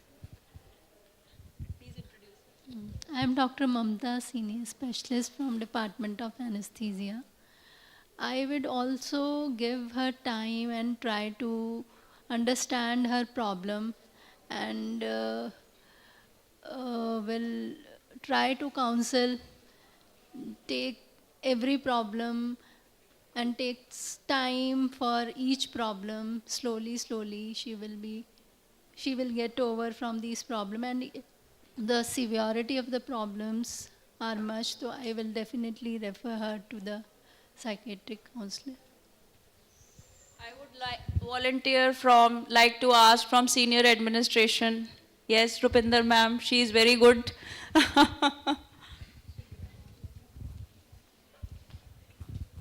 I think उसको छुट्टी दे देंगे. उसको छुट्टी चाहिए ना. मतलब ma'am कई बार क्या होता है. हाँ. Yeah, myself Ruby Sharma. I'm a dietitian in UCMS. May offer a light work or some light duties. Thank you. Ma'am we can change change her हम लोग shift. किसी छोटी सी भी चीज़ का ना बहुत ज़्यादा स्ट्रेस लेते हैं, तो आई विल काउंसिल हर कि at a time make a list, जितना हो पाता है उतना काम करो, and you can plan your schedule. Maybe उससे थोड़ा इजी हो जाएगा. Senior nursing officer, anyone, please contribute. Yes. Sister, batao.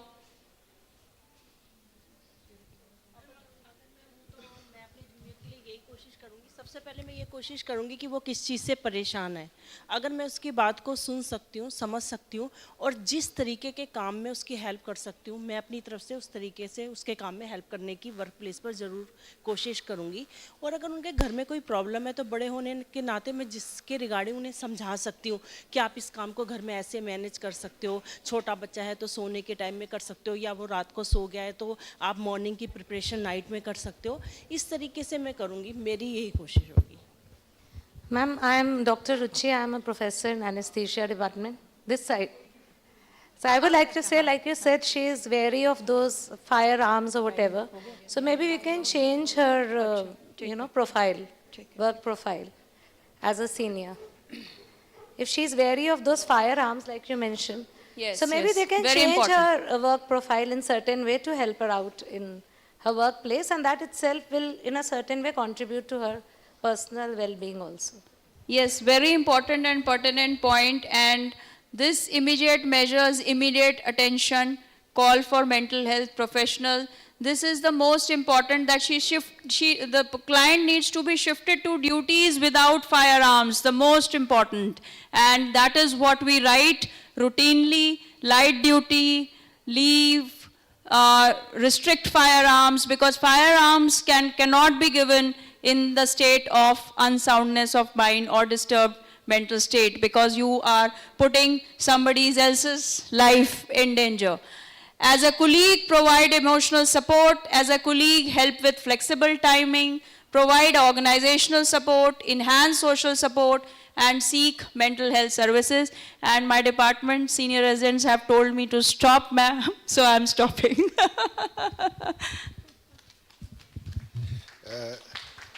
Just to add, I had want to point out one of the incidents. It's actually incident that actually has happened. Technological miscommunication. This is true about the impulsive suicide. One of the postgraduate students in radiology had committed suicide in RML hospital in his car, injecting the anesthetic agent. Why? He had telephoned his girlfriend, whose phone was stolen. Phone was stolen. The person who has stolen it just messaged him, don't ring me, I don't like you, and don't communicate with me in future. Actually, that was not his friend, but that was the other person who has stolen the phone. So that after that communication, he had committed suicide. So this is technological miscommunication. The person may not be there. So you have to understand the technological problems. The person may be busy, person may not be there, his phone may not be with him or with her, so may not be able to communicate. So all these problems are there with the technology. So don't react immediately. This is true about the impulsive suicide among adolescents who react immediately. So that should be kept in mind. Kindly give the time to the other person and see the problems which are with the technology and try to communicate physically if possible.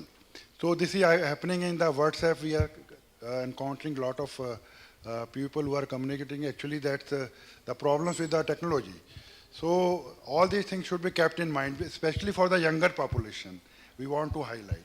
So always try to not to react immediately what has happened. So they try to react immediately what has happened. So kindly keep it in mind.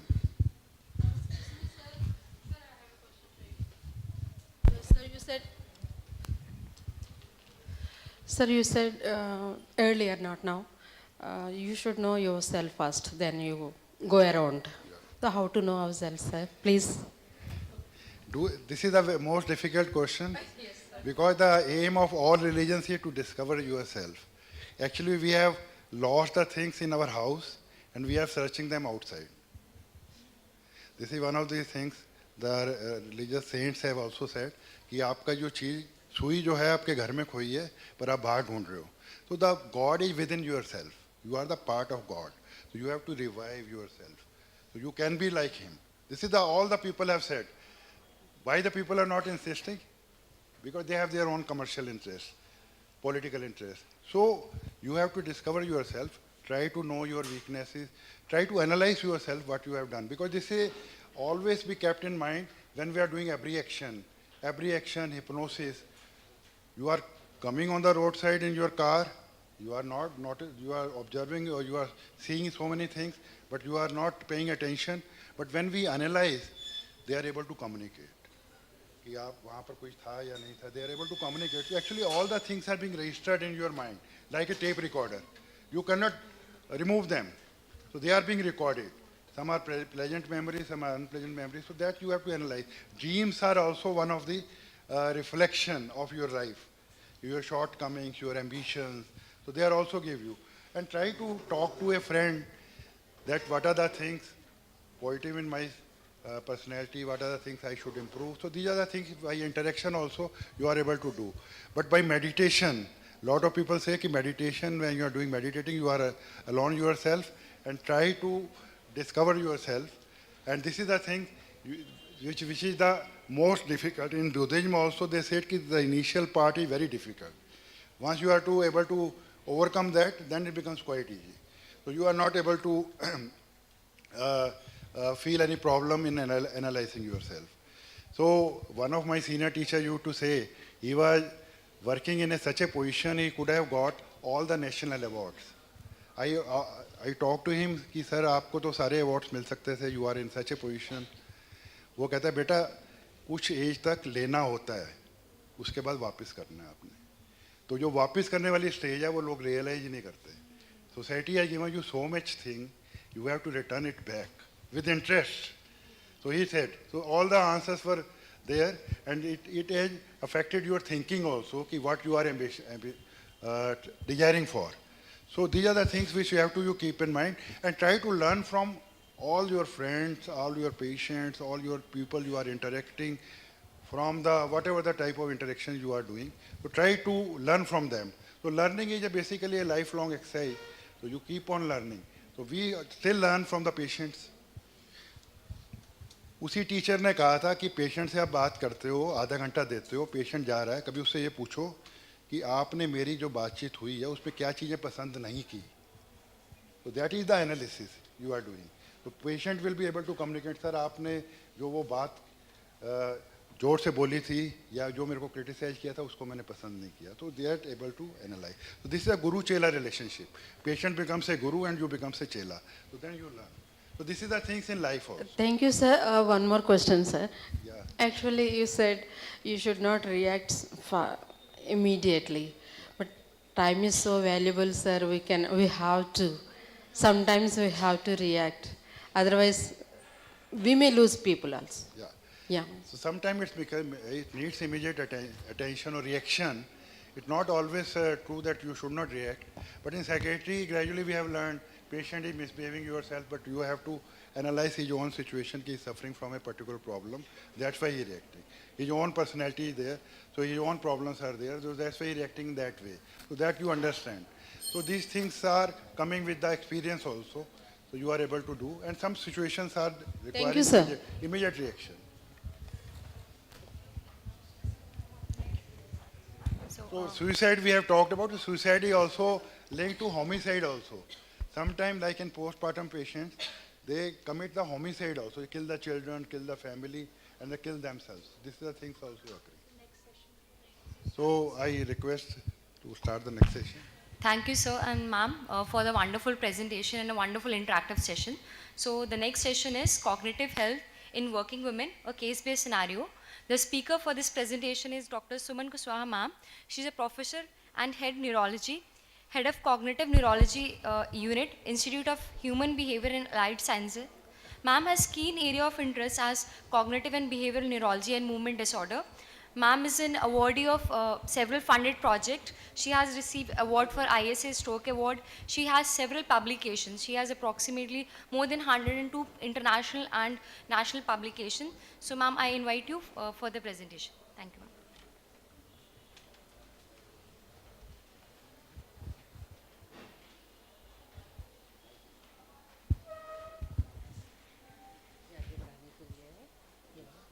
Which one?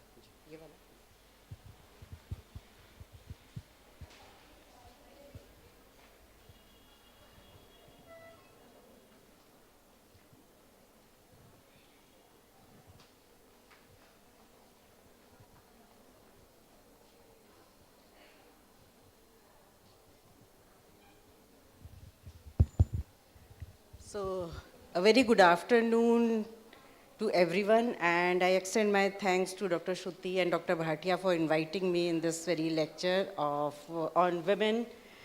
And I am Dr. Suman Kushwaha. I am Professor Neurology and heading the Cognitive Neurology Unit at Institute of Human Behavior. We are neighbors. So some of the people I know personally, and so from stress, from depression, and from the other psychiatric aspects of working women, I will be speaking on cognition, which is one of the very important aspects, not only for working women, for everyone around, right? So what is cognition?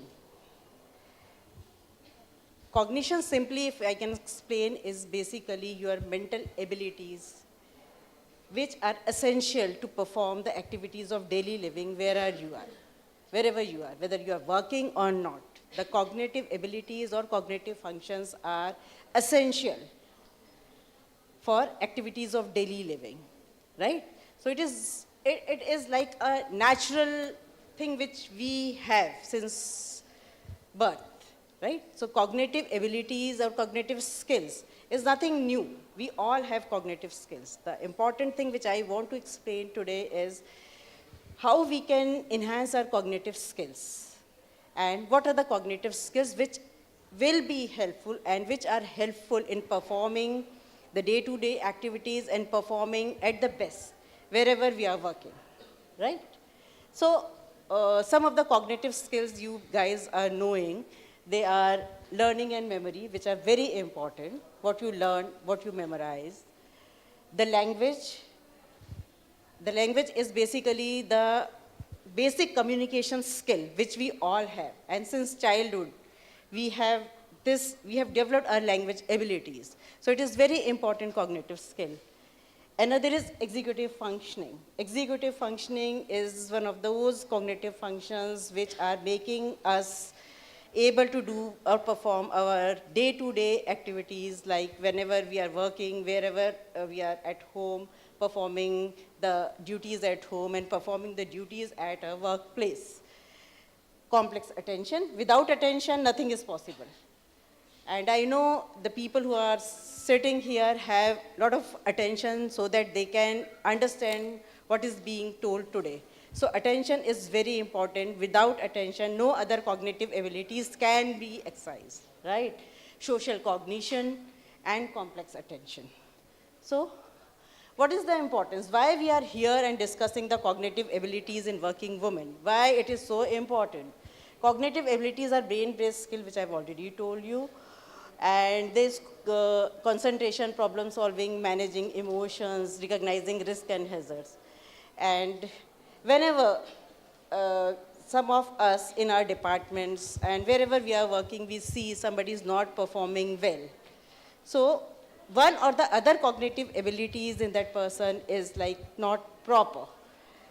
So how we have to recognize what are the cognitive abilities that person is not able to work in the department, right? So the different capabilities, the basic things which I am telling you is about attention, memory, visuospatial function, language, and executive functions. These are the basic cognitive abilities which everybody should be knowing and which everybody should be performing and doing. It is natural. There's nothing. You are not supposed to learn anything to perform all these things. They are natural in all of us, right? How do you know that a particular cognitive ability I am not able to do? So it is very important to know what are the symptoms and how the person will be telling you that something in me is not right. Like if we see problem with abstract thinking, right? If there is some problem and your colleague or your subordinate or your student is not able to reason out कि इस problem को मैं कैसे solve करूं, right? आपने कुछ problem दिया उसको and he is not able to solve. आपने बोला कि इस पेशेंट का some particular procedure is to be done, but your student or your sister and your subordinates are not able to understand कि what madam has told me. The problem solving thing is lost in that person, right? Another thing is frequent memory loss that affects daily activities. मैं अपनी car की चाबी भूल के आ गई और बाहर आ गई. Then I went ahead and फिर मैं गई, फिर मैंने अपनी कार की जो I have forgotten my specs. Very common, right?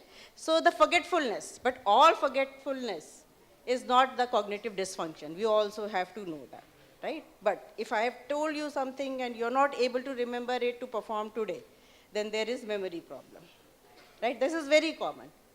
When you are having lot of work, when you are having loss of concentration, when you're doing multitasking, usually it happens that you tend to forget the things, right?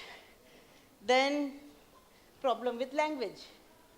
Like sometimes it happens, it is very common in our elderly parents, we have seen that they are not able to name the things. They are usually forgetting the names of their children or the distant relative who have come and asking again and again, what is the name of the person? And sometimes it happens, we come across, यार ये person का नाम नहीं याद आ रहा, I know him or her, but मुझे नाम नहीं याद आ रहा इसका. And when I went back home, because it is very embarrassing when you're talking to someone and you're not able to address that person with a name. It is very embarrassing at times. So language dysfunction, naming is the basic concept of language, right? So sometimes it happens, somebody is not able to name the relatives, or sometimes it also happens, I'm not able to name the things. मुझे बाद में याद आता है. So this is how, if somebody is complaining of not naming properly, this is a naming deficit. Misplacing the thing, loss of initiative, is also one of the cognitive dysfunction. कुछ करने का मन ही नहीं करता है. I have become apathetic. This is a frontal lobe function. मैं कुछ कर ही नहीं रही हूँ, लेटी हुई हूँ, कुछ नहीं कर रही हूँ. You have become apathetic. You have to be motivated. You have to be told to do something, right? This is also another cognitive function. Change in mood and behavior, change in personality. Another important cognitive function is visuospatial. मैं रास्ते भूलने लगा हूँ. Usually the elderly parents at home said कि मुझे कहीं और जाना था, मैं कहीं चला गया. That is very important cognitive function which happens, which is a cognitive dysfunction when it happens in pre-dementia. मुझे कहीं और जाना था, मुझे रास्ता याद नहीं है. And all the more nowadays, because we are having GPS in our cars, in all the transport system, we are not remembering the ways. That is also, technology sometimes is not good, like in this, right? कि GPS लगाया, चला, चल दिए. Otherwise, you need to remember the routes where you used to go. So that is visuospatial dysfunction, right? Yeah, and if I ask you, do you remember your husband's number? Will you be able to? That is the only one number which you remember. Otherwise, for every number, you just have to scroll your phone and do the number. It was not earlier. When we used to have our phone at home, the normal phone, then we used to remember all the numbers. At least 10 to 20 numbers we used to remember. Nowadays, we are not even remembering the birthdays of our friends and relatives because there is a notification in Facebook, right? So these are the symptoms which, if anybody comes to you with all these symptoms, then you have to understand that something wrong in the cognition of this patient. This is just to tell you the different part of brain where these cognitive functions are there. Like in frontal, we have executive functions, right? In parietal lobe, we have visuospatial. In temporal lobe, we have memory, understanding, and language, right? So these are different brain areas from where these cognitive functions are derived. Like, now coming on to cognitive skills at workplace. You know, cognitive skills are the key to an employee's performance. We also evaluate our students on the cognitive functions, right? So it is very important to have good cognitive functions. And how the employee thinks and approaches to the problem determines whether they will succeed in a particular role or not. Right? Like many of the audience have nursing professional.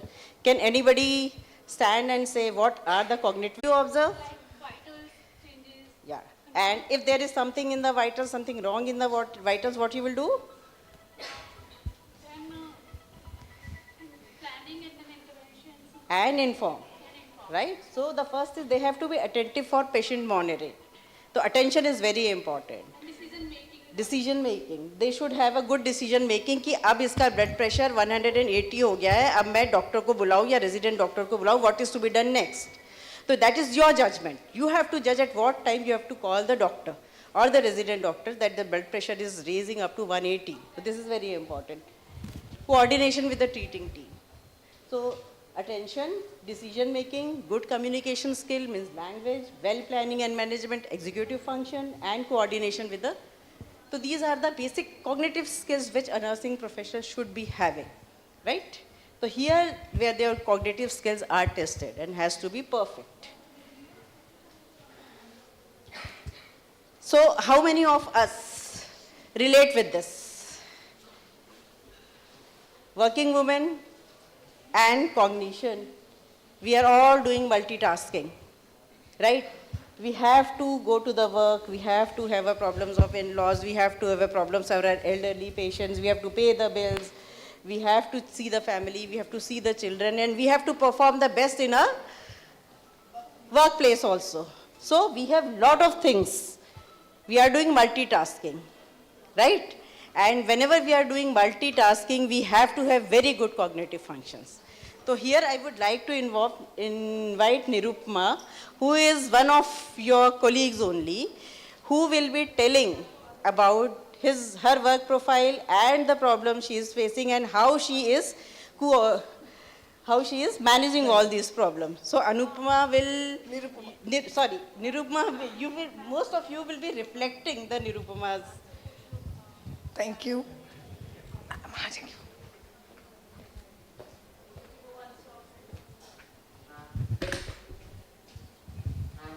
Good afternoon, everyone. Myself, Nirupma, working as a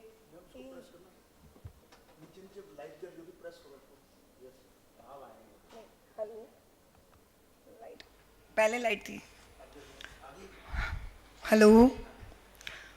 Good afternoon, everyone. Myself, Nirupma, working as a EEG technical officer since 24 years in GTV hospital. First, to all of you, thank you for giving me this opportunity, especially Dr. Suman Kushwaha, for giving me this opportunity to speak in front of you all. Now come to the topic, cognition. Means सोचने और समझने की क्षमता, जो हमारे work place के लिए बहुत इम्पॉर्टेंट है, जो हमारे मल्टीटास्किंग के लिए बहुत इम्पॉर्टेंट है और स्ट्रेस को मैनेज करने के लिए भी बहुत इम्पॉर्टेंट है.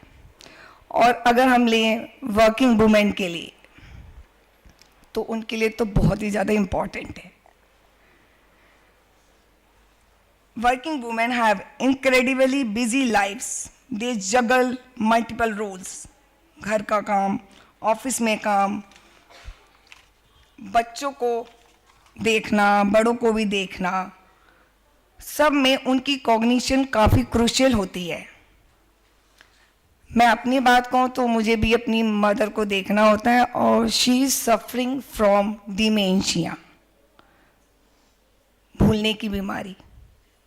तो उनको समझना होता है और उनकी केयर करने के लिए मैं अपनी सबसे ज़्यादा रिस्पॉन्सिबिलिटी समझती हूँ और खुशी होती है उनकी केयर करके.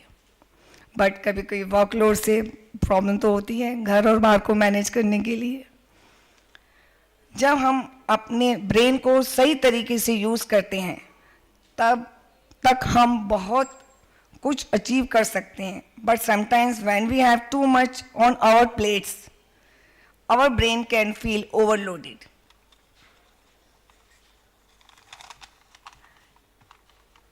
ये काम का या घर के ओवरलोड हमारे कंसंट्रेशन को अफेक्ट करता है और हमारी थिंकिंग को स्लो डाउन करता है. स्ट्रेस तो अब हम सबको अपनी लाइफ में है ही, एक पार्ट है हमारी लाइफ का.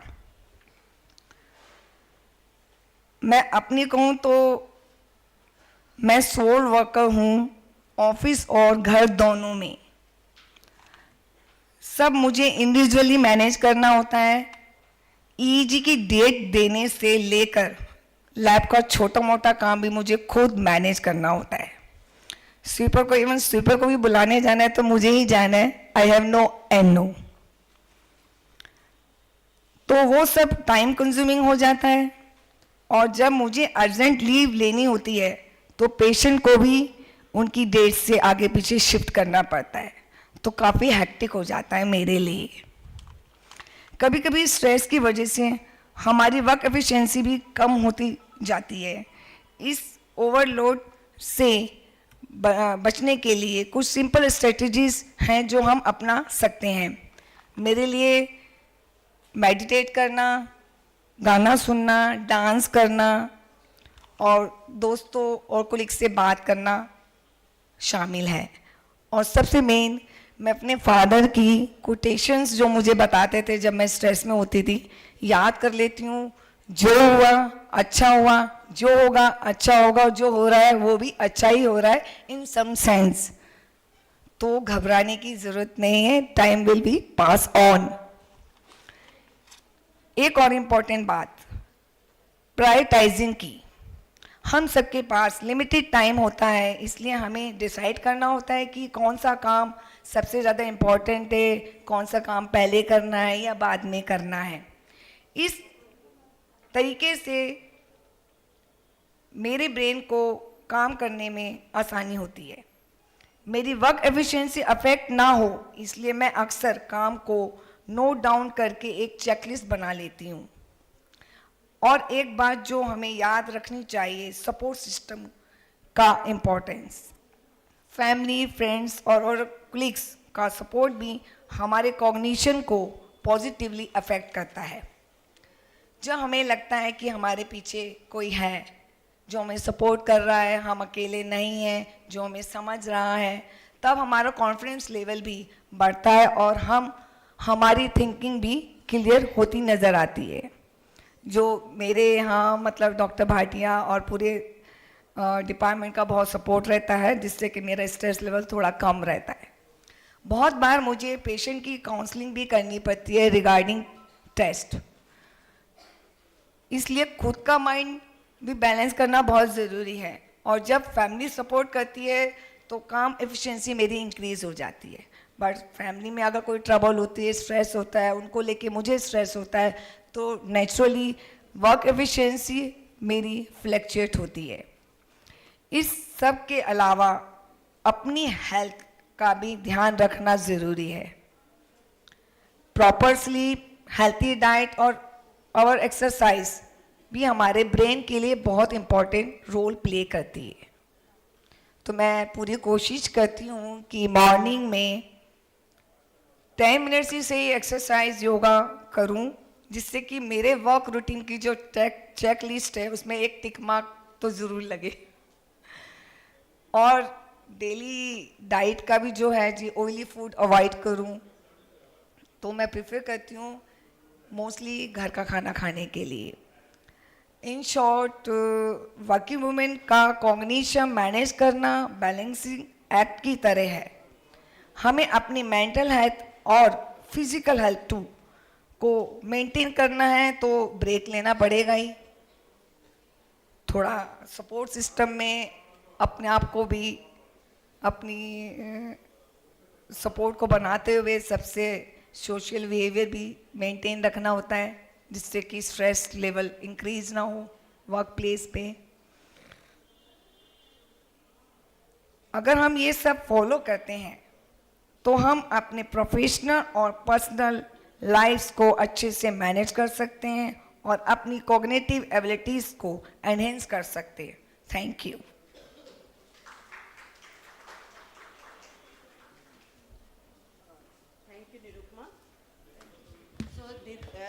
Many of us actually connect with Nirupma, right? We have a lot of work at home and we have a lot of things to be done at our workplace also.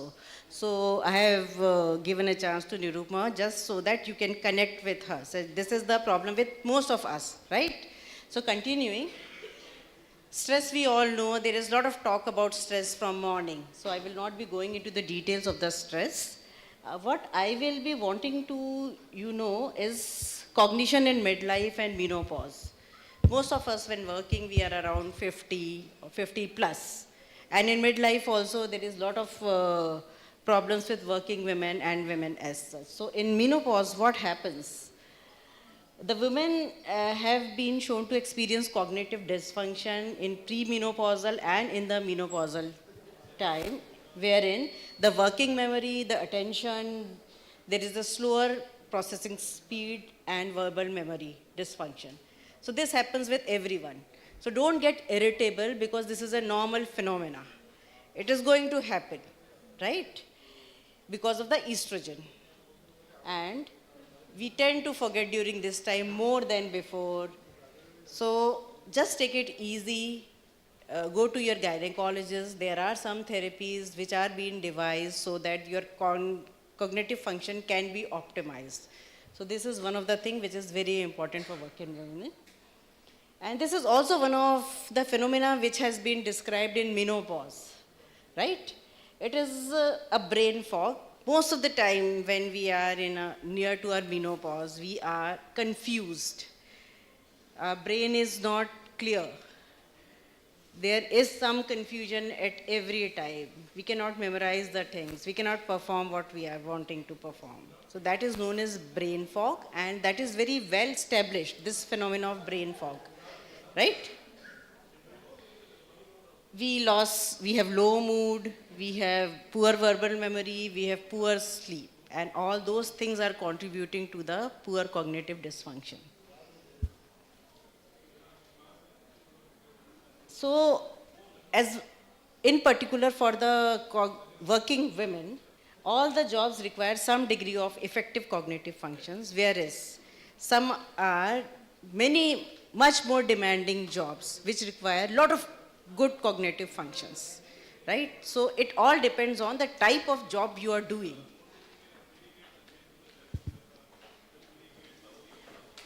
Now, the good part is that your brain is trainable. This is very important to understand. The brain is plastic and it's trainable.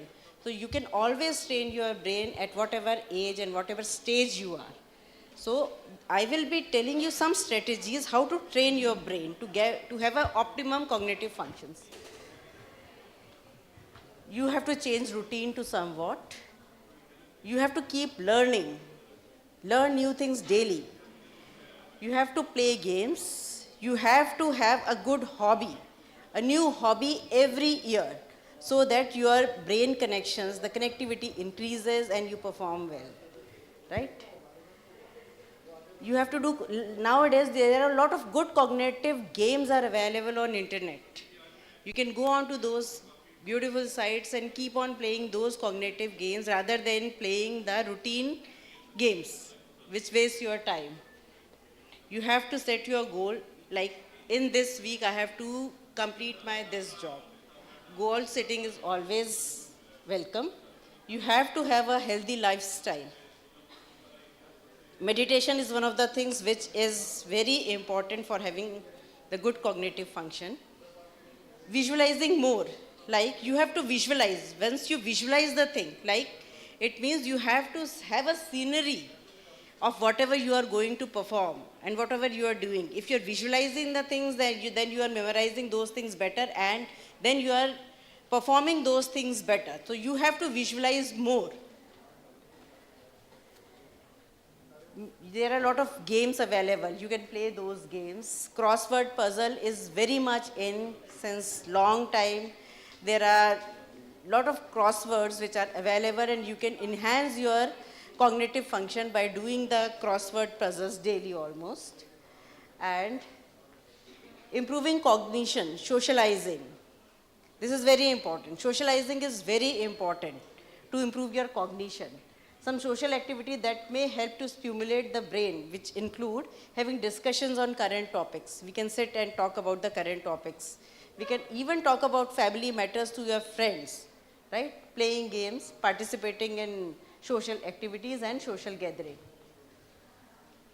This is also very important, and it has been proven. You have to have more than 2 languages, right? English, Hindi is very common in North India. But if you can learn more languages, then it increases your cognitive skills. So you can always think of learning a new language, say for us, Punjabi, you can learn Punjabi. So it can increase your cognitive abilities, especially their language. And it has been proven through the research that the people who knows more languages have less cognitive deficits. So it is a good idea to learn a new language whenever you have a time. Listening to music is also soothing to your neurons and they get regenerated to listen to the music whichever you are wanting to. Taking up any engaging hobbies, right? May it be knitting, embroidery, drawing, painting, anything which you like. You should be doing it, but the hobby or the thing should be changing every 6 months or 1 year. Because if we keep on doing one activity, then there will be no rewiring in the brain and there will be no denervation of the neurons. So keep learning the new activities every 6 months or 1 year. Exercise. How many of you exercise daily? It is very important. We all have become couch potatoes. It is very important to get up, take a stairs rather than the lift. Keep on exercising so that your brain neurons, neurogenesis occurs wherever you are exercising. Your brain is also like a muscle. So whenever you exercise, your brain gets good amount of blood and there is neurogenesis. So exercise is very important to have an optimized cognitive functions. Regularly, it has been shown in research that exercising regularly has increased memory, cognition and motor coordination, right?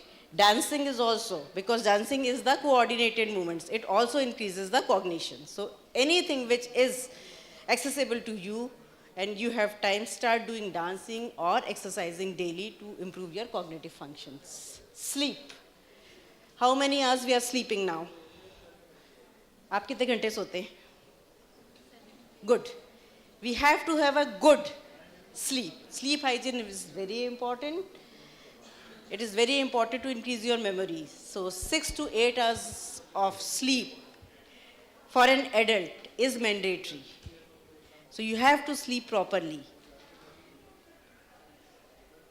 And the thing is that when you wake up in the morning, you should feel fresh. That is the sign of good sleep, right? 8 hours sound sleep. Fragmentation of sleep should not be there. If you are having insomnia, go and take the treatment. And snoring. Snoring is also one of the risk factors for having cognitive dysfunction. So if someone snores, go and check on with the sleep specialist. It is treatable, right? Don't become zombies. Digital addiction, as Dr. Surya Kumar has already told you. Invest in friendships and relationships. Have regular chats with them. Not on WhatsApp or not on Facebook. Go and meet your friends whenever you can. You go to their house and meet them, right? Involve in group activities. Travel to the new places, new learning activities, and cultivate new hobbies. So anyone has any idea what are the brain foods? Your dietary habits is also very important, right? You can add as many as colors in your plate. The pigment is very important. Add as many as colors as you can in your plate. Yellow, green, red. Pigmentation is very important.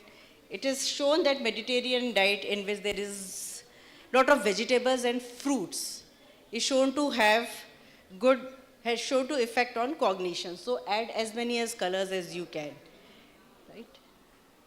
So these are the possible preventive strategies which I've already told you. Sleep well, control your blood pressure and diabetes, eat healthy food, keep physically active, and connect with your family and friends to optimize your cognition. This is just to summarize. You can just have a click of this so that you can remember it. It's all about your brain, right? Protect it. It's all about saving your brain and optimizing your cognition. If I have any comments, I would be happy to answer. Thank you very much.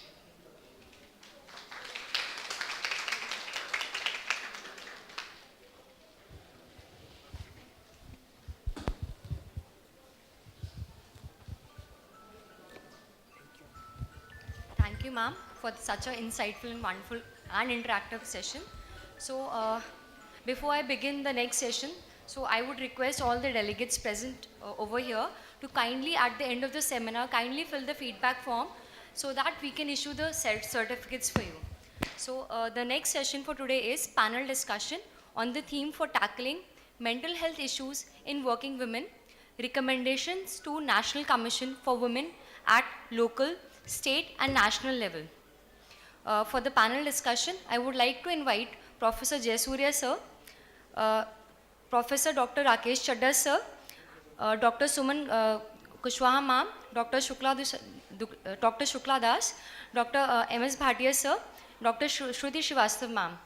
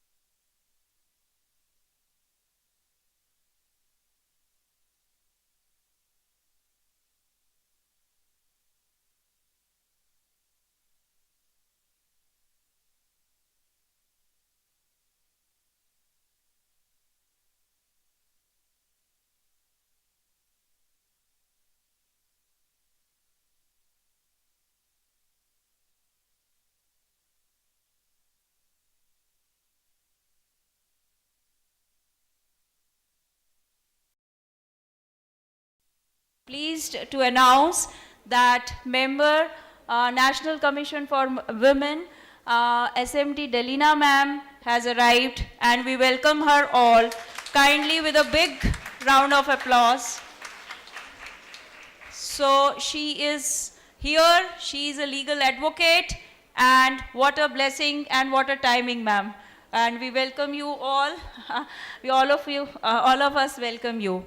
And next in the panel is Professor and Head, All India Institute of Medical Sciences, Dr. R.K. Chadha, sir.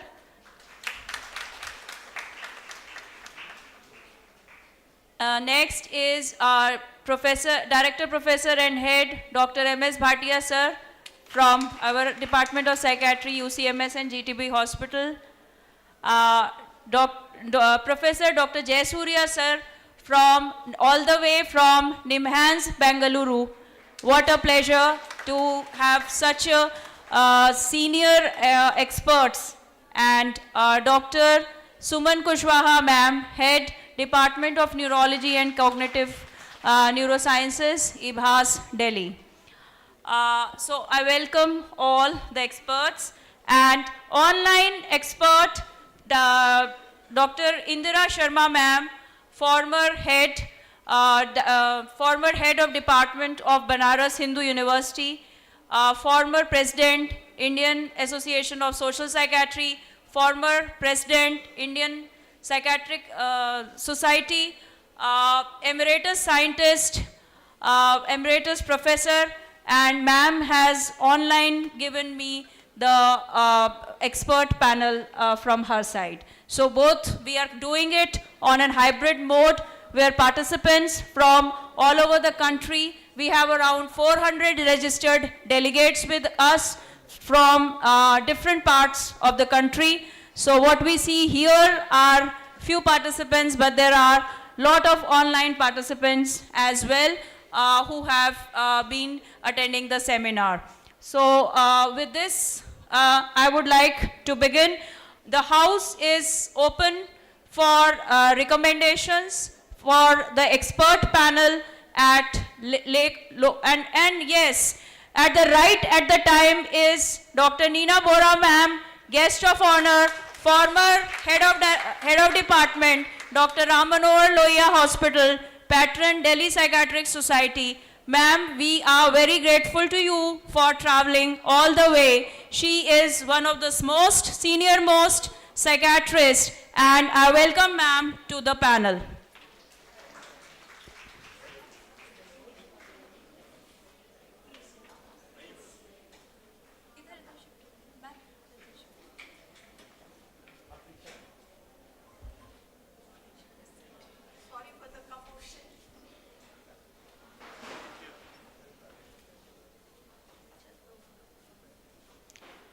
So, first is the morning session. We started with suicide prevention. And so I will first read out, and all of you can see the screens as well. I will first read out what we intend for suicide prevention. World Mental Health Day. Focus of the year 2019 was suicide prevention, and we have taken some of the points from there.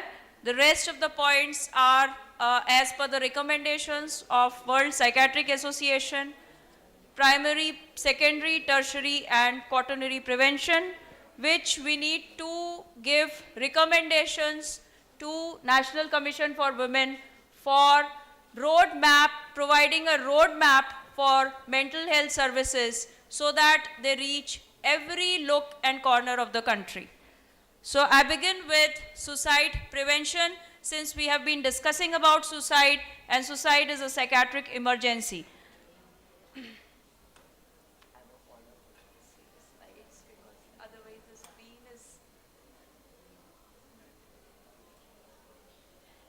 So, restricting access to means, responsible media reporting, introducing alcohol policies, school-based interventions, training of health workers in early identification and treatment, follow-up care and community support.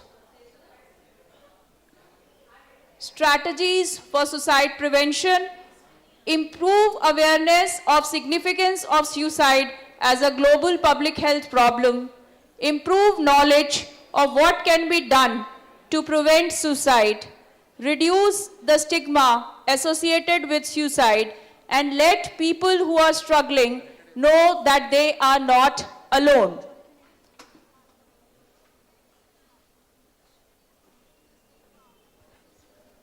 Strategies for suicide prevention, speak up. नहीं दिख रहा क्या? नहीं दिख रहा?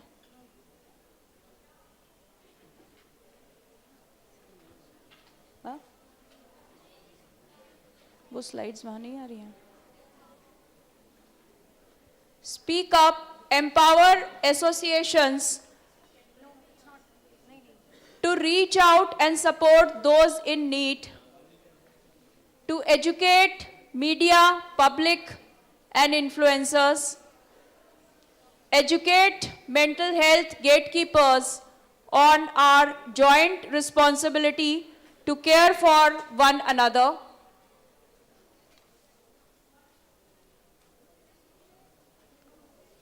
advocacy, policy making, global collaboration, invest politicians for lasting changes for better mental health care, to give hope, to connect, create communities that are stigma-free, celebrate World Mental Health Day, Suicide Prevention Day, create awareness, provide mental health for all. Health for all is there, but provide mental health for all.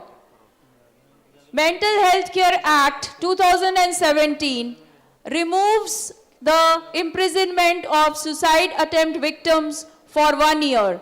But irony is that the medical legal cases are still registered and there is legal forensic evidence of camouflaged homicide can be dealt only with police, judiciary and forensic experts. So with the technical staff of our lecture theatres, we couldn't have managed this show. So one very important message is that through this, we are able to, technologically driven, cost-effective manner, we are able to reach out to the public, to reach out all sectors, all regions. Now, this is what we do, and this is what we are trying to do today also. Training programs, celebrations of World Mental Health Week celebrations, Suicide Prevention Day, public awareness programs on special themes. These are the public lectures which we are organizing every now and then in our department. These are the press releases going in the local languages. आत्महत्या की प्रवृत्ति को रोकने के लिए कुछ किया जागरूकता. And this is the Delhi University tele-counseling team of which Professor Bhatia and I am the members. Along with that, the psychology experts, Professor Jena, and Dr. Renu Malviya, Dr. Geeta Sahara. And these are the numbers which are listed on the Delhi University website for staff and students. And with Professor Dr. Chadda sir, we have been doing collaborative work at the level of World Association of Social Psychiatry. Resilient working women to adapt healthy lifestyle. That is what Professor Suman Kushwaha was saying. Balanced diet, exercise, yoga, positive emotions, better social support, engaged in other pursuits of relaxation during COVID pandemic. They had less comorbidities. So I would like one by one the panel to contribute. These were the draft that was prepared on our department level. So now I would one by one recommend what are the experts, their recommendations for suicide prevention. If anything, points need to be added?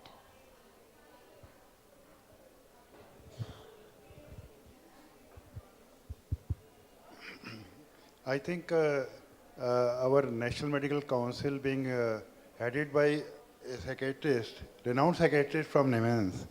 So with his help, we have started, the NMC has instructed all the medical colleges, because lots of postgraduates and undergraduates have reported stress, and there are cases of suicide also, maybe due to overwork or due to ragging. So it has started, NMC Wellness Committee has been formed in all medical colleges with the instruction from National Medical College, and that's doing the regular workshop about the awareness, detection of suicide, ideation among the postgraduate students. We have started in our college also NMC Wellness Committee, and there is helpline also, 24-hour. We are open, anybody can report. So that we have started at the college level. So I think I also suggest the nursing college, as we are running, they should also start, because there is no instruction from the nursing council. So this is an emergency. So for nursing students also, that kind of committee or that kind of a group, basically we say group, which are there, their numbers are being projected in the notice board, to all the on the website also. So to any member, we have postgraduate representative also in our committee. So they can report to any of the member if they have any problem related to any stress, suicidal ideation, or anybody who is talking about that, they can report. So we have a lot of these cases. So this kind of helpline, I should say, government should have it in all hospitals, because national helpline we are already running, and they are saying you can contact any hospital. But hospital helplines, I think All India Institute is running it well, Nemens is also running it well. So but in other metros also, the government should start these kind of helplines, because in many of the hospitals in Delhi, you'll be surprised that in majority of hospitals in Delhi, which are run by the Delhi government, do not have a psychiatry department. So these kind of helplines should be there, and they can redirect it to, or they can be attached to another teaching hospital where psychiatry department is there. IBAS has started a telephone helpline. So I think these kind of helplines should be started.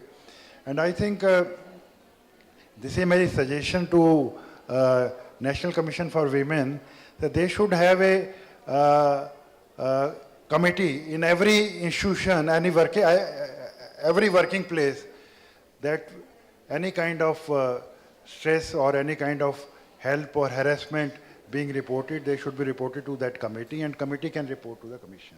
So that becomes a quite easy. Already have, but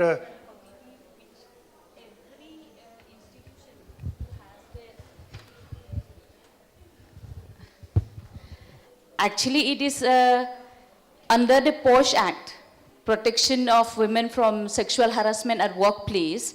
We already have the provision that each and every institution, those who have more than 10 employees in their institution, they should constitute the IC, that is internal committee, to look after the complaints of the employee into, in case they face any sexual harassment at their workplace.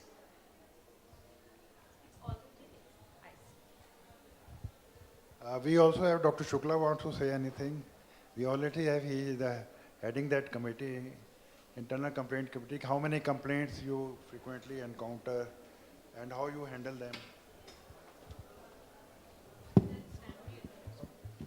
Shukla is the head of department of microbiology in our college.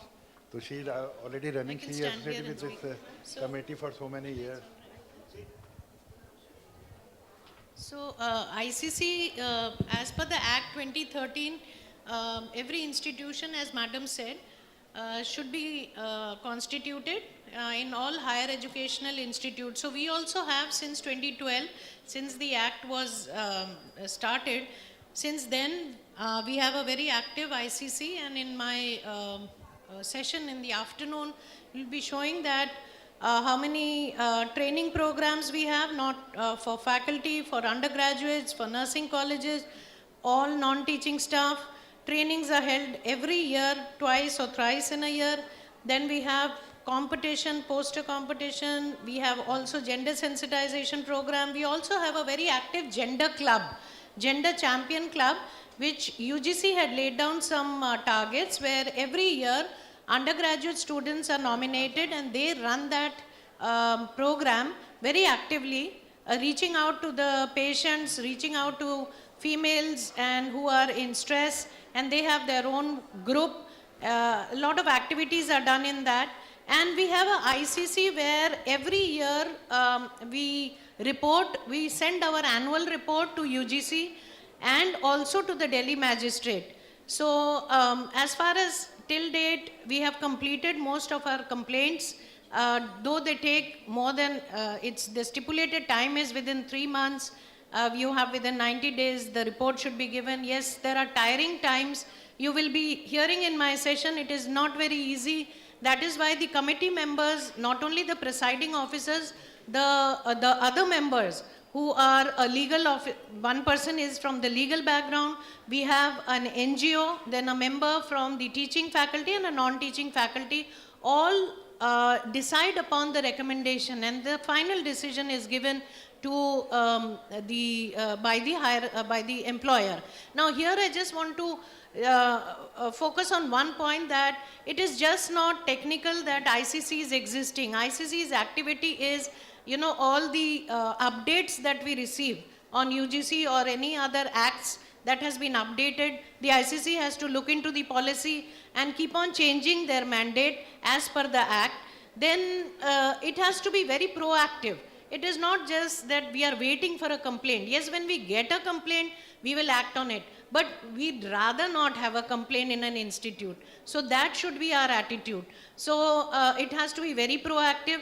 We must ensure security. We must talk about, see, it's a medical college and a hospital. So we expect less number of cases. We understand our biology. We understand gender bias, etc. But however, we have to tell our friends and our relatives outside. So the education continues, and we are trying to make a one fit model where everyone, we cannot be biased that, oh, this person, this case should be dealt in this manner or this case should be dealt in another manner. It should be always an unbiased response, and ICC has a lot of responsibility, and Madam is today here. We'll hear from her. It's such an encouragement that Dr. Shruti and Dr. Bhatia, they are holding this national seminar on such an important issue. Thank you. So any more deliberations, thoughts for suicide prevention first? So because we'll be taking one by one. So we'll be going to depression and then we'll be going to gender-based violence. I'm surprised the UGC has put it on the website, gender sensitization related to the sexual harassment. It should be a harassment, including sexual harassment. So sexual harassment is very difficult to report. They are the severe cases. We see actually the harassment cases, which are more common, which are not being reported. So I don't know, due to some administrative reasons or due to some, they have not put it like that. Those are like disciplinary committees. So yeah. When we have, because it is actually based on Vishakha incident and versus Rajasthan government. So probably that was the impact of the case. That's why they started the act based on sexual harassment. But I agree with you that we must have harassment it can be not just sexual in that content, but when you look at the definitions, it is more wider. Like sir said, we must have other kind of harassment also. But in our institute, we have other disciplinary committees which look after that. We have to go by the act. So we have to constitute a committee as per the act. That's why I'm saying it's very difficult to report. You will be surprised that out of 20 departments, in 12 departments, the women are heading the department. So it's also a great achievement in our institution. So with this, I have now shifted to gender-based violence. Let us just the esteemed panel, let us just finish with that. This includes sexual harassment at workplace, physical, psychological abuse, substance use, and this is the position statement on behalf of Indian Psychiatric Society, in which Dr. Neena Bora ma'am, Dr. Bhatia sir, myself, and our online expert panelist, Dr. Indira Sharma madam, professor, emeritus professor, we are there. And here it is that the harsh legislations, I would like to read out that there is little recognition that psychiatric morbidity can perpetuate such crimes. Of late, there appears to be continuous increase in the number of crimes committed against women, especially the very serious ones like the gang rapes. And I want to read this sentence in view of the recent Manipur incidents. The latter have shaken the very conscience of people. Even harsher legislation doesn't seem to have made any effect. One wonders how this could be possible in a society heading towards high education, economic and technical development. And media has played a role. Now mental health professionals need to propose a comprehensive plan. So the draft that we have prepared is zero tolerance policy for gender-based violence, strict enforcement of the law by police, judiciary, and administrative machinery. Primary prevention, media has a pivotal role to play. Then schools, colleges, awareness programs for abuse prevention, constitution of internal complaint committee, as madam has already pointed out, where there is workforce of 10 or more, the internal complaint committee needs to be constituted. Secondary prevention, early identification, intervention, facilities to be available to cover the entire country. Now, the National Commission for Women website has the list of one-stop centers, ma'am, and but still, when I plotted those on a graph or on India's graph, I could see many areas that still more number of one-stop centers can be opened up. And in another gender-based violence training session at the Ministry of Health and Family Welfare, we are at the tertiary care institution, we are well equipped to handle all the evidences we are able to take, all the physical problems that the rape victims or the sexual assault victims they encounter. Plus the mental health team is there, the physical health, all experts are available, any surgeries, and round the clock police services are also available at our hospital. So no problems recording and taking the messages, getting the medical legal cases registered. But such is not the scenario in different parts of the country, different regions of the country.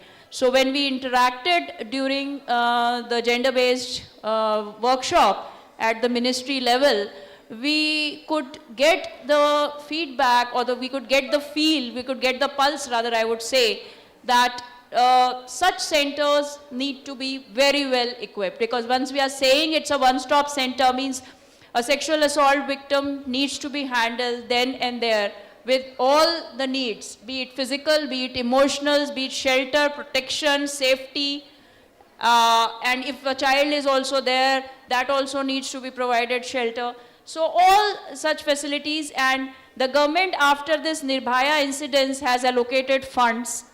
Also, de-addiction centers need to be regulated. Now we have this new Mental Health Care Act of 2017. The de-addiction centers all over the country, whether they are run by NGOs, not networking groups, or whether they are run by any religious group or whatever, they need to be regulated by the state mental health authority. So tertiary prevention, rehabilitation, shelter homes. So this is what I would like to say, and I would request the panelists, experts to contribute further for this gender-based violence. Now we're talking about gender-based violence. I'm taking one by.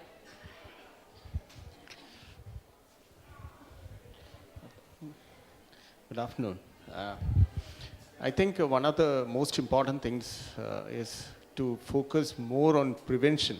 We improve awareness so that these sort of gender-based violence are slowly built into our ingrained into the way certain people should have certain roles, and the roles are not defined, then certain things can be done, and that's a sort of male entitlement. So that is ingrained much into our culture from several years, and the transformations that are happening are slowly making changes. But I think this ingrainment should happen right from in our system of education. Madam was alluding to that. So the efforts of the government, maybe the changes are going to come a decade later. However, we should start building those frameworks into our system, into our education, into our families, and that has to be built up. And that recommendation of investment in primary prevention as much as secondary and tertiary prevention should be there, because whatever we do, whether we talk about one-stop centers, anything, that will not cover the whole of a country. It was so big and so large and so diverse. Maybe we should think also in the long term of building it up.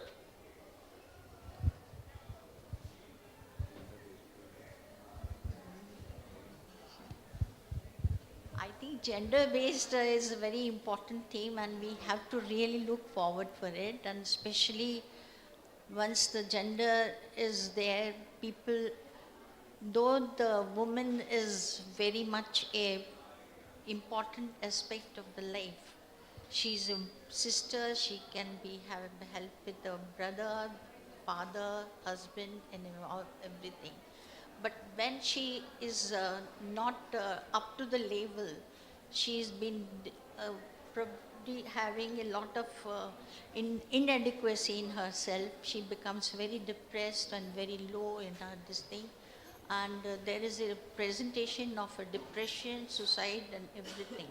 Because mostly what happened, I'll give you an example in Amitabh picture of that one also. Jaya Bahadur sings better, so he just dumps her not to sing anymore. And she goes into extreme depression and she stops singing. And this is the problem. And any homemaker is always saying, करते क्या हो 24 घंटे तक, कुछ भी काम तो नहीं होता. Means she's not been appreciated for her work in any circumstances. So she just drifts into inside of it. So gender base has to be given. We have to give an extended support. I'm not saying without the support she cannot do it. There are women who are independently working as a prime minister, as a president, everything. But still, we need this thing, and we have to take care of the gender.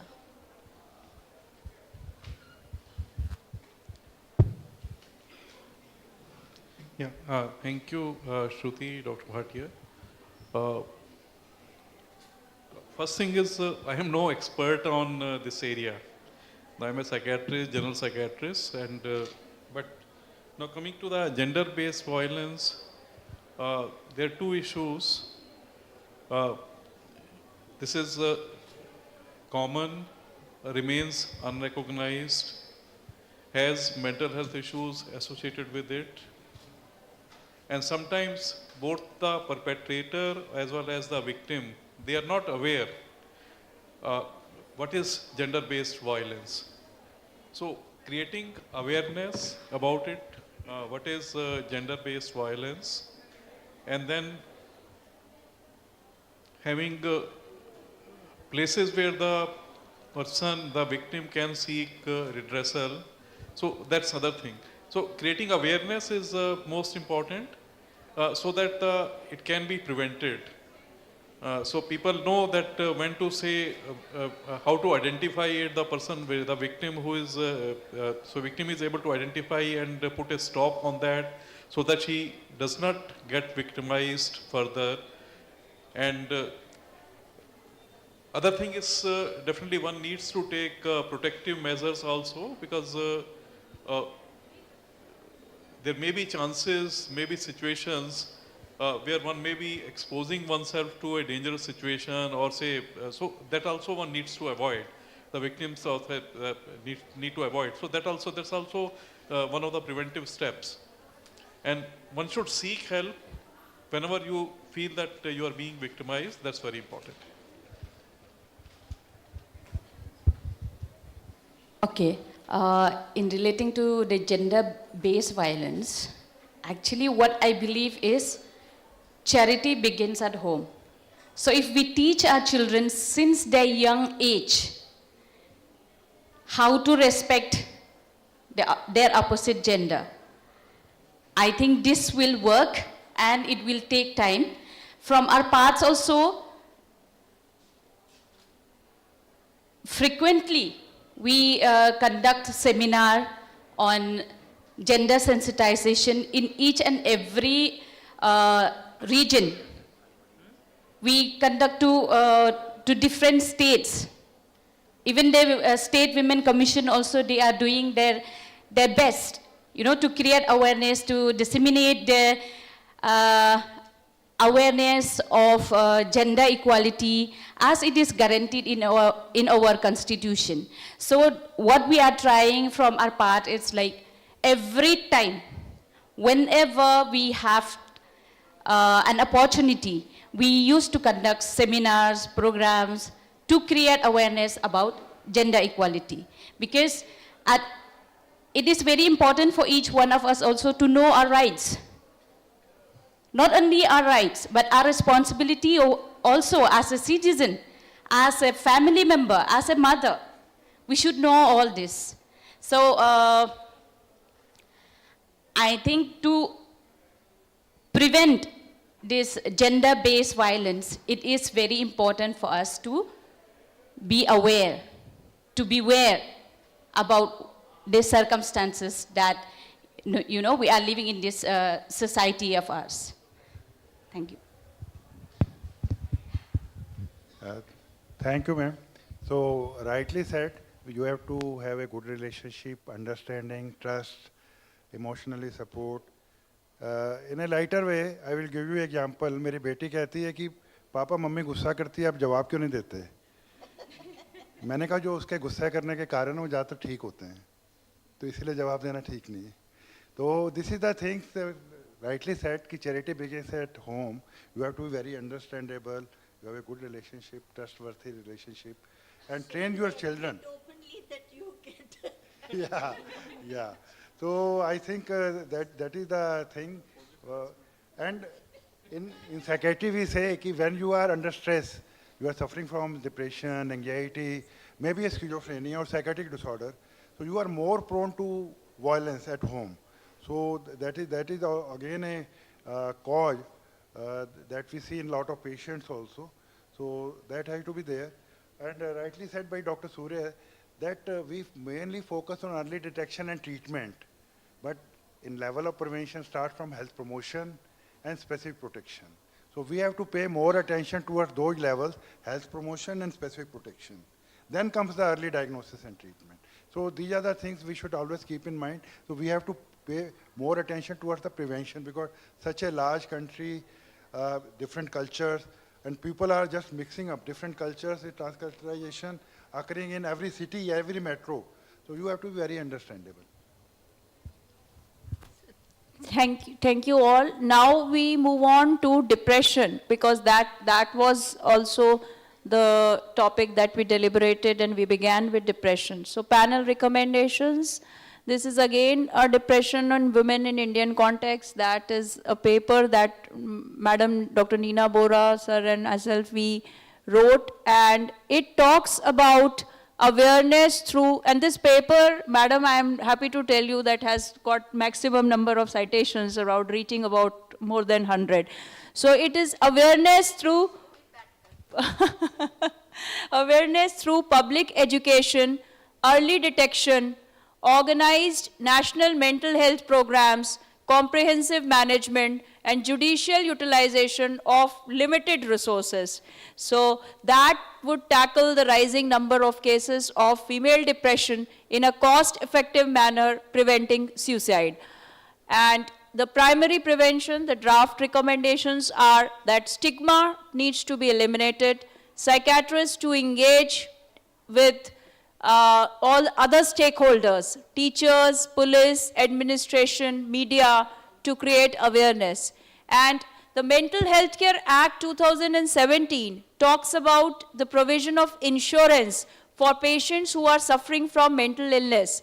Previously, the insurance was not being offered, but it is still not, even after the enactment of the law, after the enactment of this 2017 Act, so far, 5 years down the line, it is yet not so for the outpatient services in several parts of the country.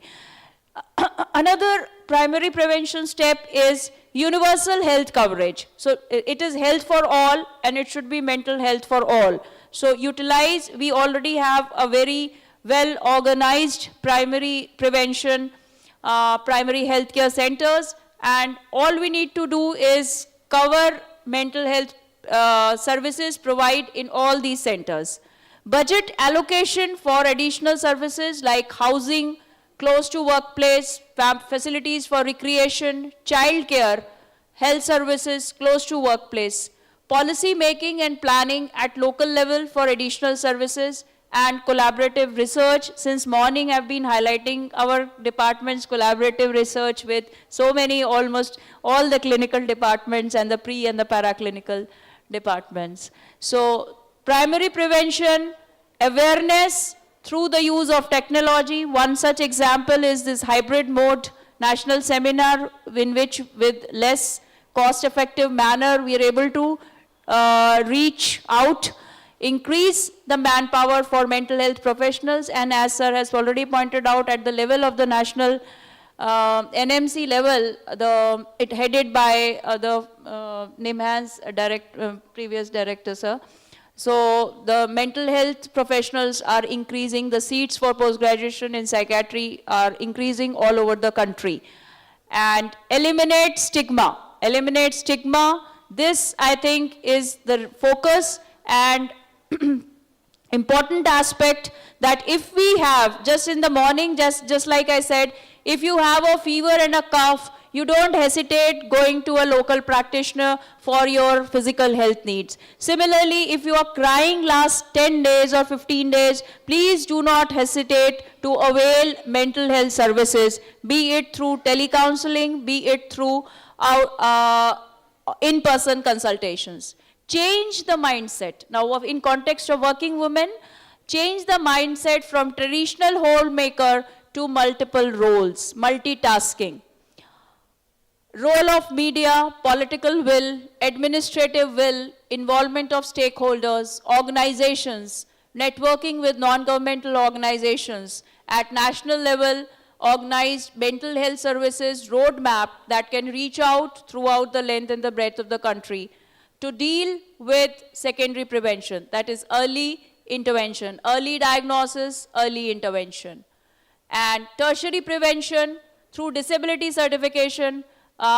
Medical director ma'am is here, and recently our hospital has been awarded the disability award from the Ministry of Women and Social Welfare Department.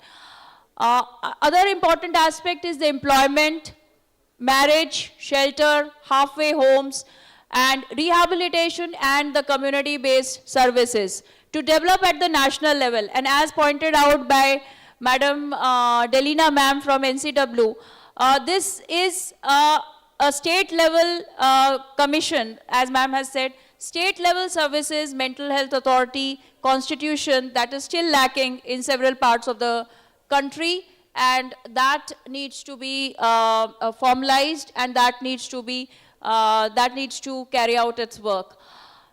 State level budget allocations, integration of mental health services with the primary healthcare settings, awareness programs, involvement of community leaders, religious leaders, participation, media role in local languages, doing public education. And for the local level, mentoring, awareness programs, World Mental Health Day celebrations, remove the myths, misperceptions, mentoring in workplace, that is what I talked in the morning also, mentoring in workplace, early identification, self-help tips, mental health service access and availability. For secondary prevention, patient and the caregiver friendly mental health services, instill hope. Recovery is complete in many cases of depression, regular follow-up needed, caregiver education, comprehensive plan, and every state to plan and invest in mental health clinics, because the budget allocation is not there for mental health services. Out of the total health budget, this needs to be invested, and for the community outreach programs. Tertiary prevention, I would invite the global leaders, global Indian NRIs, non-resident Indians, to donate readily for the needy, to develop community-based rehabilitation services. Burden needs to be reduced by global efforts. Gender equality, education of girl child, appropriate age of marriage, this is all the center government's national policies, changing mindset of the society from the traditional value system. With this, I would like the panel to add on to the points. I think our society is gradually changing. As you come across, the parliament recently passed the 33% reservation for women. And I also know that it was very difficult for women to enter the armed forces. So Supreme Court and even the government, they have collaborated to allow the entry of women in armed forces. So that's again a great change in our society. And another one change I would like to comment on, that our society in future will be coming across, lot of couples we are coming across where the homemakers are not females, homemakers are males. So that is the change in the trend which is coming across. The women are working and husbands are looking after the house. So I think that's going to be a great change in if our society accepts it. So gradual change in society occurring, it is happening. So I think in future, these are all challenges. And one of the biggest challenge, one of the patients have told me, our society is still not accepting the unmarried girls. So if they don't want to marry, so they can stay, they can work and they can stay, but our society, our families are still not accepting. So they are the bigger challenge for the women who are working. So I think...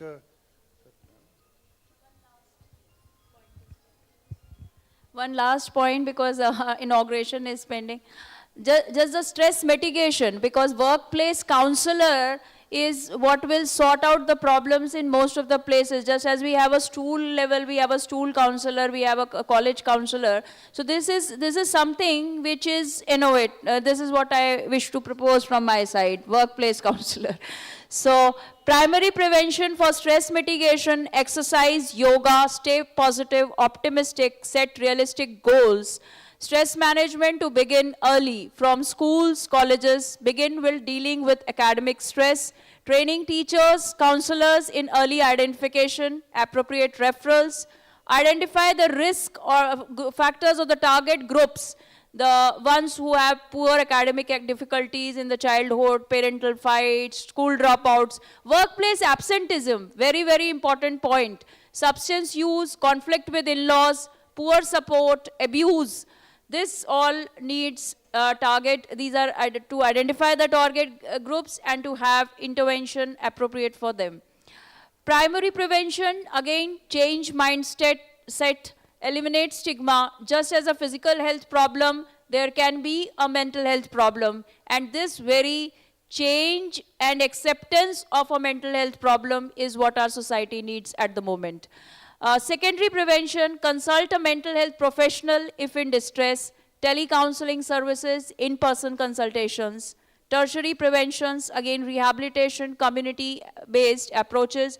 For disability benefits, already the pension is being given, the employment jobs are reserved, housing and other relief measures and community-based measures need to be there. That's all from my side, and I would request the panel to contribute. Counselor, they're having all sorts of recreational activity and all that. But in a public, it is taking, I mean, the government sector is taking time.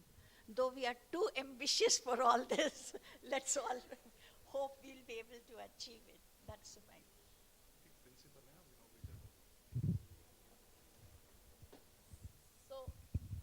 Just one point. We know occupational health is still still is in very infancy, But then if it is necessary for whatever infancy it is, to recommend that occupational mental health should be there, some gender sensitivity should be there in all these occupational mental health settings.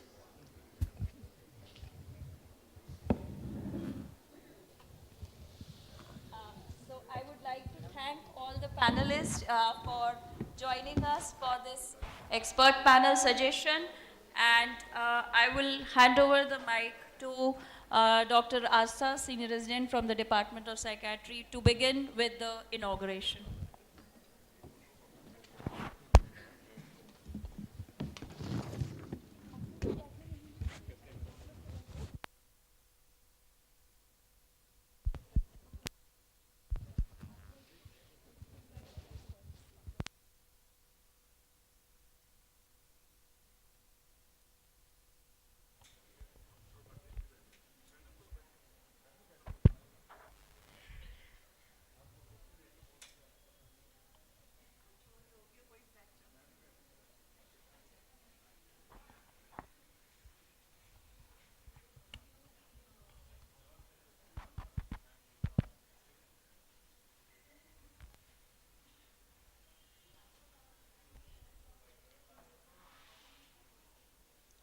Good afternoon, everyone.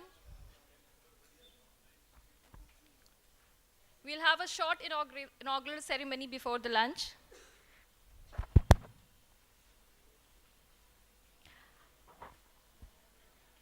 I'd like to invite you with few words. कद्र अब तक तेरी तारीख ने जानी ही नहीं, तुझ में शोले ही हैं, बस अश्क फिशानी ही नहीं, तू हकीकत भी है एक दिलचस्प कहानी ही नहीं, राह का खार ही क्या गुल भी कुचलना है तुझे, लड़खड़ाएगी कहाँ तक कि संभलना है तुझे, उठ मेरी जान मेरे साथ ही चलना है तुझे. With these words, I, Dr. Astha, welcome you all to this gathering of working and empowered women. I welcome you to this national seminar for working women. We have amongst us distinguished speakers and faculties. We are truly honored to welcome our chief guest of today, Mrs. Delina, who is the member of National Commission for Women. We request Dr. Jyoti to welcome her.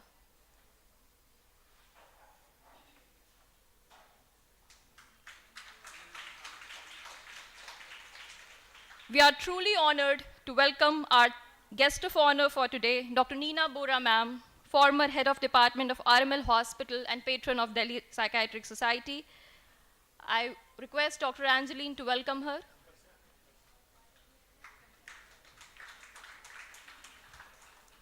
We are extremely honored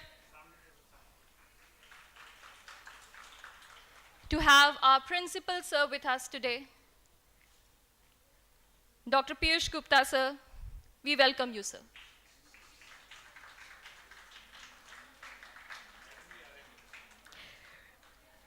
We are delighted to welcome Dr. Asmita M. Rathod, MD, GTB Hospital.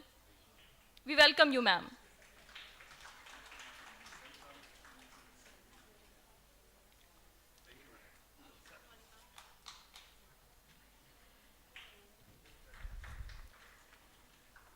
We are extremely honored to have our head of department, Dr. M.S. Bhatia, sir. I request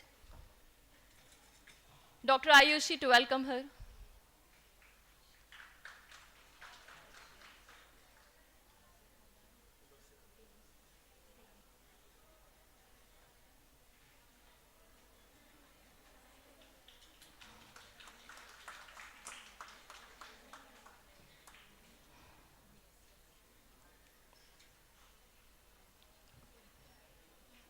Now I invite Dr. Jyoti and her team to welcome us with her inaugural song.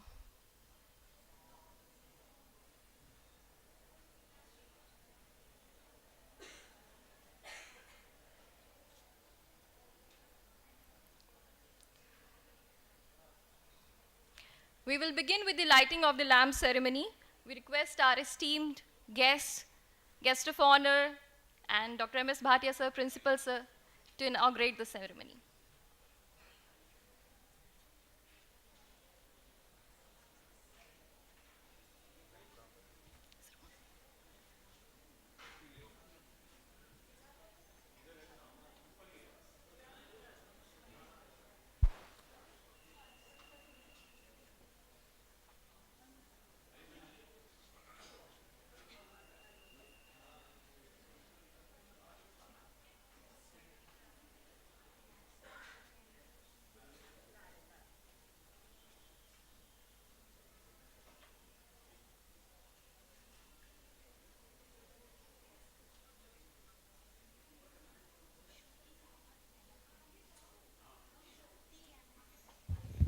Hello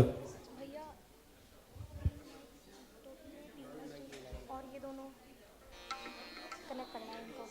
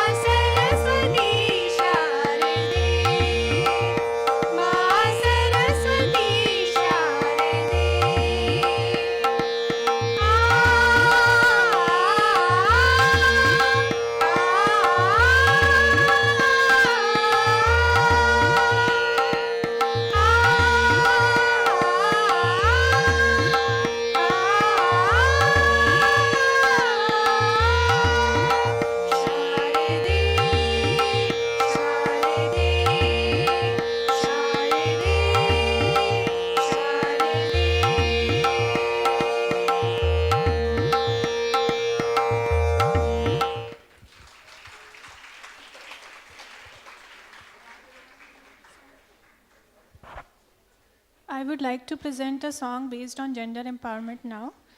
With me, my guitarist is Anushri from the 4th semester.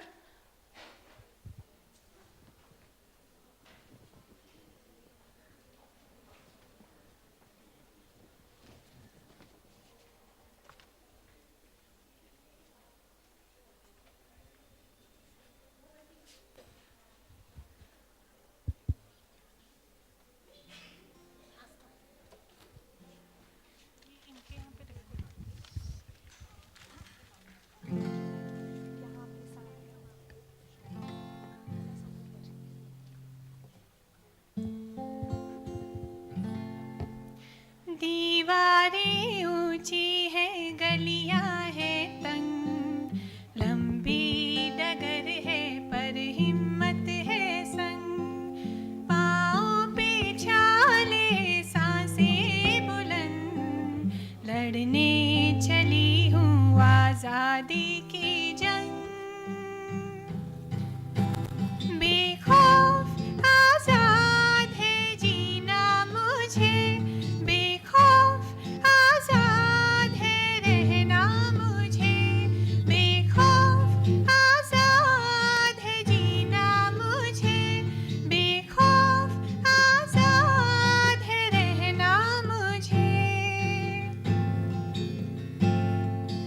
रीत की जंजीरें खा गई जंग, न्याय के मंदिर भी हो गए भंग, जमाना चले ना चले मेरे संग, बोलूंगी हल्ला आवाज दबंग, बेखौफ आजाद है कहना मुझे, बेखौफ आजाद है रहना मुझे, बेखौफ आजाद है कहना मुझे, बेखौफ आजाद है रहना मुझे। छोटे जिस्मों पर मरहम उमंग, लाश नहीं हूँ मन जिंदा पतंग, दिल में उम्मीदें और खुशियों के रंग, हर आंसू बनेगा एक नई तरंग। हाँ, बेखौफ आजाद है बहना मुझे, बेखौफ आजाद है रहना मुझे, बेखौफ आजाद है बहना मुझे, बेखौफ आजाद है रहना मुझे। दीवारें ऊंची है, गलियां है तंग, लंबी डगर है पर हिम्मत है संग, पाँव पे छाले सांसें बुलंद, हर आंसू बनेगा एक नई तरंग, बेखौफ आजाद है जीना मुझे, बेखौफ आजाद है रहना मुझे, बेखौफ आजाद है जीना मुझे, बेखौफ आजाद है रहना मुझे। Thank you.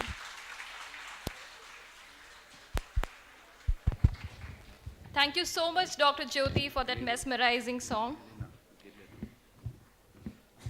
Now I request Dr. Namita Kalra, ma'am, Professor Dentistry, to felicitate Mrs. Delina.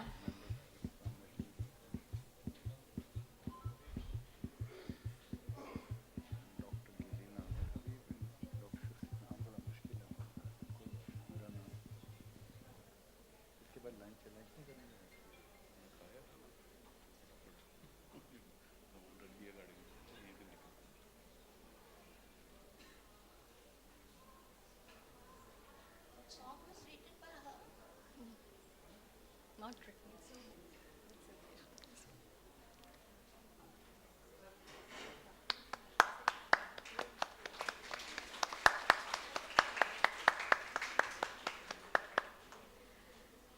Now I request Dr. Shukla ma'am, Head of Department Microbiology, to felicitate our guest of honor, Dr. Neera Bora ma'am.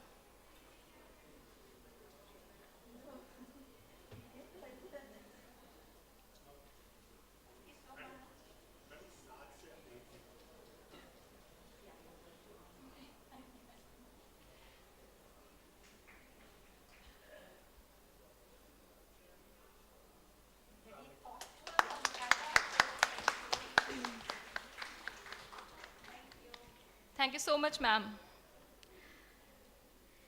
Now I request our esteemed guests to release the souvenirs. I request Dr. Jyoti to bring the souvenirs on the dais.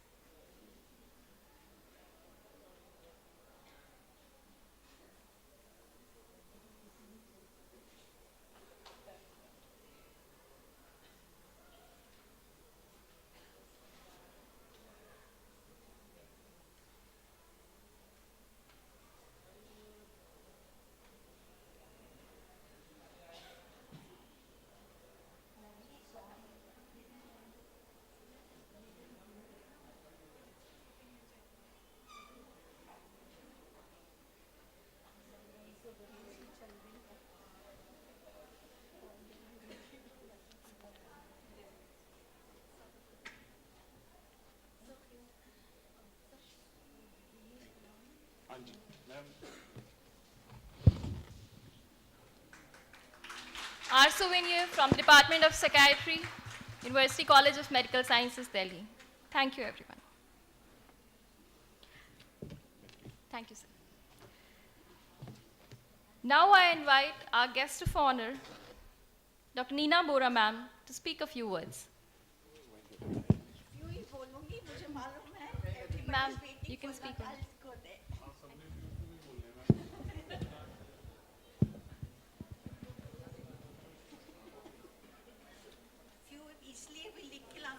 Because of the age factor, I may forget some important, which I should be sending it.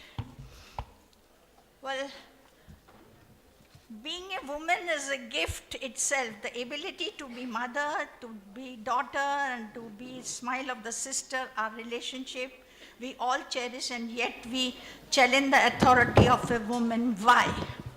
She is the one time entire family dependent upon. She is raised in a fashion to be nurturer, the provider, and never seeker.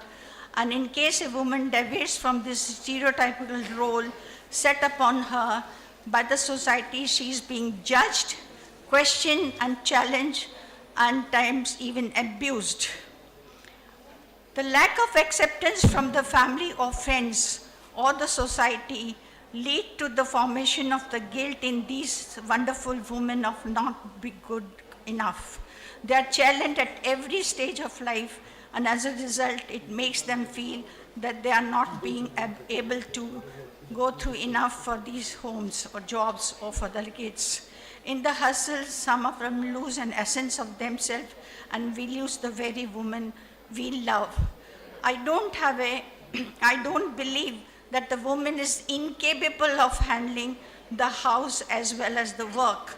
But I'm a firm believer in having a helping hand, a supporting arm in the form of a brother, father, husband, who can set the right example for the society. The support not only makes you a woman happy, but also makes a happier household, an independent woman capable of handling the world. The COVID-19 has created a havoc in the woman's life. I'm not saying not for the man, mental or physical health, but have been a toughest on women. A support system of our houses with no leaves, no break, and added pressure of maintaining the house along with the work. Maintaining the work-life balance had been tough for everyone this past year, but the adversities could be seen most on these beautiful women who got no space to take care of themselves and their mental. This last year brought in front multiple issues of depression, increased rates of anxiety, abusive relationship, domestic violence, and hard negative household environment, which live on a larger scale. Lockdown has been lifted in many states across the world, but with different coming again is giving a problem. We have a multiple examples of the women throughout the history who were the first woman athlete, the first woman psychiatrist, and the first woman president, the torchbearer of the change. These beautiful, strong, independent women, with the support of their family or without, achieve what they have always wanted to, never gave up on their dreams, no matter the hardship, and that is what made them set the benchmark for the next to come. I would like to challenge all men and women out there to treat each other equally, to support the other, to be that extended arm of the support, to be that shoulder to lean on, to lift the other and cheer them and let these wonderful women. घबराओ नहीं, मैं खत्म करने वाली हूँ.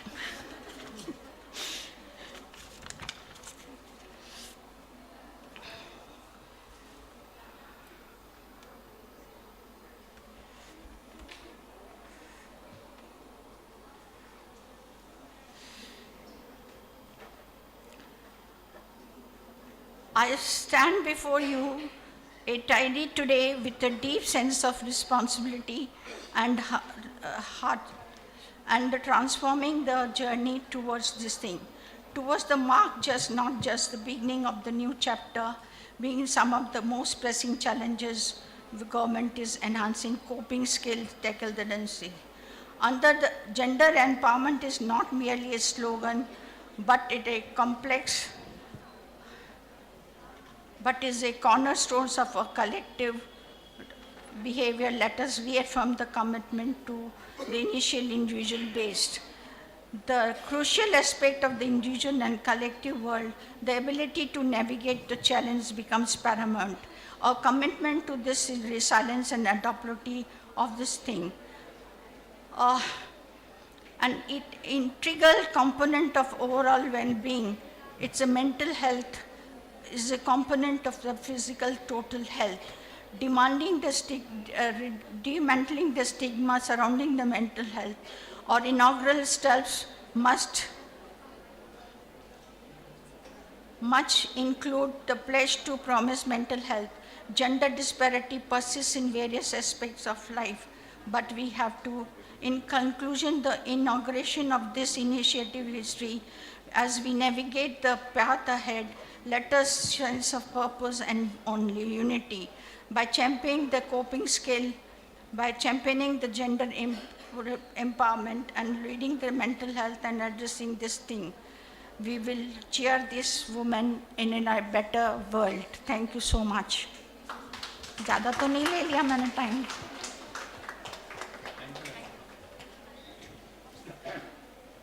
Thank you so much, ma'am, for your kind words. That was really inspiring. Now I request our chief guest for today, Mrs. Delina, representative from the National Commission for Women, Delhi, to speak a few words.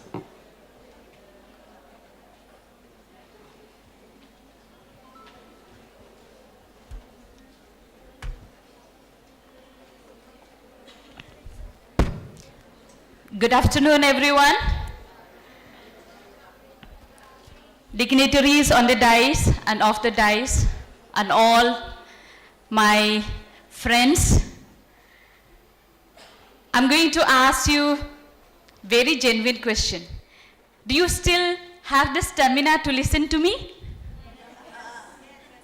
Please be honest. Are you sure? All right.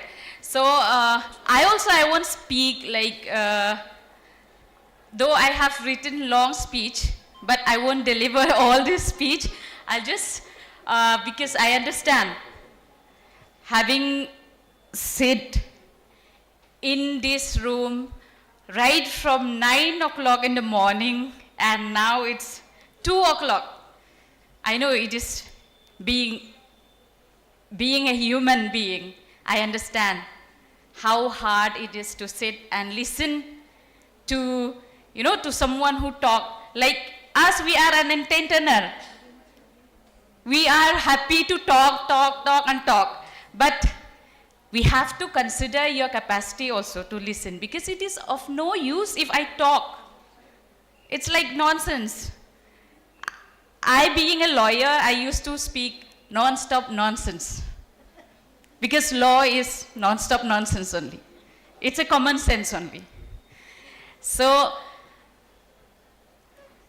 I'm very grateful to the principal of these universities for conducting this very important topic on working women, gender equality, enhancement of coping skill, tackling mental health, gender disparity issues.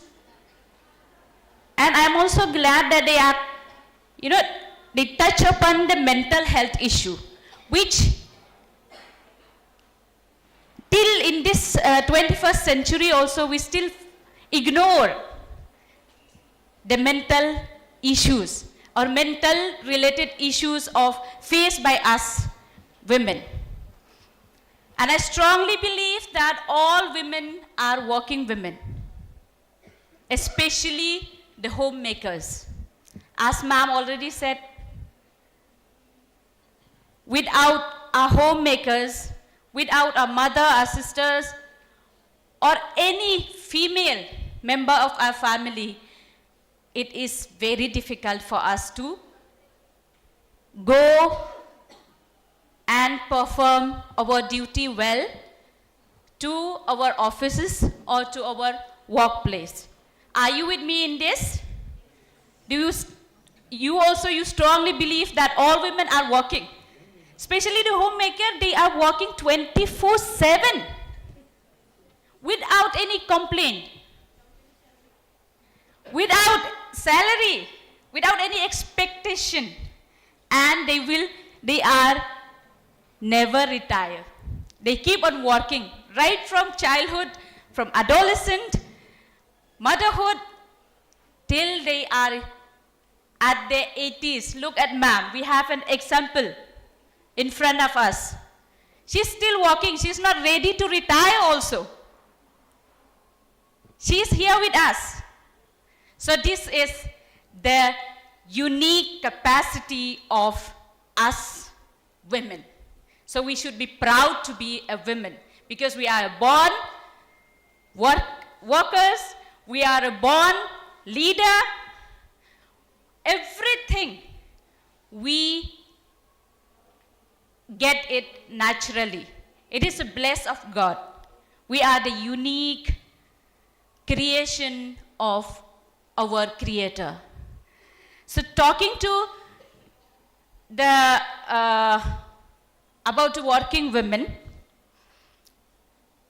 regarding the gender equality, our constitution, the rights to equality under Article 14, rights to live with dignity, Article 21, and many others legislation, they had set in such a way to provide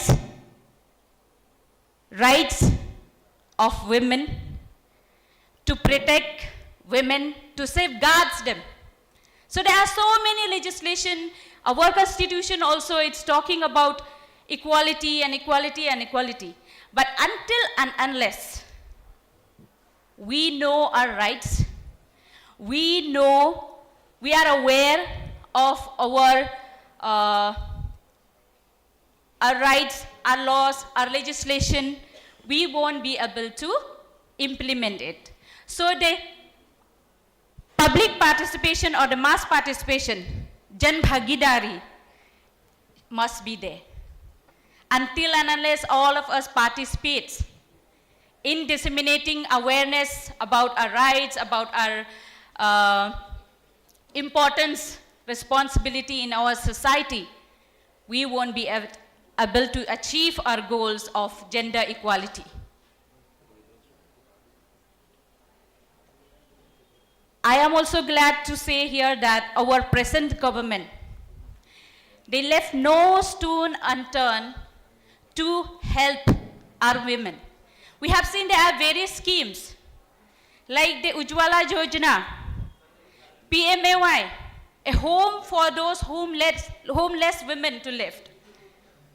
Our women nowadays, they reach from space to entrepreneurship, to sports, to various fields.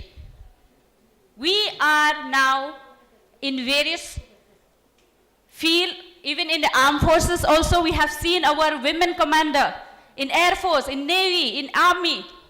We have seen our women who led all the development, as our Prime Minister dreamed for a women-led development. So this is what we are eager to achieve in our today's society. For women now, I believe that it is the sky. Sky is the limit for us. Otherwise, we have spread all over. And I'm glad also to say that our COVID warriors also, during the COVID pandemic, it is our women who has faced the challenges from time to time and from the beginning. Health issue of the women, if we talk about it, we face since the time of childhood to adolescence. As our responsibility, we also face the health challenges from one stage of life to another stage of life. But if we talk about mental health, mental stress, as we already discussed since morning, why we face this? Because it is for women to balance between her work and her family. We have to balance that. And as ma'am said before, the bad addiction of our brothers, it may be brothers, it may be husband, it may be our fathers, who has a bad addiction, its impact on us. Those women who face domestic violence, I think they could not perform better in their workplaces also.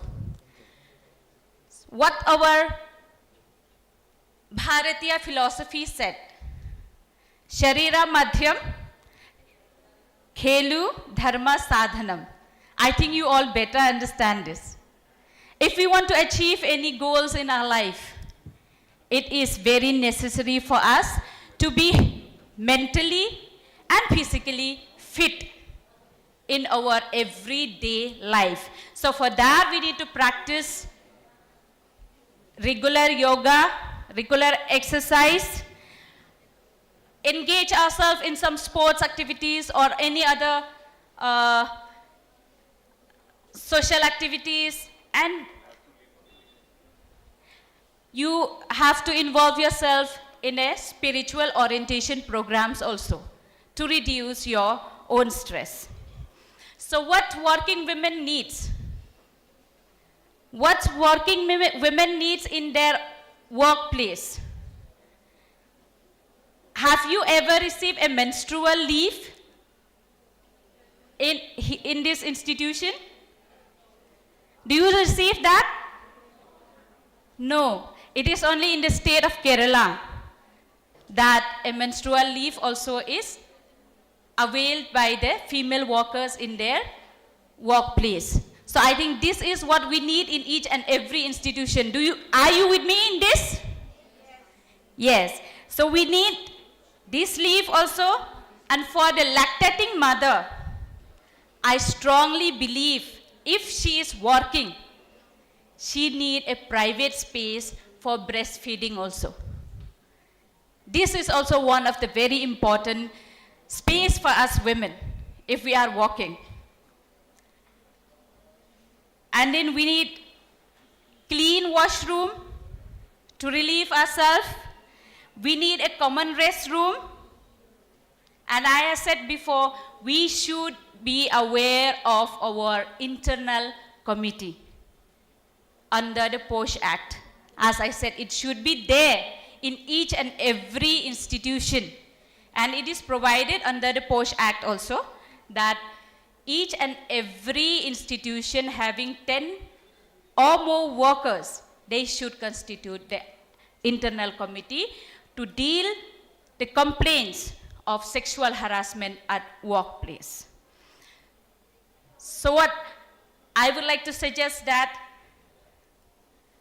all women, either at home or at their workplace, we need a healthy working environment.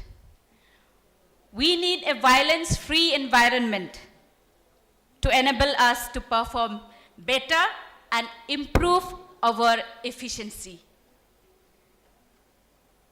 So with this, I'm not an expert to speak about mental health and other, but I just raise some of the points that I think it is important for all of us to think about. Though it is difficult for us to implement, but we can think about it and we can recommend to the central government or to any authorities handling this matter. So with this, I wish all of you fruitful deliberation for the rest of the day. I think we have another session for 2 hours. So I wish you all the best. And with this, thank you so much to all of you. Namaskar.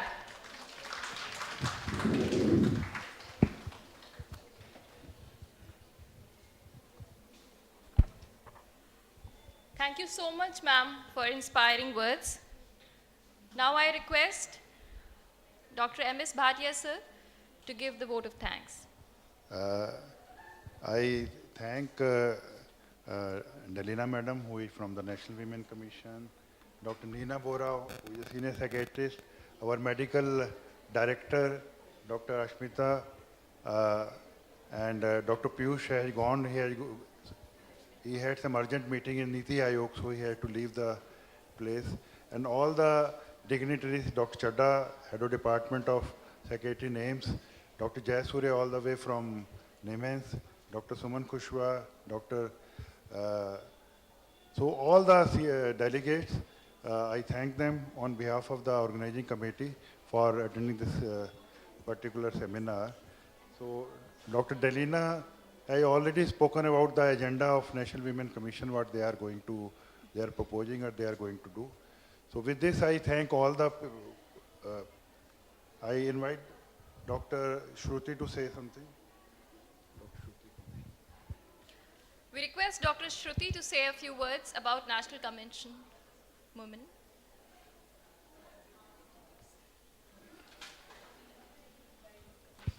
Dr. Shruti is the spine of this particular seminar.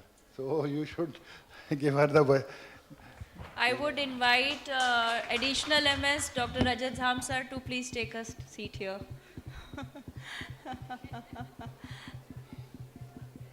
And I welcome him.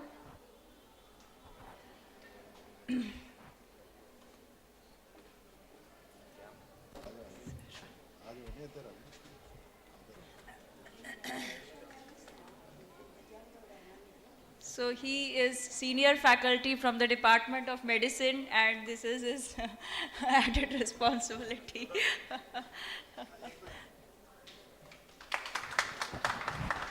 And Department of Psychiatry and Department of Medicine have worked in collaboration and will continue to work in collaboration. Without medicine backup, psychiatry services, don't think we can run. So sir is an integral part of the organization.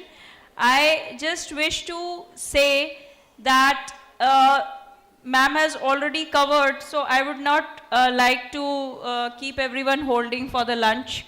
I just want to say that introduction to National Commission for Women, ma'am has already given, and we have the message from the chairperson, Dr. Rekha Sharma ma'am,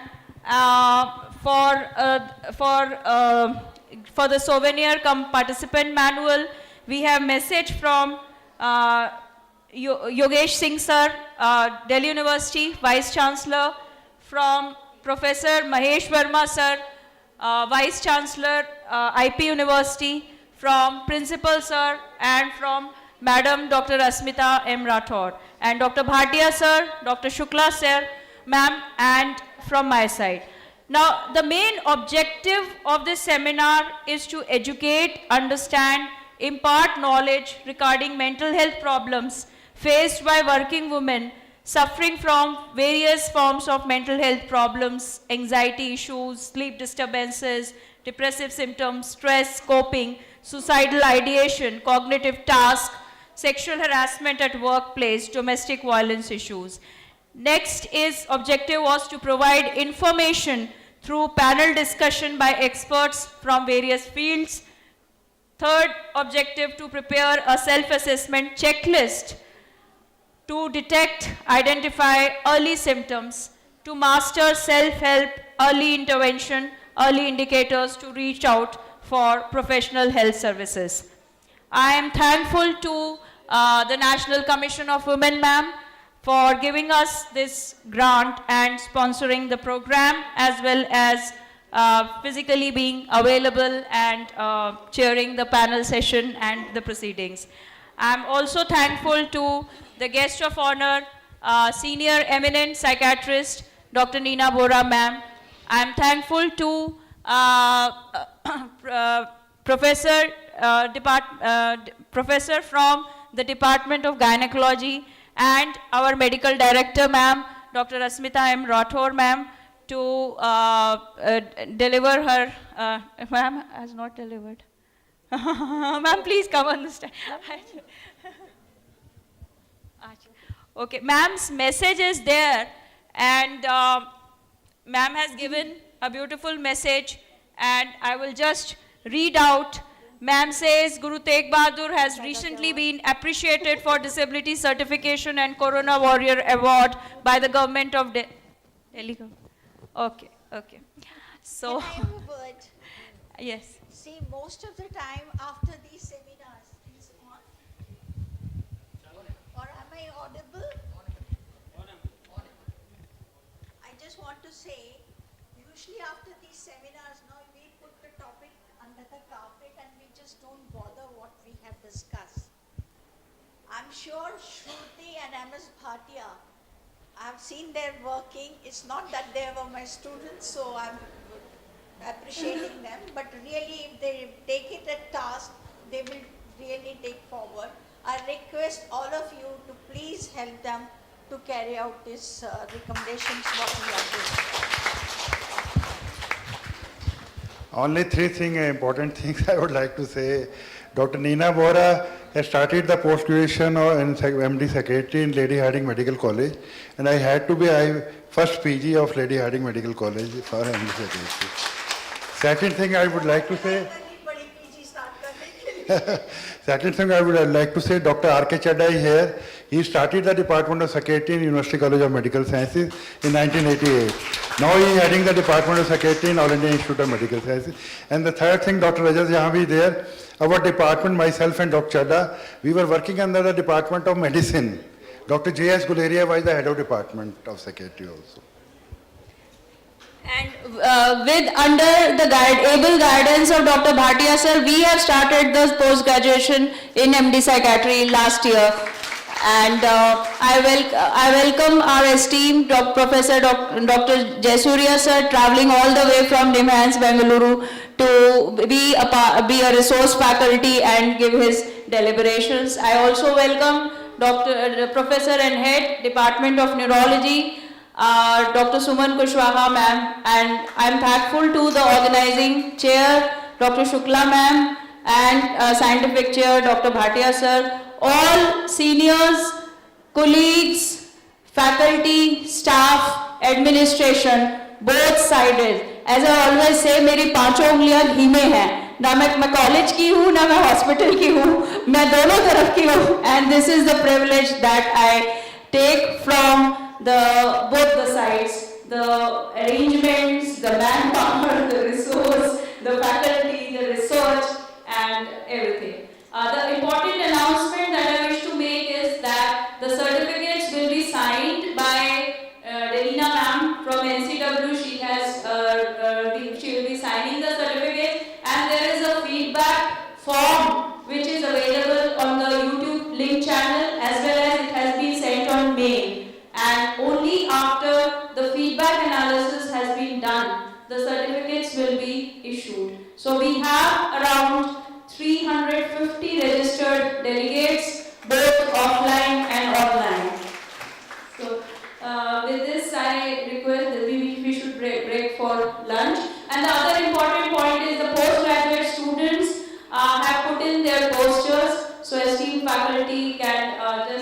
we grade them and we can give them some award.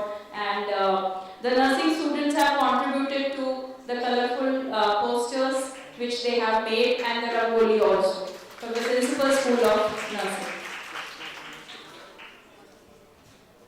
Thank you, ma'am. Now I request everyone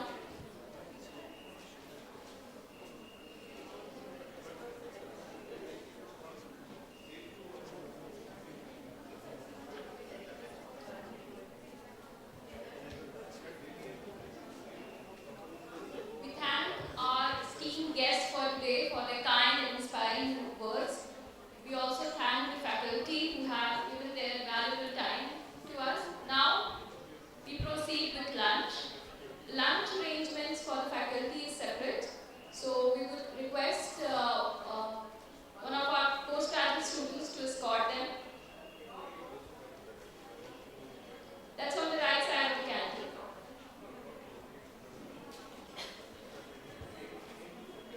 We will all reunite after half an hour for the next sessions.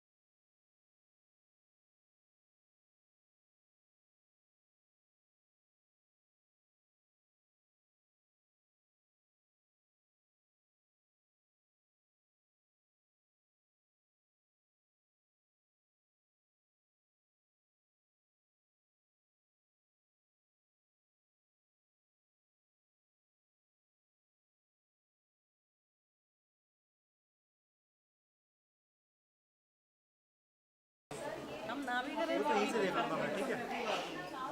ठीक है sir. ठीक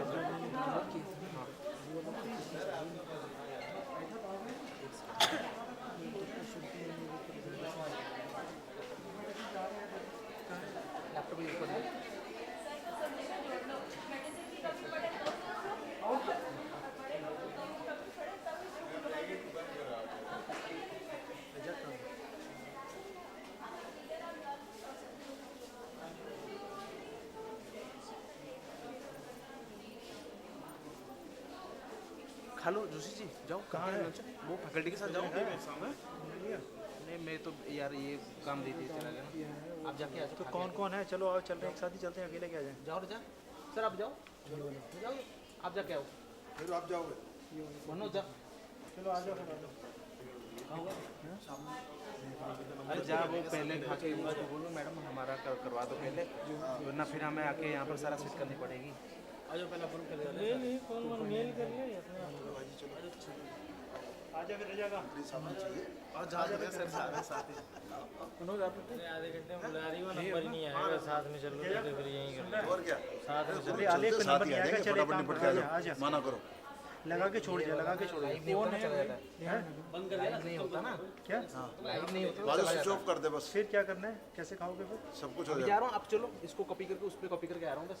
हाँ आओ फिर आओ। अरे bro light बंद हो गई तो लैपटॉप बंद हो जाएगा। नहीं लैपटॉप मैंने अंदर रख दिया। नहीं नहीं लैपटॉप देना, इसको कॉपी करना है। हाँ निकाल के दो, आप जाओ। आ जा, मुश्किल हो जाएगा। मैं आ जाऊँगा, आप चलो ना।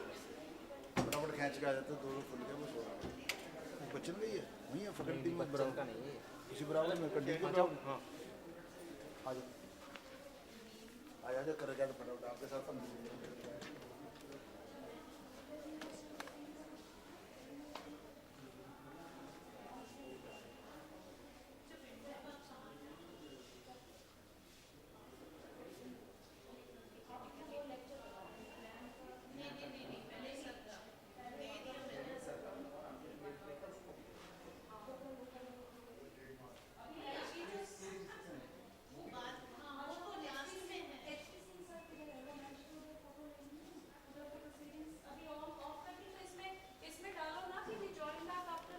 हाँ कर दिया देखो लंच ब्रेक कर दिया और लंच ब्रेक कर दिया मैंने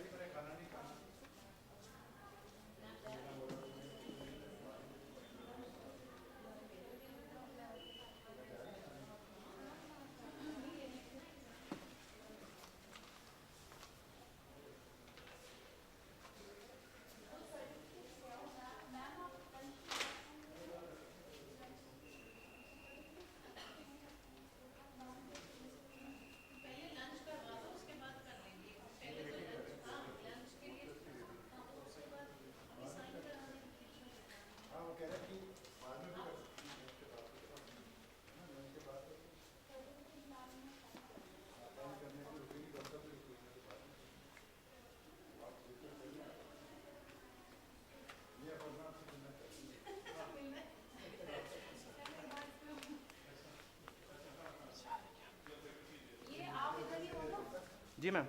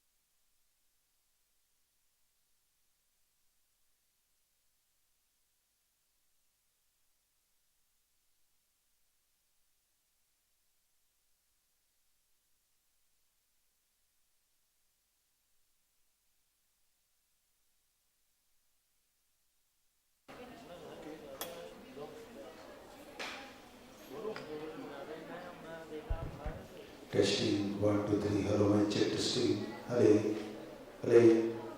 अभी कैसे आ रही काम में ठीक है? Hello.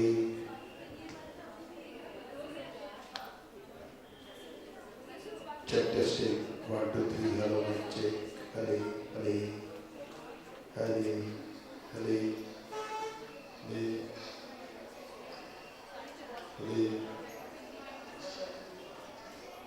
hello, hello.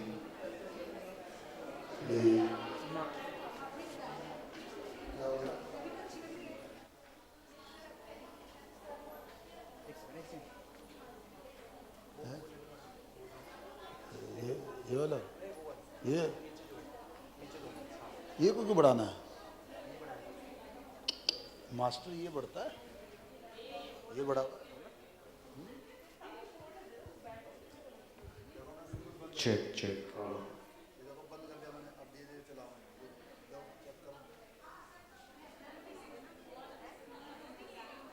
Check check hello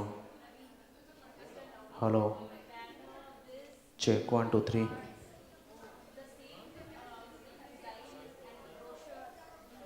check 1 2 3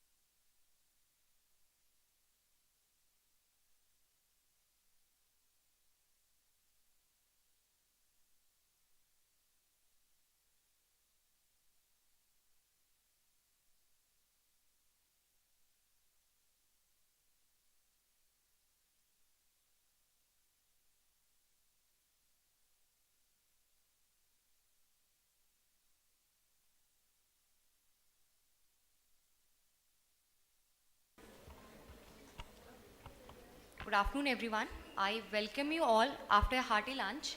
So, the next session is on the topic medically unexplained physical symptoms, a case-based scenario. So, this session is the talk will be given by Dr. Rakesh Chadda sir. He's a professor and head of Department of Psychiatry, All India Institute of Medical Sciences, New Delhi. Sir is a president-elect of World Association of Social Psychiatry. He was a past president of Indian Association for Social Psychiatry. Sir is a fellow. So I invite sir for his talk.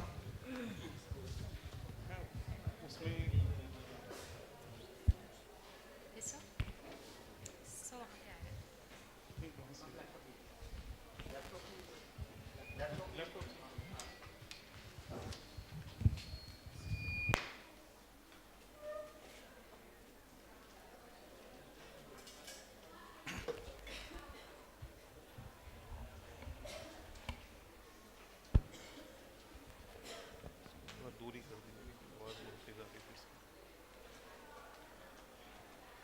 Good afternoon.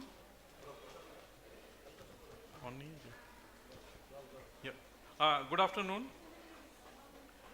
First of all, I would like to congratulate Dr. Shruti Srivastav and Dr. Bhatia for organizing this event. So I'll be dealing with one of very common problems which are seen in women, medically unexplained physical symptoms. I've tried to keep it very simple so that it should be of interest to and should be understandable to most of you. What is a symptom? Symptom is something, some characteristics which when you get it, this could be indicative of some illness, and then you go to a doctor for that symptom. And doctor takes a detailed history, doctor does examination, does investigations, and then provides treatment. But it's seen that in a large number of cases, the doctor is not able to reach a diagnosis. The symptom remains undiagnosed. So cause of symptom is not identified. So that symptom is called medically unexplained physical symptom. If I'll be discussing in some more detail what are these different kinds of medically unexplained symptoms. These symptoms could be transient, may last few hours, may disappear by itself. Sometimes it may continue for longer period. It may be very distressing. And this is a big clinical dilemma, and which is often very frustrating for the patient as well as for the doctor.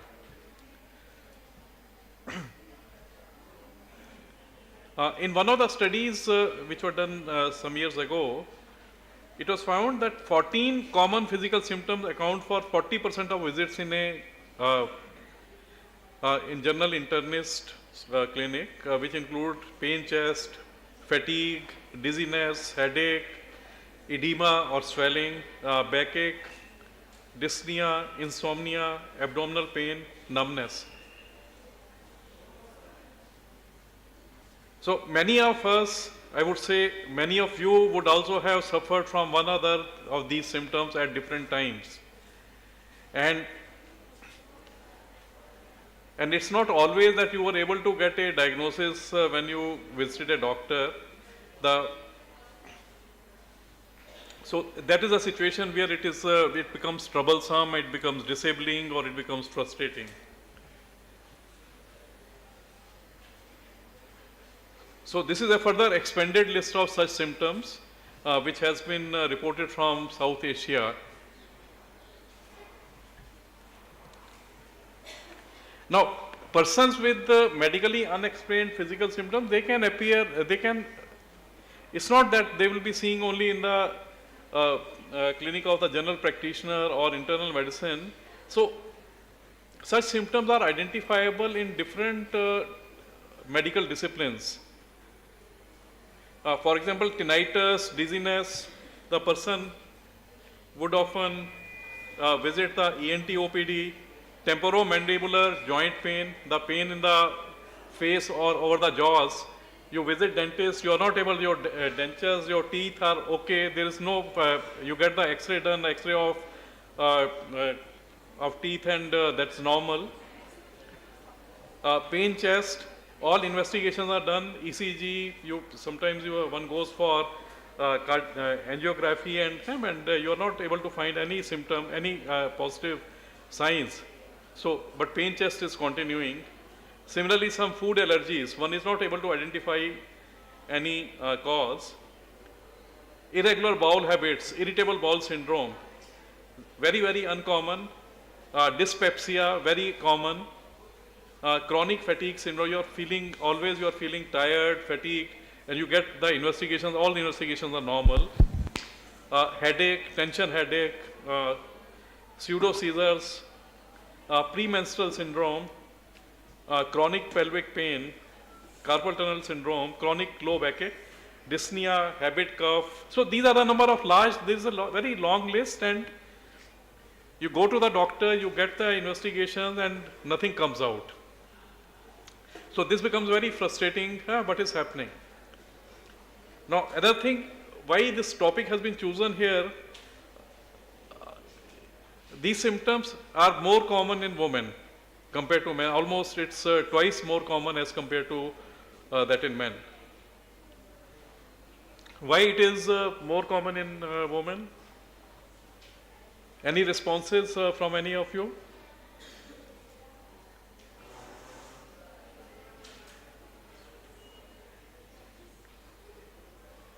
As such, depression, common mental disorders, they are more common, and these symptoms are also more common because women face, I think, more stresses, especially the working woman would be facing stress at home as well as at job.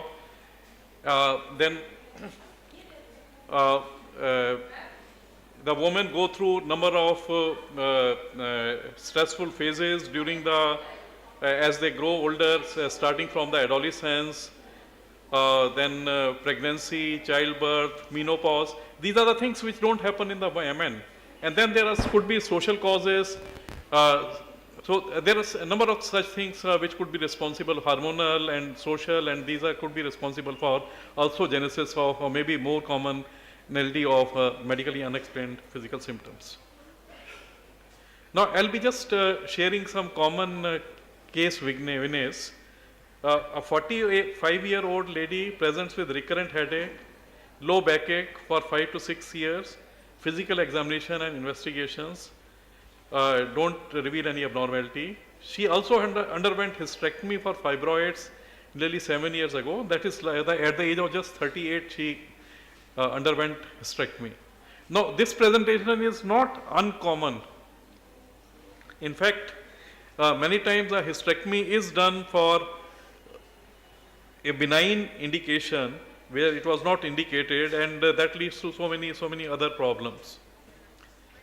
21-year-old university female student living in paying guest accommodation presents with feelings of lethargy, recurrent pain chest, headache for about 2 years. All assessments and routine investigation normal. 32-year-old young mother with a 2-year-old child presenting with low backache, aches, pains in legs, easy fatigability for around 3 years, investigation and assessment normal. Now, in all these three, one would be able to identify specific stressors. Losing uterus is a very big stressor in the first case. In second case, this girl is living alone, is preparing for studying, preparing for competitive exams, living in a paying guest accommodation. The third one is has a 2-year-old child, so taking care of the child in a nuclear family. So these are the kind of stresses which they are going through. But the assessment, examination, investigations don't reveal anything. Now it's seen that in a substantial number of cases, there may be an underlying anxiety disorder or underlying depressive illness. I'll give you a very simple example. I started the department here in September '88, and our clinic was located on the second floor, room number 231, which was adjacent to the medical OPD. And we would be getting patients referred from the medicine. Normally what happens is a patient is referred to psychiatry from medicine, it's less than 10% of the patients would reach the psychiatrist. But here, since this was located in vicinity, so most patients would come to us. They won't get lost because they will never realize that they have been referred to psychiatry. And that was the time that we developed interest in, me and Dr. Bhatia developed interest in the medically unexplained physical symptoms. And rather our OPD got recognized more for treating such patients. And number of such patients would respond to anti-anxiety or antidepressant medications. So what could be the causes, common causes? Now, we should not close that if physical examination and investigation is normal. There could be undiagnosable physical illness which has still not got fully manifest. So one should not always forget this possibility. Then depression, anxiety disorders like generalized anxiety disorder, panic disorders, somatoform disorders, chronic fatigue syndrome. And there could be some cases of malingering, and some cases of factitious disorder, in which a person wants to be ill, wants to have a sick role. Now, this is a big challenge to the doctor because of the missed diagnosis. The person may go for unnecessary investigations, and since the person, they keep on changing doctor, they do doctor shopping, and because of that, the symptoms may turn out become chronic, and this also increases treatment costs. So that's the reason that it's important to recognize the medically unexplained physical symptoms at the level of the doctors. There are a number of causes which have been described in the literature and which have been found on assessment. Cultural factors, because a physical symptom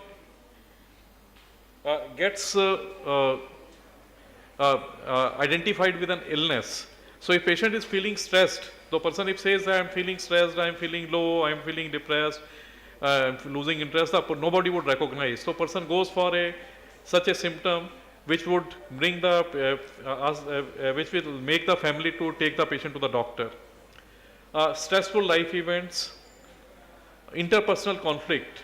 Interpersonal conflict is very, very important in genesis of such symptoms. Negative and unexpressed emotions. Now lady is living in a joint family, is constantly feeling oppressed, is not able to express her, raise her voice, or so if she comes with such a symptom, she would be immediately taken to the doctor. So that's how the lady would come with these symptoms. There could be personality variables. Some personalities, they are more prone to such symptoms. Developmental factors, you have observed as a growing child, you observe your mother presenting with backache, presenting with having headache, backache, whenever she was getting stressed. So the growing child also learns that behavior, that this is a behavior, this is the way you can express yourself, and you would get attention, and you will be taken to the doctor.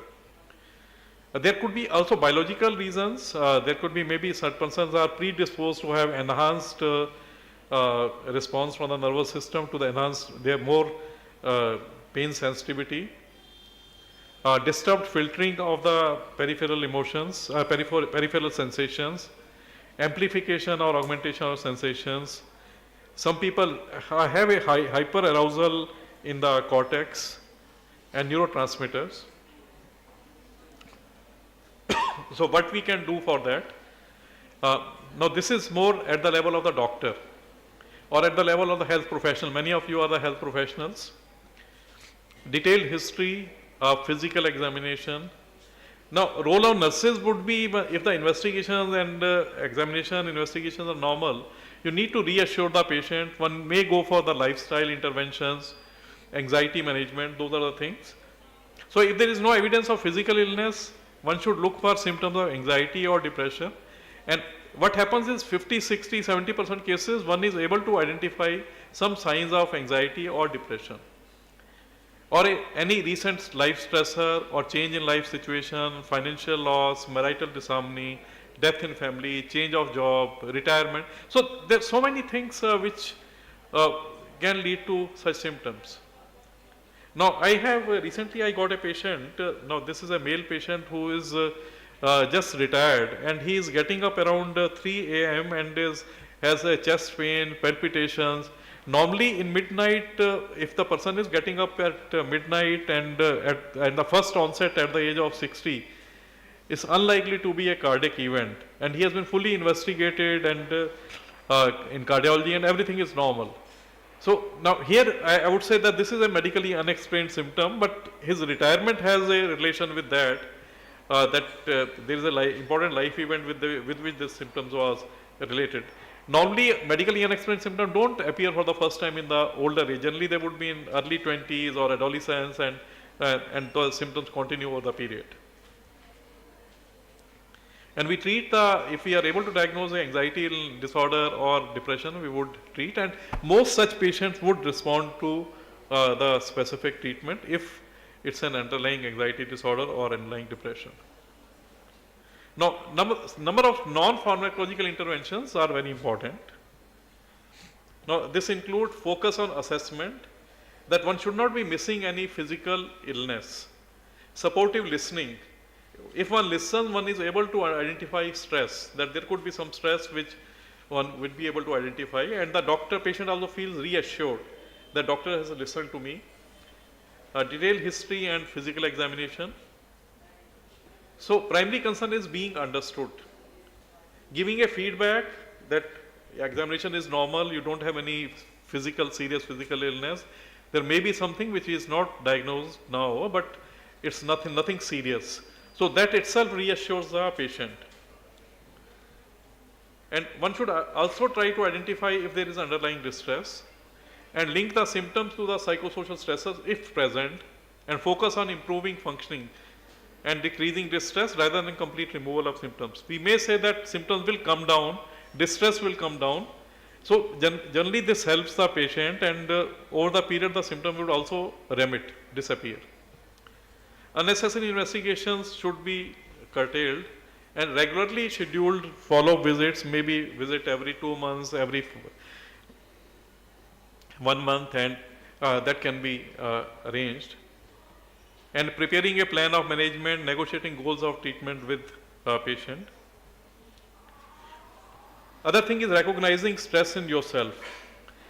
Are you becoming unnecessarily over-emotional or aggressive in conflict situations? Losing interest in personal appearance, social events, or previously liked activities? Are you losing concentration, memory, finding difficulty in taking decisions?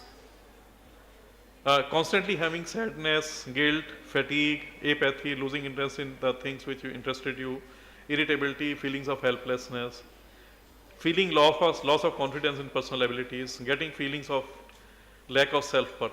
Now all these, any of these, if present, that could be in the background of a medically unexplained physical symptoms. How can we reduce stress, or how can we reduce such symptoms? If you reduce stress, you would be such symptoms can also come down. So this is a general suggestion, and nursing professionals can definitely take a lead role in this if things are normal. Adequate sleep, regular sleeping hours, follow a regular routine, food at regular hours, regular physical exercise, deep breathing exercises, they do help. Any form of meditation or pranayam. Take a stroll when you are feeling stressed. Share your emotions and feelings with close friends and confidants. So maintaining a communication if you are feeling stressed, that's very important. Religion is a big support against stress. A regular routine of some exercise. Avoid smoking, alcohol, excessive tea or coffee, and develop some hobbies. Activity scheduling is another important component in a method which we use for medically unexplained symptoms, helping a person to monitor his or her activities and corresponding mood and any medically unexplained symptoms associated with those activities. So this helps in getting overall picture of the person's activity level. This also helps in the person identifying some activities which are associated with symptoms and activities which help in relieving the symptoms or improving the symptoms. So person would be advised to take up such activities which help in improving the symptoms. And understanding may develop that certain activities may improve the symptoms. And thus a plan is developed to work on those activities. Many times you are going through a problem and that problem is leading to such a symptom. Now, these are the basically anxiety management, stress management methods also. Besides, of course, they do help in dealing with the medically unexplained physical symptoms. Like identification of the problem if you are going through, like your child is not doing well at school, you got a complaint from the teacher, or you went to the parent-teacher meeting and the teacher complained that your child is dealing in mischiefs, or his scores are coming down, his or her scores are coming down. So that's one of the problem. Or say you had some problem at your job. So identify the key problematic aspects of the problem, associated thoughts, feelings, behavior, and physiological responses. Then one can go for alternatives, how you can resolve this issue. So if you start having a thinking of what can be the alternatives, 1, 2, 3, 4, 5, just note down or just think about it, and then choose the best one, best alternative, which is the best solution, and implement the best solution. So this is another approach which can be helpful in dealing with such symptoms. So conclude, I would say medically unexplained physical symptoms are very common. They can involve multiple body systems, can be disabling, and not to be ignored, and a medical consultation needs to be taken. But these can be managed by, many times they can be managed by simple behavioral techniques like the regular schedule of activities, lifestyle modification, identifying and resolving problems, and managing stress. So with this I conclude. I thank you all for your kind attention. I will be happy to answer any queries or questions.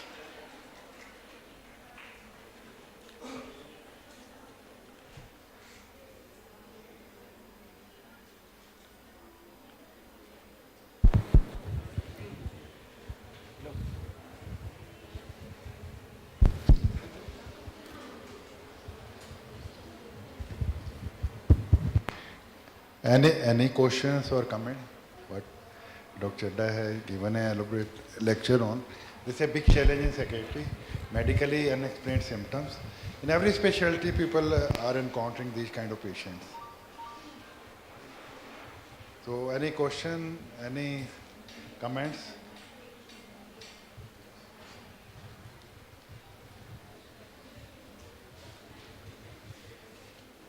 This is a important topic Dr. Chadda has already highlighted. We are getting calls from our colleagues who are working in medicine or other specialties that Dr. Sahab, patient का सब कुछ investigation करा लिया, सब कुछ normal है. We are getting calls from Dr. Chadda, even knowing that we are getting calls from our colleagues also, that they have a family member who has this kind of symptoms and they don't find anything on investigations. And investigations are very costly, even if being done by the cardiologist or a neurologist, but they don't find anything. Then they ultimately land up with the psychiatry. So anybody want to come say? Have you seen any? Sir क्या ऐसा हो सकता है कि अगर सारी investigation normal है, blood culture, urine culture, all other investigation, और फिर भी पेशेंट को एक लो ग्रेड फीवर रहे हमेशा?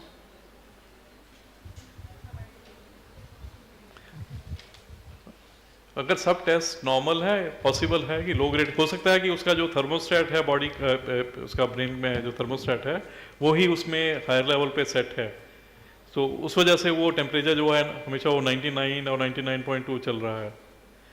पॉसिबिलिटी हो सकती है. और ये दूसरा ये भी है कि इट्स पॉसिबल कि हो सकता है कि बाद में कुछ और प्रॉब्लम आइडेंटिफाई हो, but at that time it's a benign symptom.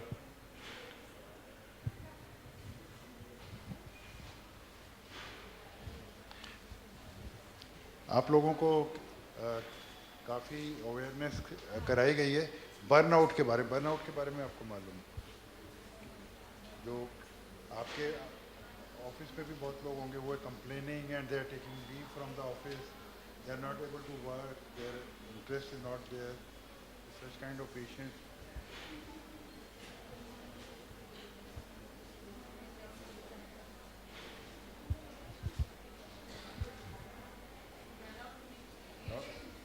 And there is always time to say, to step down, जो डॉक्टर भाटिया ने जैसे बोला बर्नआउट, अगर आप कॉन्टिन्यूसली काम करते रहेंगे, you always need a break. तो वो ब्रेक बहुत इंपॉर्टेंट है, वर्क में भी, हाउस होल्ड एक्टिविटीज़ में भी, सब जगह पर है, because your body can't, even a machine can't work. If you are driving a car, the car also needs rest after 200, 300 kilometers. Same way, body also needs rest. And take adequate sleep. That's very important. And take breaks. And discuss with, if you have any problem, discuss with your colleagues within the family or anyone whom you can trust. Covid के recovery के बाद भी कई patients इस तरह के we are coming across, doctor Chadha like to say. या Covid के बाद भी वी हैव, मतलब वहाँ तो एक्चुअली ना, because in the viral infections sometimes the some symptoms may continue for longer period, but covid के बैकग्राउंड में ऐसा भी हुआ है कि you have lost one of your immediate family members, so that stress is also overlapping with the besides the infection, so it's difficult to differentiate. But over the period, the symptoms have generally come down, but it's difficult to differentiate between the viral etiology and the psychosocial stressors there.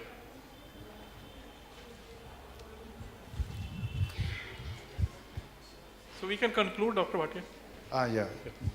Thank you. Thank you, sir, for this cognitive stimulating presentation. So the next session is on sexual harassment at a workplace. So this session will be taken by Dr. Shukla Das ma'am. She is Director, Professor, Head, Department of Microbiology, UCMS and GTB Hospital. Ma'am has over 26 years of experience. Ma'am has several awards ma'am is awardee of several awards. She has over 192 publications. She has written more than 4 book chapters. She has been awarded over 10 government funded projects. So I invite ma'am for her presentation.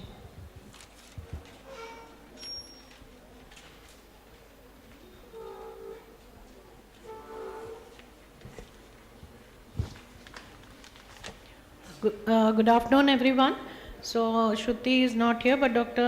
Bhatia and sir and Dr. Shruti, thank you for organizing this seminar on NCW's funded project. My last topic, I'm going to keep it very brief. So this is actually an additional topic to the topic which is actually for the seminar, that is coping up of risk, stress factors for working women. So this is an additional stress that has been added in your life, and because of that the ICC, the Internal Complaint Committee, has been constituted. I will keep it very brief because the Gazette goes into pages, 60 to 70 pages. It's not possible for us to describe because there are lot of legal matters in it. But I'll take you through a few of the pages which will tell you how ICC works. So we need to just understand the sexes and what is gender, and this very well in this forum you have all understood.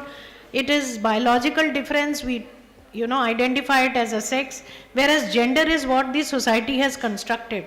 And now we are having the other genders where laws have been put up, and constitutionally we cannot blame, or we cannot we need to respect all the genders, whether it is male, female or the transgenders, because there are acts which have been laid down very strictly not to violate their rights. So the behavior and the attitudes that we consider gives us a gender platform or a gender identity, that is whether I am a male or a female or the other gender. Now the discrimination has been to that extent. Of course now we are in a medical institute, discrimination is not to that extent, but there are many societies, there are societies where even till today women are being discriminated. So it is based on a person's gender, which more often affects the girls, because gender discrimination, the girls and women do not have the same opportunities. So the opportunity is lacking. education is lacking, and that is how the bias kept on increasing. But now with all the laws and education, women have of course far exceeded in their performances and career. So inequality of gender refers to unequal treatment or perception of the individuals based on their gender. And as madam in the morning said, there are a lot of laws which have been laid down. Lot of IPC laws are there which protects the dignity of a woman. So women worldwide have been always been the victim of inequality, not only in terms of social and political right, but also on employment. And that is, and still we try to call ourselves civilized. So this is, I took from there was a clipping where it says that we consider in 21st century as civilized, but are we still gender equal? So where do we look at women? Women usually, maybe not you, but there are society way backward in the rural areas where women are considered to be in the kitchen. You can't consider the son-in-law, the son going to the kitchen and cooking. There are still, this taboo is existing where the woman is supposed to go to the kitchen. There are responsibilities of women which have been identified by society, and that does not break. So this is where we have to raise our voice. Now, today we were not talking about the society, it is more about the workplace condition where there is gender inequalities, stigmatization of unwed single parent. Their stigmatization has also increased, and but then women are working and there are laws which are protecting them.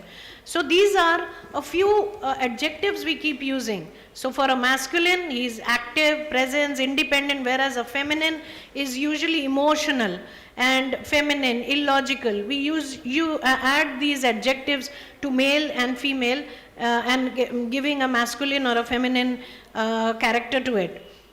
The sensitization is a program which has been now laid down in all institutes, schools, colleges and everywhere, where we have to now understand the changing behavior, instilling the empathy into the views that we hold about our own and the other sex. So we have to be considerate about not only about male, female, but also the other sex also. It helps people in examining their personal attitude and beliefs and the realities they thought they knew.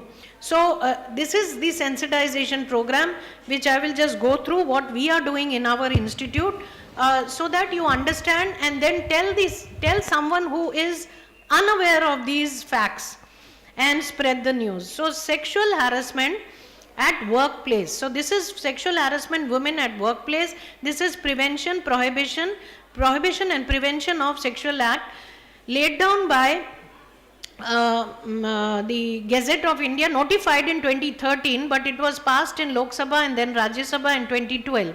Now you are all aware of the terminology like eve teasing. In your days, in 19s, 70s, 80s, we always used to use the term eve teasing हो रहा है, तो हम मुझको eve teasing कर रहे हैं. So now because of those and because of a very heinous crime which occurred in Rajasthan, they were forced to put a act towards sexual harassment, and that is why it was gazetted. Yes, we are fortunate, women, the act is only to protect women. Unfortunately, it is not for men. However, there are questions raised by male counterparts why this is only bias. So this we will not call as bias. This is a law to protect the women because there were previous incidents which happened. And so the law says that any unwelcome, unwanted, sexually determined behavior, whether direct or implication, explicit or implied, includes a physical contact, advances or demand, requests for sexual favors, colored remarks, pornography or any other physical, verbal or conduct of sexual nature will be labeled as sexual harassment. So this has been taken from the International Labour Organization, where they have identified how the individual can suffer.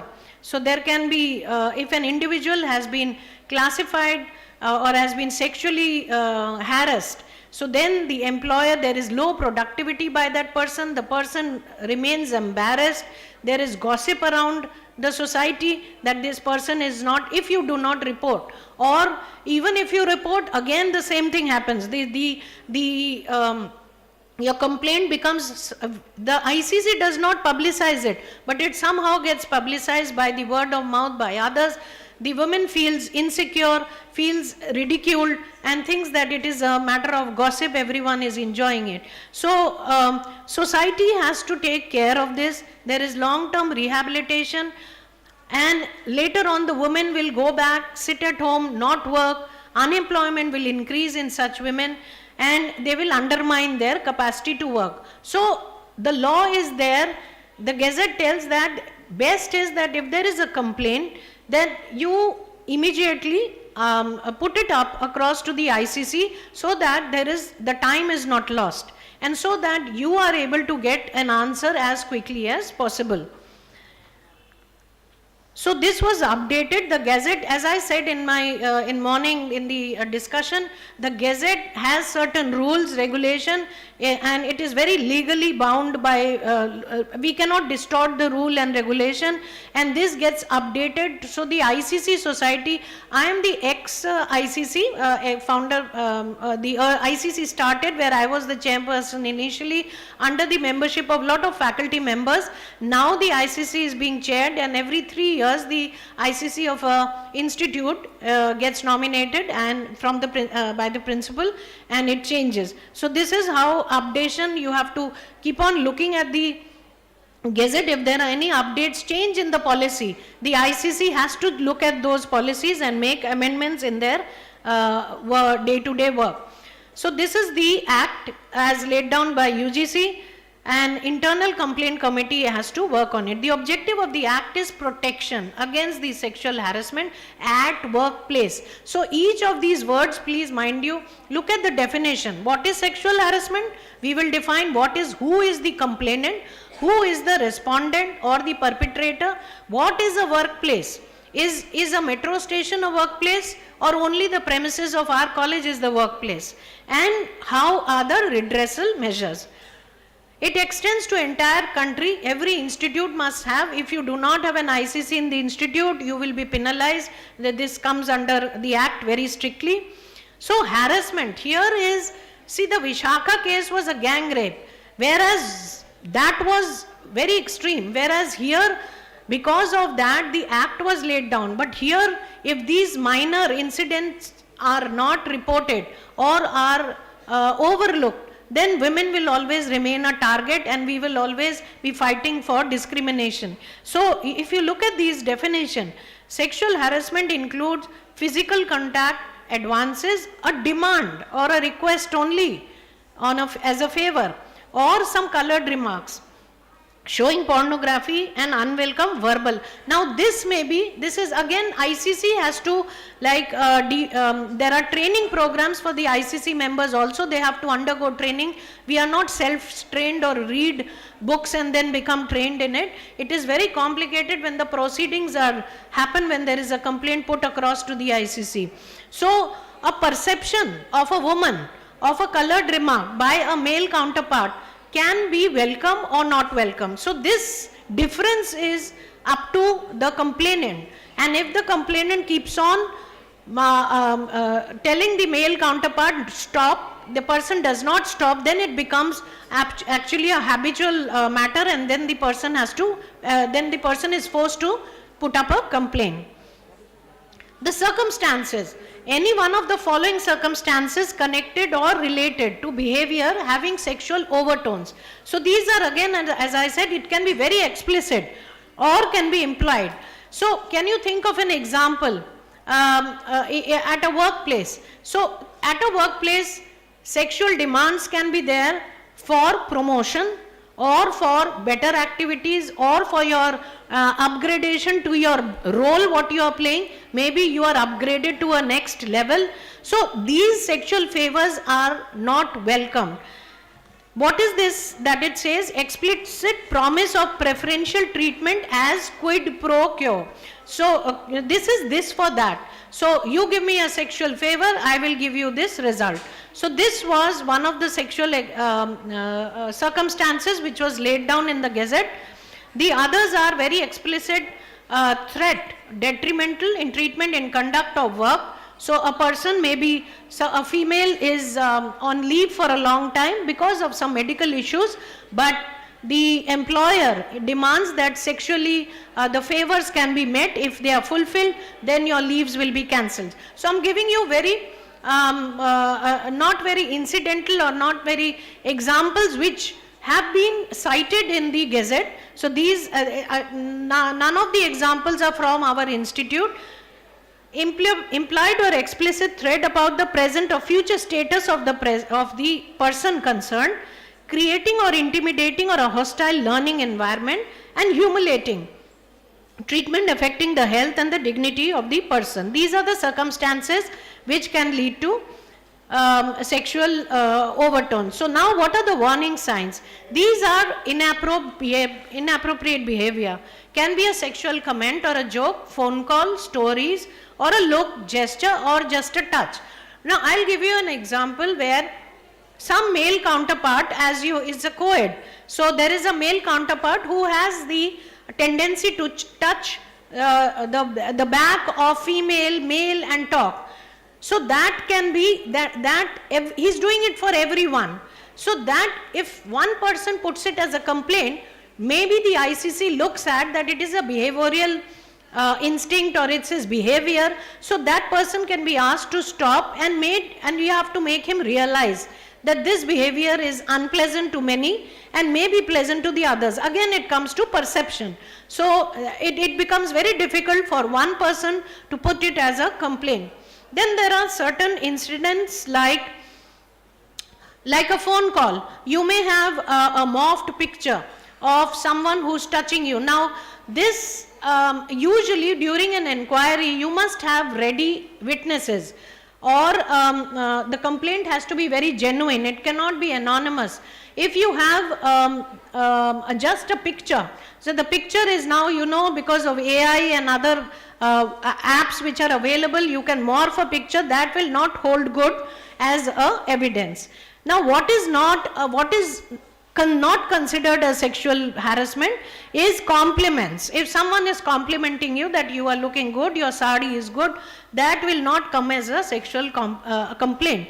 Being courteous to someone, opening the door for someone and asking for lunch, dinner, these are just a few examples. So the workplace is usually, now the Gazette has expanded the workplace. When the ICC looks at the incident, the complaint should have occurred within the workplace, the premises of the institute. However, it has now extended to, the workplace has gone further in the current 2022 modification, and they say the workplace can be, suppose the both employer and the employee are working, and they have visited another place, workplace of an external client, premises of other organization, hotel, restaurants, restroom, toilets, canteens, cafeteria, where both the individuals of the same institute are meeting. So earlier it was that the premises was within the institute and within the time frame of their working hours. But now it is extended, but there can be misinterpretation of this, because sometimes when a person, a male counterpart, is sending messages only at night. At workplace there is very formal and congenial atmosphere is being maintained, but as soon as the person goes back home at night, so that is out of the workplace and it is also out of the time frame. So that time the person starts sending messages. So there some complications can occur, and the ICC has to take consideration whether that belongs, because it is between the employer and the employee still. So the campus is the land location where the institution is existing. So a complaint has to be written. This is very briefly, just a few more slides. Within 3 months, it has to be written within 3 months of the incident. And like Dr. Shruti said, if it is a sexual assault, it should be, you have the one-stop Sakhi in IBAS, and here also one-stop centers where the sexual assault should be reported as early as possible, so that the evidence can be immediately taken. So the written complaint now of the other institutional complaints within 3 months of the occurrence of the incident, and the ICC has the should report, give the respondent that letter within 10 days of a complaint. So within the 10 days, once we receive the letter, within 10 days the letter should go to the respondent, that means the perpetrator who's been troubling her, and within working 7 days he has to give an answer. So then the inquiry starts occurring, and within 90 days the inquiry has to complete, which includes all the witnesses and etc. Now reconciliation, before ICC starts inquiry, reconciliation can happen, but then inquiry will not begin. So this is when ICC asks the woman, would you like to take an apology from the perpetrator, because this is the first time, the person is not a habitual defaulter. That happens when the inquiry does not start. If the inquiry has started, there is no reconciliation of this kind. ICC shall record all the settlements and will provide the copies to both. It is unbiased, and copies will be given to respondent and to the perpetrator. And then there is no final inquiry. This is if the reconciliation has occurred. When there is, on the written request made by the aggrieved woman, ICC will recommend to the employer. Now, whatever are the recommendations or whatever are the proceedings within those 3 months, the ICC members, they will call the complainant, the respondent, their witnesses, cross-examination, all that when it happens gets over. The ICC has the power. Please remember, the ICC's power is like a civil court power. So their recommendations are very strong. They don't require the permission of any other, any high court or anyone. That is a plea. If the complainant is unhappy with ICC, then the complainant can go and put up a case to high court. But ICC's recommendations are final. These are then given to the employer. The employer then takes a decision. Whether he wants to believe the ICC or not, that is up to him. But we will stick to our report, what we have gathered from the evidences. During this interim period, the aggrieved woman is given a leave, or even a transfer of the perpetrator can be also advised, so that there is no communication between these two, the victim and the respondent. Inquiry, for the purpose of making inquiry, ICC, they have the same power as I said, civil court, summoning, enforcing. This is very important. If the ICC is summoning a group of people or the witnesses, if they refuse, then a strict action as per the service rules can be taken. Inquiry has to take within 90 days, and this is going into a little detail. In case there has been an assault, a physical assault, there has been an injury to the person, then the recovery can also be in terms of monetary wise. So how much sum has to be collected from the perpetrator, that also the ICC decides, and then gives it to the complainant, and that settlement can be done by the ICC during the inquiry. Punishment, if he is not a regular offender, it can go as an apology first. It can just go as simple apology. So I am sure if the women are so liberated, if a person is a first time defaulter, we have to teach. So this is what we are learning today. There are so many things where the male counterpart, the other gender, is not sensitized. So the sensitization, we must give a scope to the other gender to make them understand that it is now a law, and this is not perceived in a healthy manner by the by the victim. So we can leave him with an apology. We can even give a written apology, leave the person by a second chance, give the person a second chance, monitor the activity of that person for 3 months. If the person does not repeat these acts, then the case can be closed. So there are, it is again not what we are thinking, what we like. The Gazette writes it. The Gazette is on our website and even on the Google network. You can read it. It's, I said, 60 pages of Gazette, Hindi and English, and it is very well written. The first is just minor punishment. It is an apology. Starts with that. And then you go on, and if it is very heinous or severe, even his service rule book we can include and terminate his services. Redressal measures is in according to the service rules, and deduction notwithstanding anything in the service applicable from salary or wages, if that is applicable in that situation. This is again another important, I'm not reading through the slides. This is malicious. If the women wants to teach a male counterpart a lesson or a sabak, ठीक है तुम ऐसे कर रहे हो, I'll teach you a lesson, I know sexual harassment, this act will teach you a lesson and you will be tarnished forever. So this, if it is found, the evidence is found to be incorrect, the women service rules will also include that this person has used unfair means to place wrong complaint against a employer or a male counterpart. Okay, and suppose ICC's inquiry, if suppose the complainant is not happy, then an appeal can be made within these 90 days, and ICC, if the employer demands, a new committee can also be created to look at the recommendations that have been made by ICC. So usually that does not happen, and if a person is unhappy with ICC, because it's all based upon evidences, so if still the person is unhappy, then the person is free to lodge an FIR, but that is what the institution does not want. We don't want any employer or employee or staff members to be tarnished or be labeled as a perpetrator. So we need to give him a chance until and unless the crime is very severe. Duty of the employer is to provide safe environment, provide facilities to assist the ICC activities, assist the woman also, and treat sexual harassment as a misconduct. Now, what are the mitigation strategies? This is what we do at our institute at UCMS. We talk about, we encourage the students also, the Gender Champion Club. Sometimes they get busy with their exams, but many a times they do take a proactive action, and they talk to each other about this.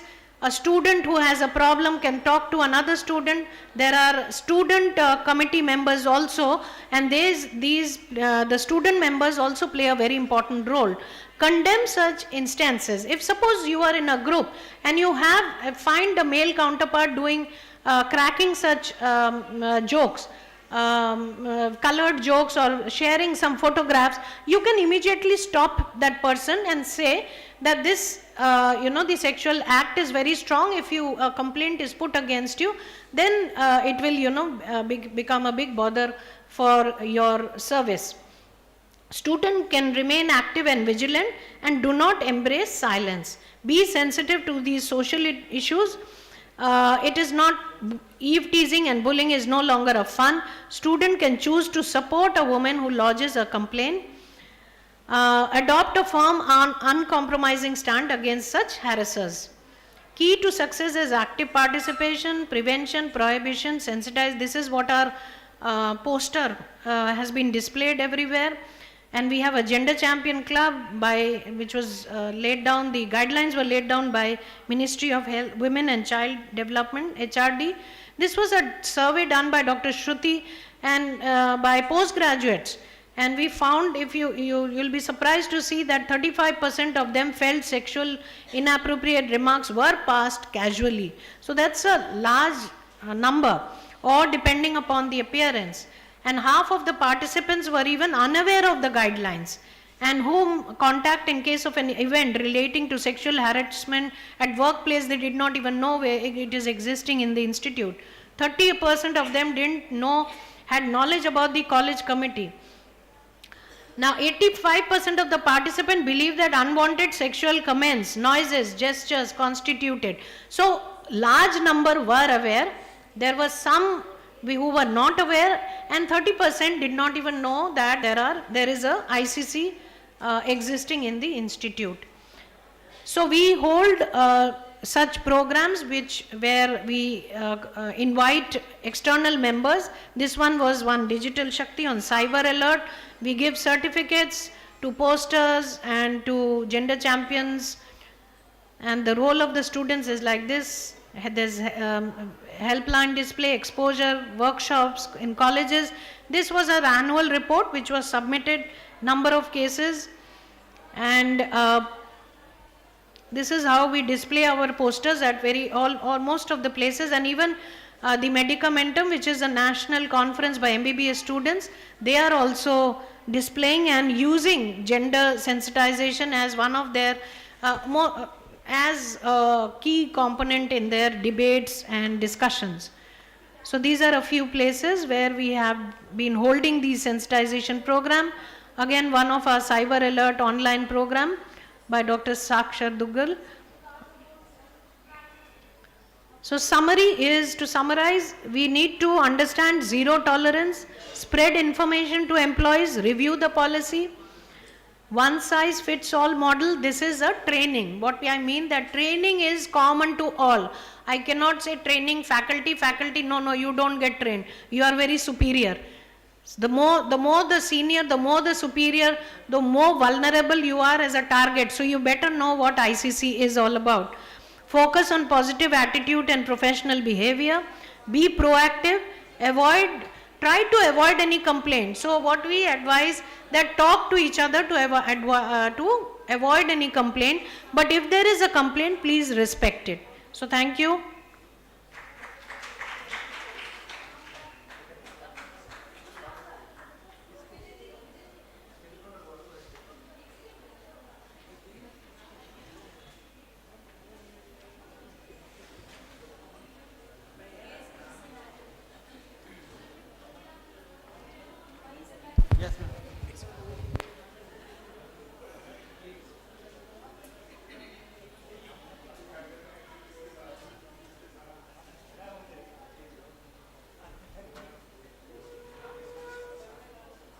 So we are coming to the last end of the session, where we want to say about the case-based scenario, right?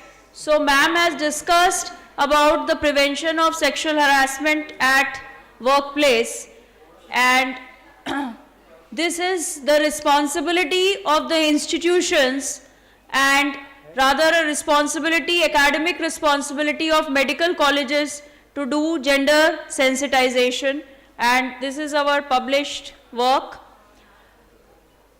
Gender is learned through the process of coaching and training. It starts from birth and continues till death. Gender socialization is a process by which the child learns to behave in the society in which it is born. And gender empowerment enables and allows individual to use their capacities to take care of the life. With this, I'm just putting the manual in the souvenir cum manual for participants that has been released.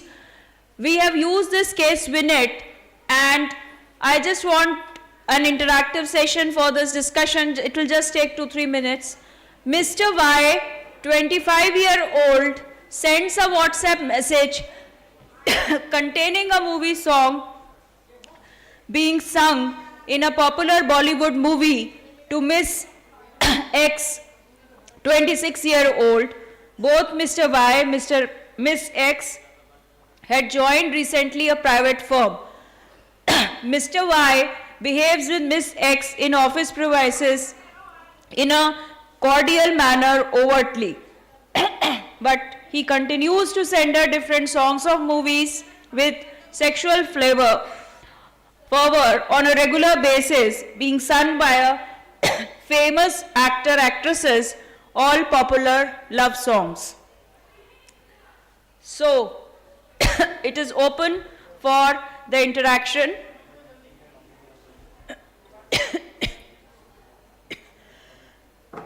Miss X told him politely that she was not fond of movies, so she shouldn't send her songs.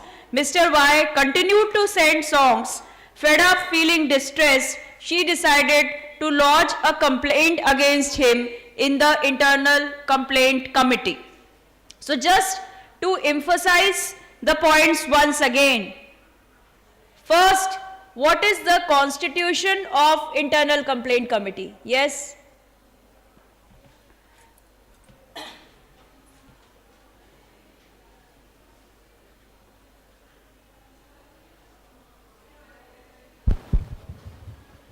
Yes. What is the constitution of Internal Complaint Committee?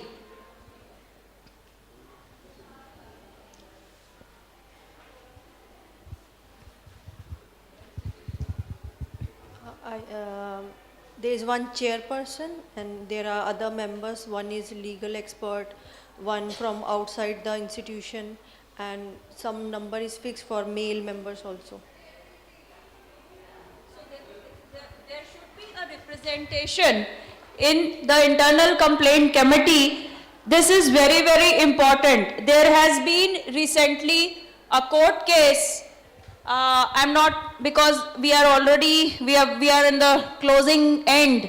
So we are reaching the end. So I just want to highlight that there has been recently a court case where the constitution of the Internal Complaint Committee of that particular organization was challenged. So one should be very aware of the constituents, what should be the composition.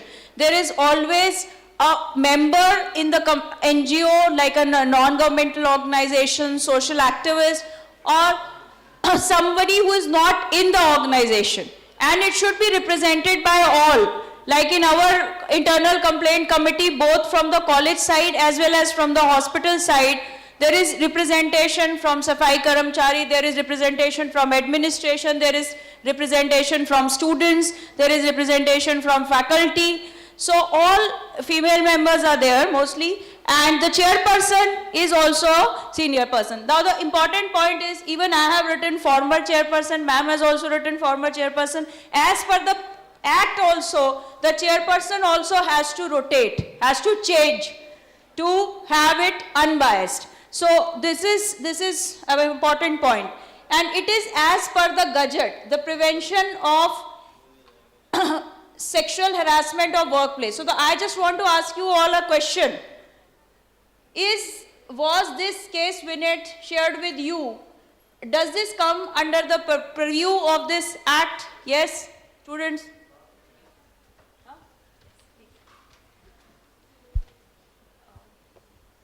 Good afternoon, one and all. As per the history given and the information given regarding this case, the other party was sending some songs having some sexual flavor, and that too into the domain which was falling outside the work hours. So I feel when the other partner was uncomfortable and they were telling them not to do it again and again, and still this was happening, so the emotional and the mental state of the second party was harmed. So I believe if it has to be, it should not be encouraged and warning should be issued. So as per my opinion, it does fall into the sexual harassment. See, the important point here is that a complaint can be put in the Internal Complaint Committee. This is a hypothetical case. This is the disclaimer I have put in the hand manual also. This is a hypothetical case. It's not a real case scenario. But just to highlight the fact that WhatsApp messages, social media, Instagram, WhatsApp, Facebook, LinkedIn, all such domains which all of you are using, including all these things, they also are taken as of legal importance. And there have been cases which have been reported. So if such a kind of, and this message itself becomes this is an evidence in itself. See, you don't need any witness for this, right? You don't need any witness for this. This is an evidence in itself. So a very strong legal, this thing is there. The next is it necessary for ICC to always take a decision? Yes? Members of ICC? No, but ICC, if ICC wants, ICC can refer the matter, transfer it to police. See, depending on the situation. Now, I had 2-3 more minutes, but we can do a separate workshop for that. Then I can discuss in length. So, the important point is that ICC can take the decision of transfer to police or to any other authority. So, that is another thing. What are the steps of ICC to handle this? So, as ma'am has already told, briefly, yes. Geeta ma'am? आपने कुछ नहीं बोला, अभी थोड़ा सा steps बताओगे? 1 minute में। ICC की कंप्लेंट कोई करता है तो क्या क्या स्टेप्स? मैम अगर कोई कंप्लेंट आती है तो कंप्लेनेंट से सारी बात सुनने के बाद हम विटनेसेस वगैरह सर्च करते हैं और फिर उसके अपनी सब लोग डिसाइड करते हैं कि क्या करना है, उसके बाद कोई डिसीजन लेते हैं। तो ये कार्रवाई कितने दिन में खत्म करनी होती है इसका कुछ? हाँ, 1 महीने के अंदर। So this is very very important that steps have to be taken and in this case the immediate measure what I want to ask here is what are the administrative measures that can take when the inquiry is ongoing? Now, if an inquiry is ongoing, yes, please introduce yourself and. Myself, Rumi Sharma. I think immediate transfer or maybe for a woman leaves should be sanctioned. Yes, yes, very important. Yes, thanks. Very rightly said. There is immediate transfer. Even when the inquiry is impending, still this administrative action can be taken immediately. Even if the case is inquiry is still pending, witnesses are being called, proceedings are being held, still this is important. Then can ICC give recommendations? Yes.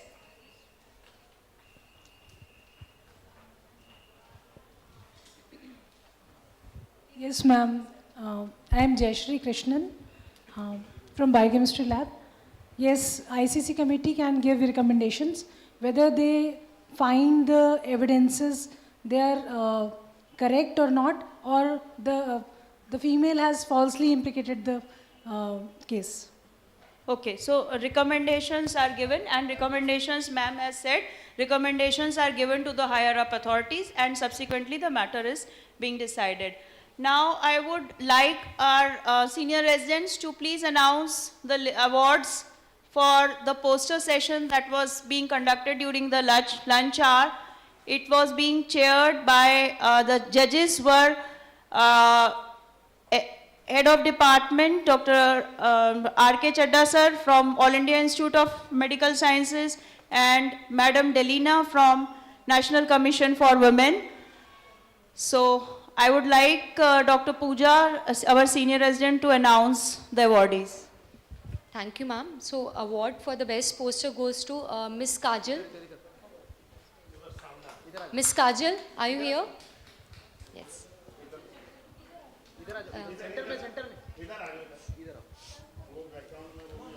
I request Dr. Rakesh Chadda sir to kindly give the award to the president.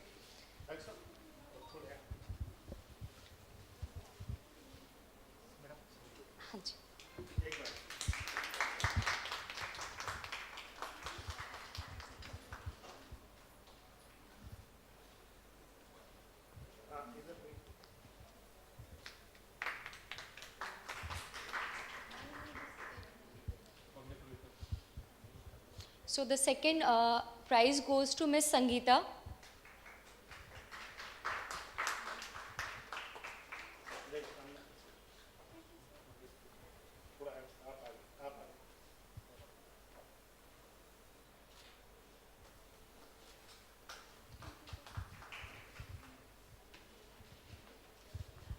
So the third prize goes to Miss Mahima Ahuja. So she's not here. We'll hand over her. Thank you, sir.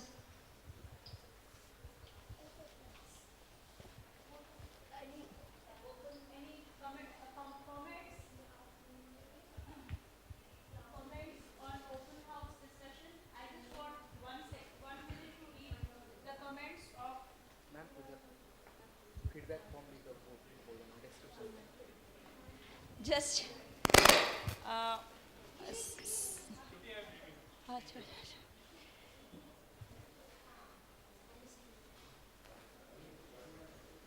I just want to read the comments of senior psychiatrist. She is joined online, Emeritus Professor Dr. Indra Sharma ma'am. She has written about the causes of sexual harassment at workplace, mindset of many men. Women are inviting men by their looks, or sex between men and women is biological. A woman would never take the lead. Drinking alcohol in semi-official parties, mindset of women and family. And causes for harassment at workplace, creating a hostile work environment, mindset of many. A woman's right place is at home, so these are the myths. Take care of children and family, rejection of sexual advances, professional jealousy, patriarchy, revengeful attitude of men against women. And causes of harassment at workplace, long hours of work, mandatory,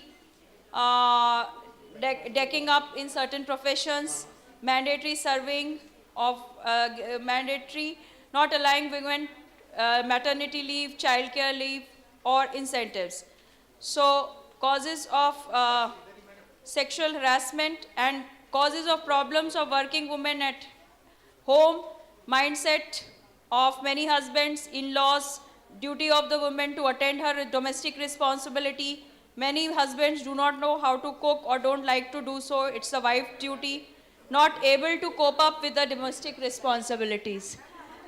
So, with this, I would like to invite, I would like to offer a vote of thanks to ma'am, organizing chair, Dr. Shukla ma'am, our 4 senior residents, Dr. Pooja Yadav, Dr. Pooja Sharma, Dr. Regina Khaka, Dr. Astha, our 4 postgraduate students, Angeline, Jyoti, Nikita, Ayushi, our HOD sir, HOD sir, our interns, all participants, please come for a group photograph.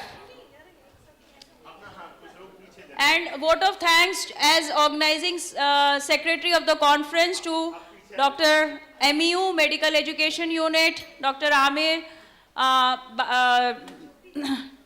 all the internet coverage, Dr. Rahul, Sandeep ji, and the team, Alek Bhai, Dr. Manish, for sparing 2 of his right and left hands here for the conference, the medical director, the additional MS, the principal sir, the joint registrar sir, all sisters of the ward, please join for a group photograph. You cannot be left out. So all the participants, please do join for a group photograph.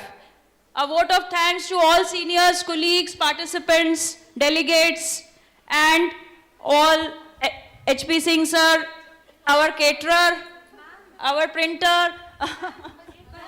Thank you. And